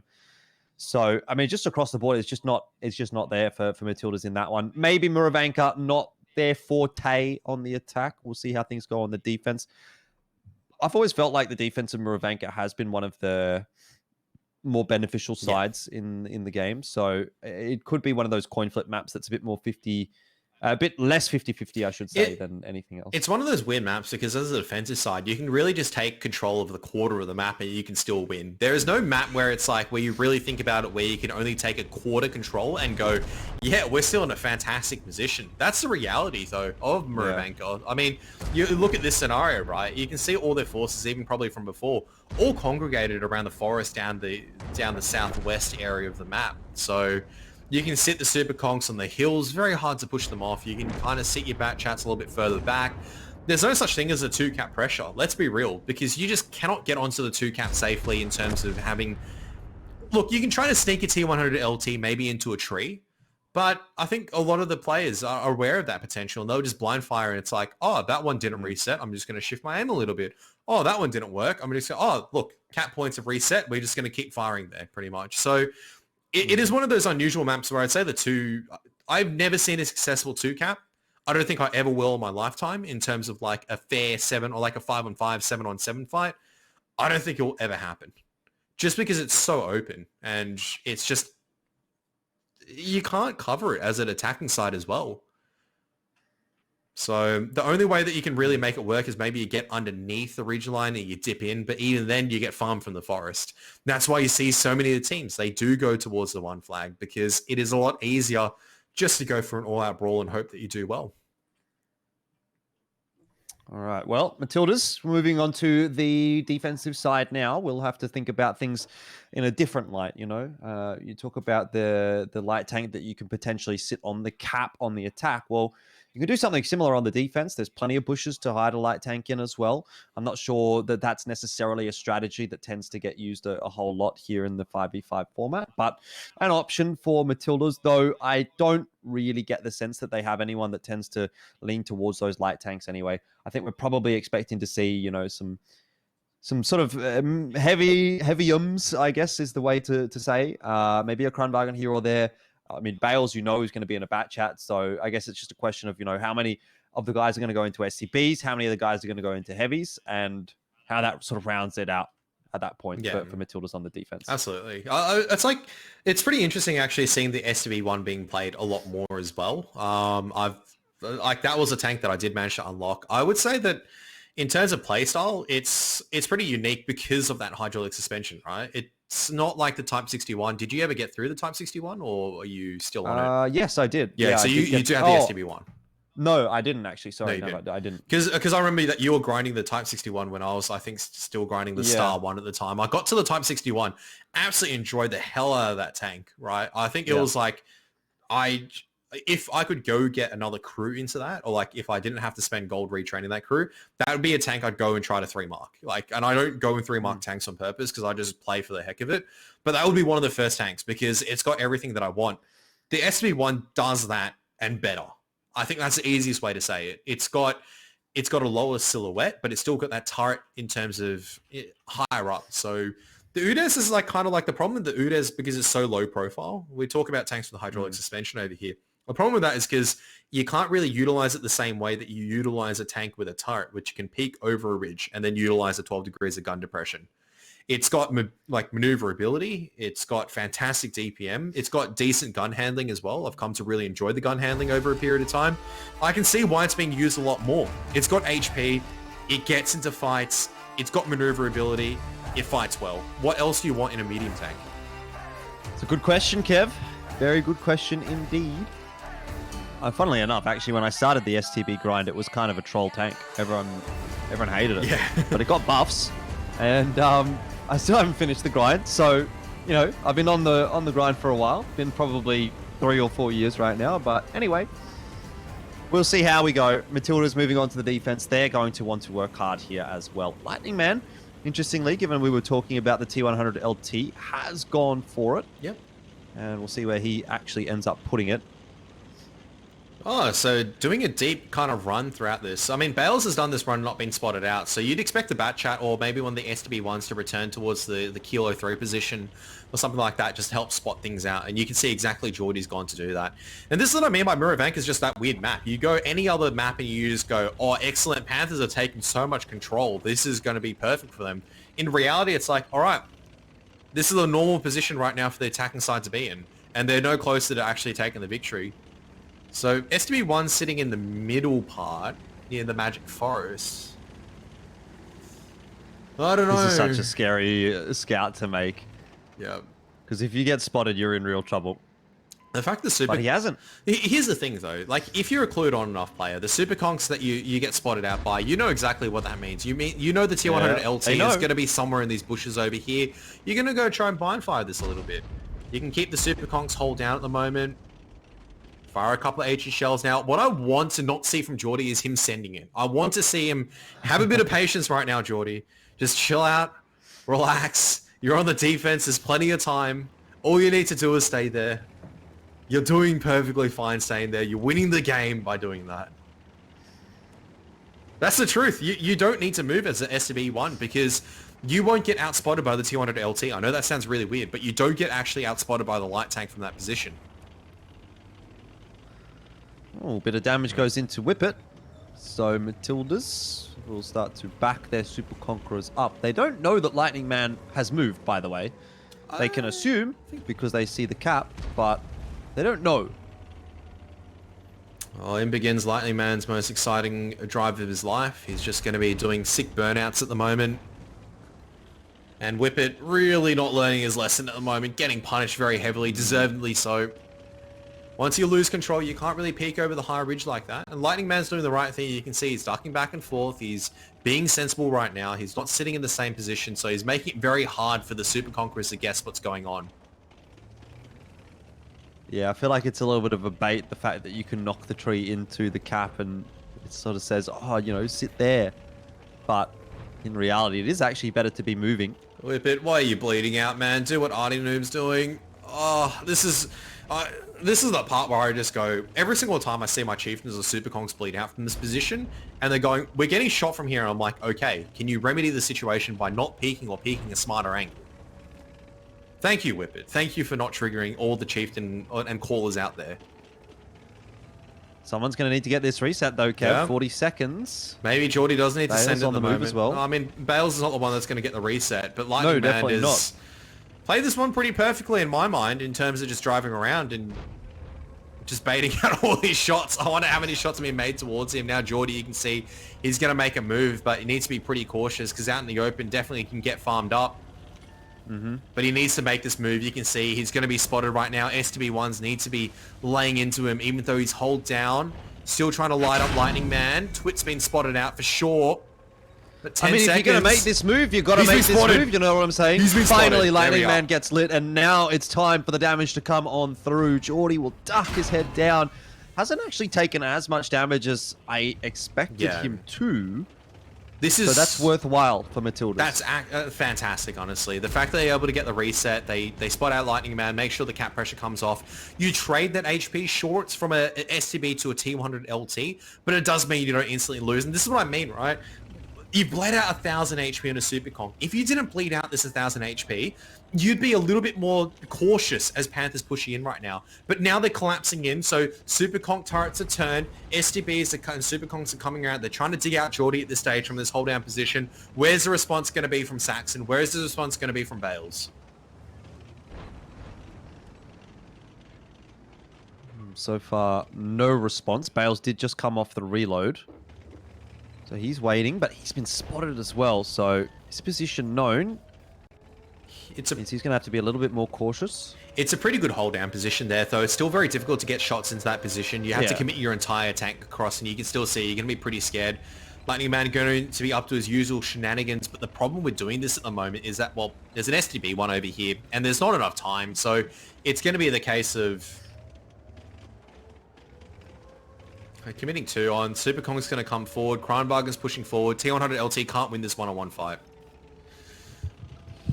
I don't know. Unlikely to, anyway. 20 seconds here for Panthers. Minute and a half. But the Conquerors are moving forward, and they'll most definitely get a reset. The STBs, though, won't be too shabby in the trades. There's some good damage already. And I talk about trades. Well, that one's gone pretty nicely for Matildas. A bit more starting to fire through in their direction. Bales hasn't had too much success in the bat chat, but Saxon moving forward in the Kronbargen will be the go signal for the Matildas to start bursting through randomize. He won't last much longer in the end, finished off by that final shot from the Kronbargen.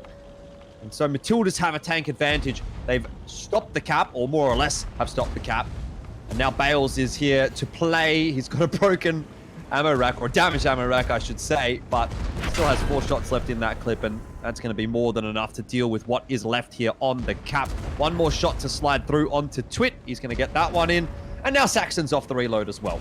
Oh, Bales so lucky to stay alive. A bit of a low roll. 359, obviously below the 360, but needed some RNG. Unfortunately, it doesn't really work out, and this should be a relatively easy cleanup at the end of the day. Sure, Geordie does go down at the end, but it's only Lightning Man. Bales, fuel tank's gone. Amarak's gone. Doesn't really matter at this stage. It's going to be cleanup for the Matildas. 1-1. On the way towards the 2-2. Let's battle. Yeah, indeed. We might get the clean sweep today. But that was actually on Muravanka, which once again, it's not Matilda's map pick. So going on towards Himmelsdorf, you're a little bit more confident that maybe it's the case of maybe you're favoring Matildas a little bit more, because when it gets to the brawl situations, they do seem like they're a little bit stronger. Yeah, I mean, I think you can take that if you're Matildas, but it's also with the proviso that you're going to be able to go one better on your own map pick, which hasn't really been the case today. We've just had 1-1s across the board on every single map, so maybe there's something in that. Anyway, let's have a look at the damage charts here. This time, Artie Noob leading from the front. Saxon did pretty well. And on the side of Panthers, Twit in the STB1, not having a too shabby of a time, but yeah, I mean, I feel like Panthers just didn't give themselves too much room to work with. Once the T100 LT got reset, you kind of think it's like, it's an all-in kind of a play. You put all your eggs in one basket, and if it doesn't work, you can't really rotate over. I mean, you can, but we saw how it worked. Yeah, the problem with that is if maybe there was a bit of a finer timing of window in terms of they're able to have a couple more forces there. They stop the Super Kongs from getting comfortable. They actually force so much pressure that the Super Kongs bleed out too heavily before the Kronbargen gets there. Could be a different story.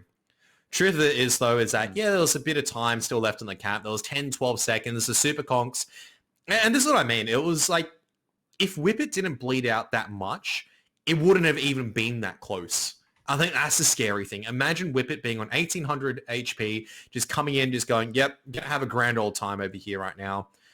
That's why Muravanka is so hard to take on attack. I don't think there was anything wrong with the Panthers' approach. I think it was a solid approach, but it's so hard to break a defensive setup once you have so many good tanks in those positions, because how do you dig it out? You don't have 2-7s to tank and actually have the aggressive ability. You don't have enough HP to kind of brawl things out. STB1s, I say they were really good in terms of maneuverability, but there's still no 2-7-7 for just having a bit of armor in terms of having that ability to brawl things out, not having these delicate modules where you have to worry about 3 things being knocked out every single time you take a shot into the whole armor. So yeah, you can even see in this fight here, the T100 LT Lightning Man is so far away that he's not going to have much of an impact on the fight until it's way too late. And sometimes that's just how it is. The T100 LT is not confident enough to push in and take that fight against the STB1 alone. So he has to wait until the STB1 has rotated off, in which case he's moving second. And so I don't know that it would have made much of a difference, but these are the little things. And so Matildas are able to equalize. I think now's probably a good time to start thinking about what we might get out of Himmelsdorf. It's a map that plays quite differently to Muravanka for many reasons, but one of them is the fact that you tend to see heavies and super heavies more than anything else. Whereas for Muravanka, you need a little bit more mobility and spotting assistance. So it may be the change-up that one of these two teams is looking for, you know, to get them back into their comfort zone and onto the heavier tanks. I'm not sure who that necessarily does favor. Yeah, I think this actually would favor Matildas a little bit more, honestly, in terms of like the heavies and everything. That said, I'm not going to count Panthers out either. They've got very, very good players on these E100s, on these super conks. I don't know. I think the 705A is still pretty key a lot of the time. 50Bs as well, and how you get them into the right positions. We're starting to see the 277 kind of fall away in terms of favor a little bit, which is a bit interesting. I think it's also the case of the 27s not getting into the right positions a lot of the time. They use the sacrificial lambs. They definitely have a hard-hitting gun when utilized correctly. I want to kind of see that once again, 27s being utilized in the way that I feel like it should be in terms of the spearhead tank, but also the tank you want to be using to deal damage, because honestly, 490 Alpha is not bad on about a 10-second reload. It's pretty good. Pretty good. You know what's Skorpion G? Skorpion G, yeah. I mean, that's what's better. Tier 8, mate. Can't go past it. But the gun dispersion is like 550 damage from one shot at tier 8. Yeah. How about that? I love it when it's like their Skorpion hits me for 550 every single time I play the Skorpion. 420, 430, 420. Wow, what a fantastic tank. Fully aimed in, shot goes towards like the moon. And I'm just going, what a fantastic tank. Honestly, German efficiency at its finest. It is one of those troll tanks that I struggle to make work sometimes as well. It's a lesson in futility sometimes. But anyway, probably not going to be seeing any Skorpion Gs, so maybe it's a bit redundant. A bit of We're not going to see any Grill 15s, so we're talking about German tank destroyers either. Let's be real. Remember when the Grill 15 used to be the tank destroyer that we used to see?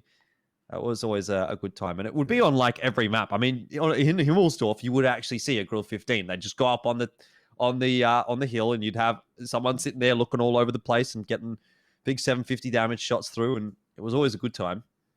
Yeah, but I think it's the problem now is like there are tanks that can do the 750 damage. Sure, it doesn't have the accuracy, but you've got the armor and the HP to play with. So why would you bring a grill when you can bring it to 60 TP instead? Does the same thing. Has HP. Has armor. I think that's the truth of the meta right now. So let's see how we go as we do move into Himmelsdorf. And the scores currently are tied at 1 apiece between the Panthers and the Matildas. Is there a better scoreline to be going into the second map at, though? I don't think so. I think actually 1-1 is what you want from the first map. If you're going to get a 2-0, you want it on the second map.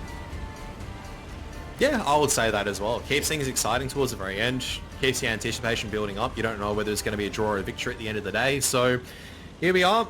Matilda's going to be starting on the attack. 277s and 113 actually going to be the mobile force. Only a single E100 as a battering ram. Meanwhile, Panthers going to be setting up over here towards the railway side. It does look like, though, Matilda's going to be coming over here. Might be an all-out brawl between the 113s, the AMX 50Bs as well as the E100s. Oh. There's a lot of tracking. Like, that sounds really good, but in reality, they just hit his track quite a bit.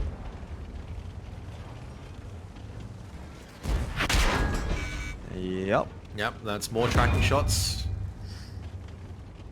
Bit in response from Panthers and Matildas, just backwards and forwards. You're really teaching those tracks a lesson, guys. Keep firing more shots in the tracks. HE's coming out now. Yeah, they just want to get rid of JS, and look, they're making it work. Saxon's still got 7 HE shells here, so I mean, he's prepared to take this fight for the long haul. The problem is as well, like, Lightning Man has taken 2 shots from Geordie, who's gone whole down the 277. So that's really good if you're Geordie, in all honesty. You played out the enemy 50B. You're making your life of Bales a lot easier. We always talk about the HP of the autoloaders. You keep them high and healthy, it means they can make these plays. So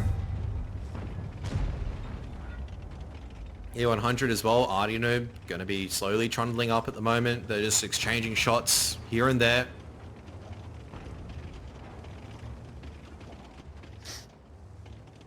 This is the weirdest way I've seen Himmelsdorf play out. It's Just actually just a trades. snipe battle. Yeah. Just a trade of HP at the moment. And I have to honestly say, Matilda's coming out on top, which you can't be complaining about. And this is the advantage of actually having 113s and 277s. You have the ability to rotate the rest of your forces out. You can see Whippet and Saxon looking to make their play over at Nana now, because all Jordy needs to really do is just keep them occupied. He's doing a fantastic job of this. E100 is still here as well. Artie Noob just going, hey guys, we're still over here. We're looking really awesome right now. Like, we're going to be attacking a one flag. Reality is, eventually Matilda's going to be making this play here towards Nana. And I don't know if it's the case of you should be making this cap pressure onto the 2 flag. You should get some shots on randomized, which I feel like is a much better idea. Yeah. Man, Matilda's doing a great job of bleeding a lot of HP away from Panthers. Now, they are copping a little bit in response, but it's nothing too substantial. And they're definitely coming off better for it. Randomized is down to 933 HP. Yeah. Where is all this damage coming from? It's come from the 277s and 113s. That E100 is side-scraping people is perfectly safe, but the yard push is going to come out right now. So Matilda's up by 2,000 HP. They only brought a single E100 as well. The fact that this 113 and 277 is able to roam and take so much map control and actually buy this ability for Bales to rotate across is fantastic. So Matilda's honestly just selling that railroad in terms of, I don't know, man. They pretended they were taking the railroad. Now they're taking a lot of the map control off and they're able to kind of trade shots in a better positions. It does actually free up the 50B to make these plays. Even then, actually, it allows the other 277 from Geordie to rotate out as well. So, I mean, I don't even feel like the 50B has had to have that much of an impact, to be honest, so far. I think Bales did about 650 damage or something when I last had a look at his POV. It's really been the 113 to 277. Hang on a second here, though. Matildas, they're getting a little bit antsy. They're starting to bleed out a lot trying to take this territory, and they're trying to take isolated deals right now. The HP was almost back to even for a single moment there. Oh, JS is so low on HP. Bounces another one off the track. Surely he can't survive for long. Artie Noob does get rid of him, but the HP, as you say, is starting to balance. That said, with only 3 guns in the game, it's hard to imagine that Panthers can manage to pull this one back. Artie Noob and Whippet do need to be careful and conserve their HP from here. Let Geordie do the tanking, let Saxon do the tanking, and let Bales be the 3rd man in to sort of blow them up with that 50B, and that should be enough. But Matildas can still find a way to throw this. Yeah, they just have to wait for Bales to make the right move. You can see he's going to be wrapping around, and they're going to be timing this push. Geordie's going to be sending the charge forward right about when he hits that corner. So you can see, as soon as the 50B hits that corner, Geordie's going to be sending it alongside with the rest of the team.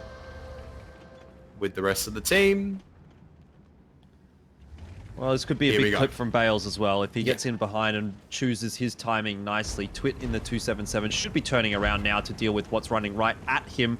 Artie Noob, this is not what you want, but he does bounce that second shot off of his track, and now Bales walks around the corner. Lightning Man bows up, and the 50B now is able to start clipping out. Phantom is not going to be long for this world. That'll be Geordie to grab the kill. Bales on the reload. Damage is done, though, and Matildas are going to win with about a minute on the clock. They'll be quite happy with how things have panned out there. That's going to secure the draw for them, unless they keep bouncing shells off Twit, but hey, I don't want to bring up any bad memories for Geordie or anything like that. I think this is the case of Bales is going to come off the clip. Might be between him and Saxon. It actually is going to be Saxon at the end of the day, taking out the 277. Matilda's going to be taking that 2-1 lead after their own attack, which is, for Himmelsdorf, fantastic. When you go into your defense, you obviously can actually do a couple of different strategies. And so far, we've actually just seen a lot of defensive sides playing very passively.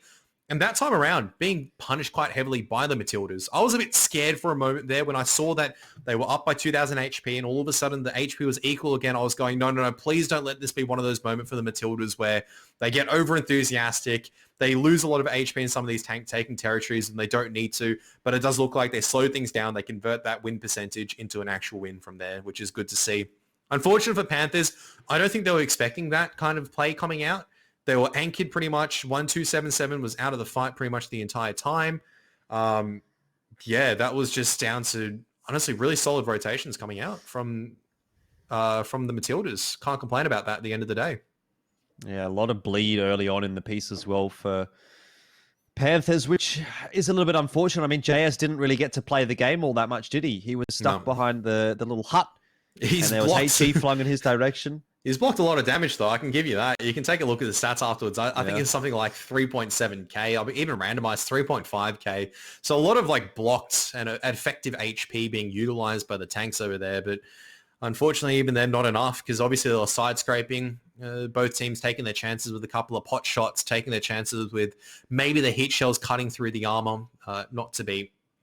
Good game coming out from Geordie as well as Bales and Saxon as well. I mean, some of the veterans really stepping up in this game. Only Artie Noob not really doing the tank's HP worth of damage, but reality is he's the E100. He's trundling into position. He's going to get hit by every single tank at the end of the day. So, yeah. He's just got to fulfill that role, you know. He's got to be the team player. He's got to be the battering ram, as you said. Someone has to be the guy that takes all the hits. So unfortunately, in this time, he was the case. But yeah, good game from Geordie and Bales there. 3.2k from Geordie, 3.1k from Bales. Saxon also chiming in with nearly 3k as well. So those are the kinds of damage numbers that you want to be seeing. It really helps with the fantasy points as well.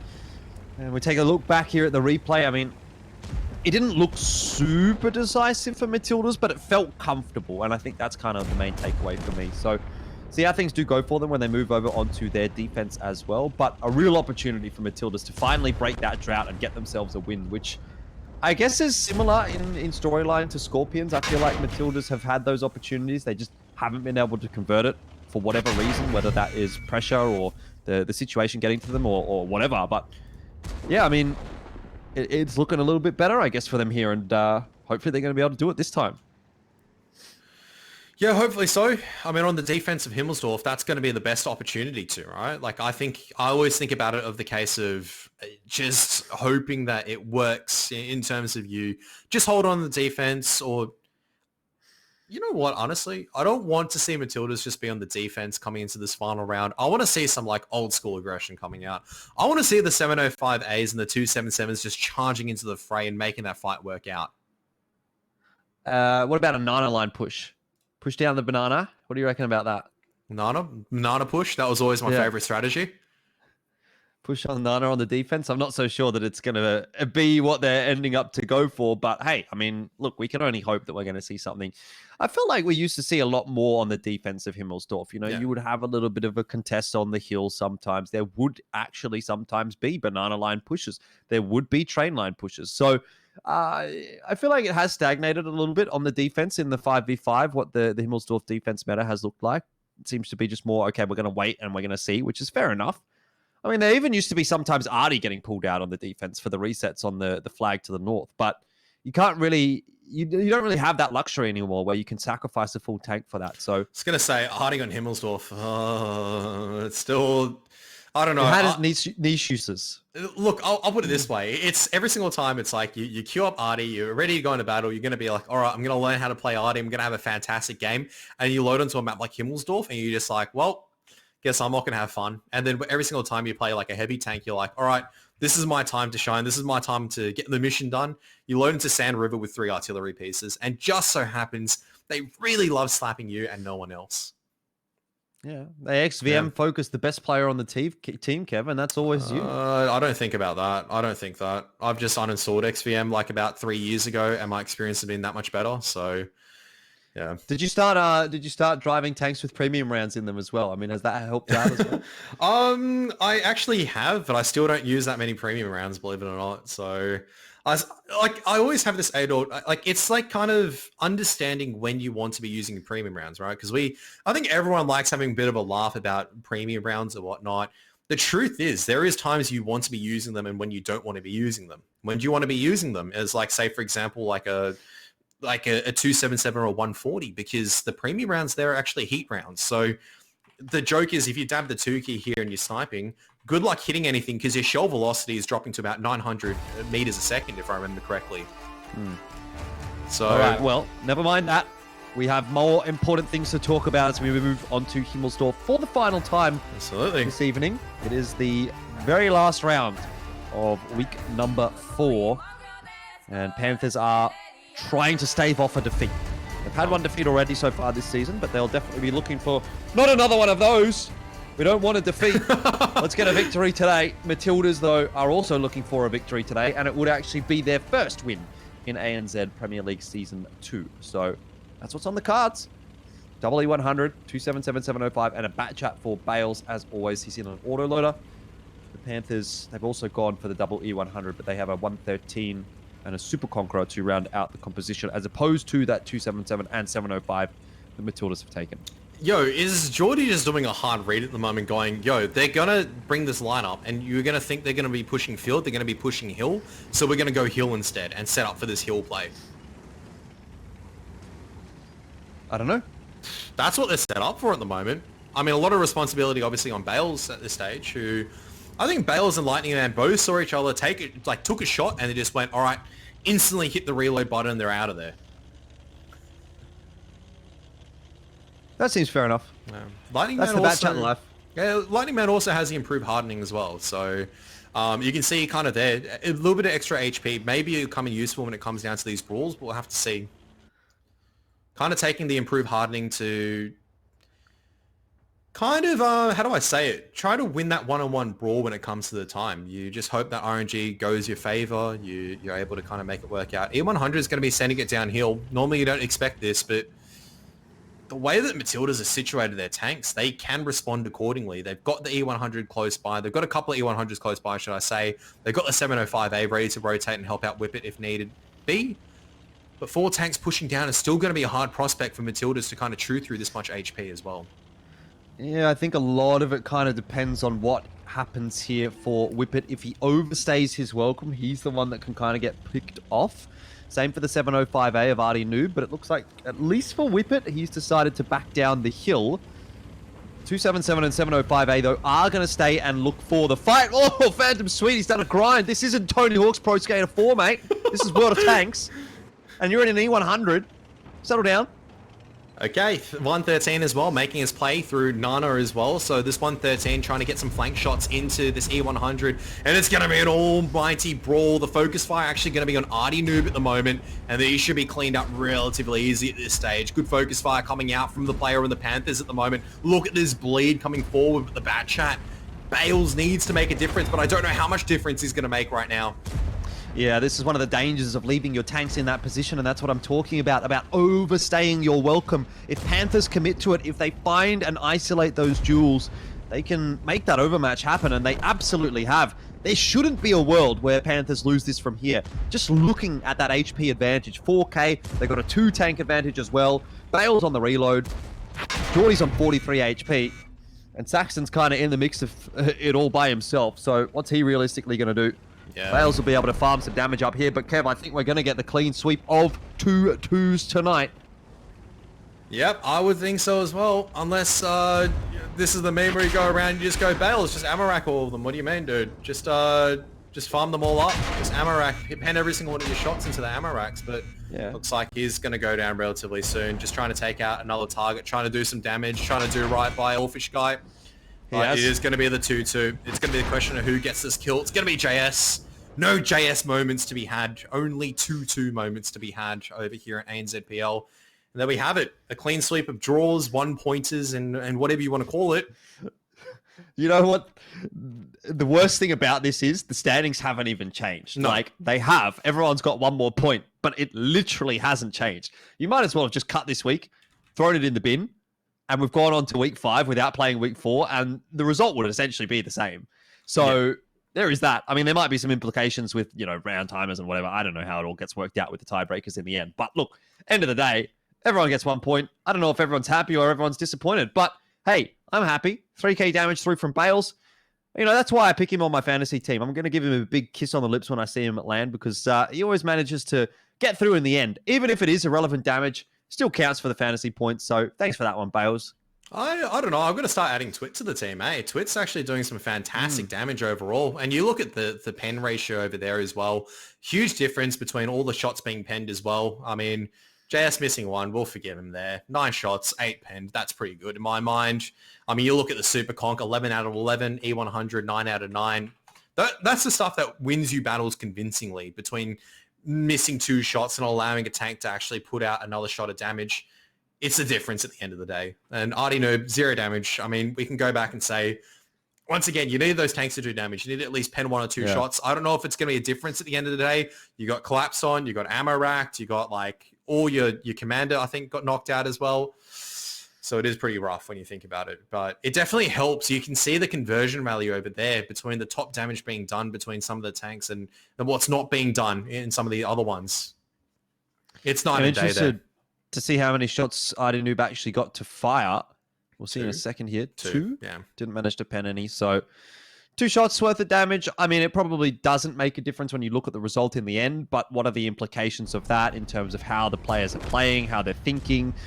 I mean, I don't know, really. It's a pretty unfortunate fight for the 277 and the 705A. I mean, I think there probably was a world where they could have gotten out if they would have just booked it down the A line, but it's really hard to make that decision. And quite frankly, it looked like a decent setup for Matildas, actually, but it felt like Panthers actually did manage to isolate that fight, focus the targets down nicely. I thought it was a case of they would have been able to get all the tanks in, Matildas would have blobbed up, and as a result had a really effective crossfire. But a good spread from Panthers as well, admittingly. They send a couple of tanks over towards like the A line, they send a couple of tanks towards the B line, they collapse in at that A8 position, they make sure they flush out the tanks in there, and they just isolate the fights really well. So props to Panthers, that was very decisive in the attack. I like seeing decisive attacks that kind of win maps from there. Unfortunately, it just means they're rewarded with a 2-2. So as you said, the standings aren't going to really change. A 2-2 across the board tonight. I don't know what that makes me think, but yeah, it's just draw heaven once again. It is. It really is. And when is that going to change? You know, it's crazy because when you look at it, you think, okay, well, draws mean that teams are equal. And therefore, if teams are equal, when they play against different teams, they're all still going to be equal. So we're probably still going to see draws. You know, you're not getting like a massive favorite coming into any of these matchups or a massive underdog or anything like that. There's not going to be the big stomps that we kind of saw a little bit last season. Like Sentinels goes against Panthers. Last season, that looks like a pretty sure thing for Sentinels. This season, who knows? Just press the 2 button. I mean, it's funny, isn't it? It's really irony. World of Tanks is all about pressing the 2 button. And now, even the production team has to press the 2 button. I was going to say, not if you're setting up your ammo types differently. Why press the 2 button when you're just firing premium rounds and you just switch them into the 1 button instead? So, but yeah, this is just, I don't even know what to make of it. Maybe this is the case of we shouldn't be talking about strong or weak teams anymore. We should be talking about just, it's equal at the moment. It's just even Stevens between all the teams at this stage. I mean, the standings aren't going to show it. Obviously, you're going to still have some teams a cut above, but maybe that victory is just so much harder to achieve. They should be celebrated a lot more versus the 2-2. Yeah, I suppose. Or maybe we need to see some longer series, you know. I guess that's something that we have to wait for playoffs for, but when we do get there, things are going to spice up a little bit. Anyway, Adelaide Action X does maintain their position in first place. Conquerors and Sentinels battling for second. Archers, Matildas, Skorpions battling for third. And Bulldogs, Panthers battling for fourth out of 8 teams. So does that make sense, Kev? There is a difference of 5 points between the top team and the bottom team. In reality, though, between the blob, it's a difference of 2 points. So, man, imagine we go all the way to week 8 and we're just going to see 2-2s across the board. In the final week, anyone can win and make their way into the finals. Anyone can lose and their hopes and dreams are dashed. It's heading towards a spicy season, to be honest. Like this is honestly good because as a fan, you don't come into a series and go, oh, this is like going to be a series where maybe we have to take something for granted. This is going to be a team that's going to, like, this is a favored team or something like that. I mean, looking at next week, is there a favored team right now? I mean, Kev, this is the way I'm going to put it to you. Adelaide Action X versus Brisbane Bulldogs. That looks like a close matchup. Auckland Archers versus Melbourne Matildas. That looks like a close matchup. Christchurch Conquerors versus Perth Panthers. That looks like a close matchup. North Sydney Sentinels versus South Sydney Scorpions. That looks like a close matchup.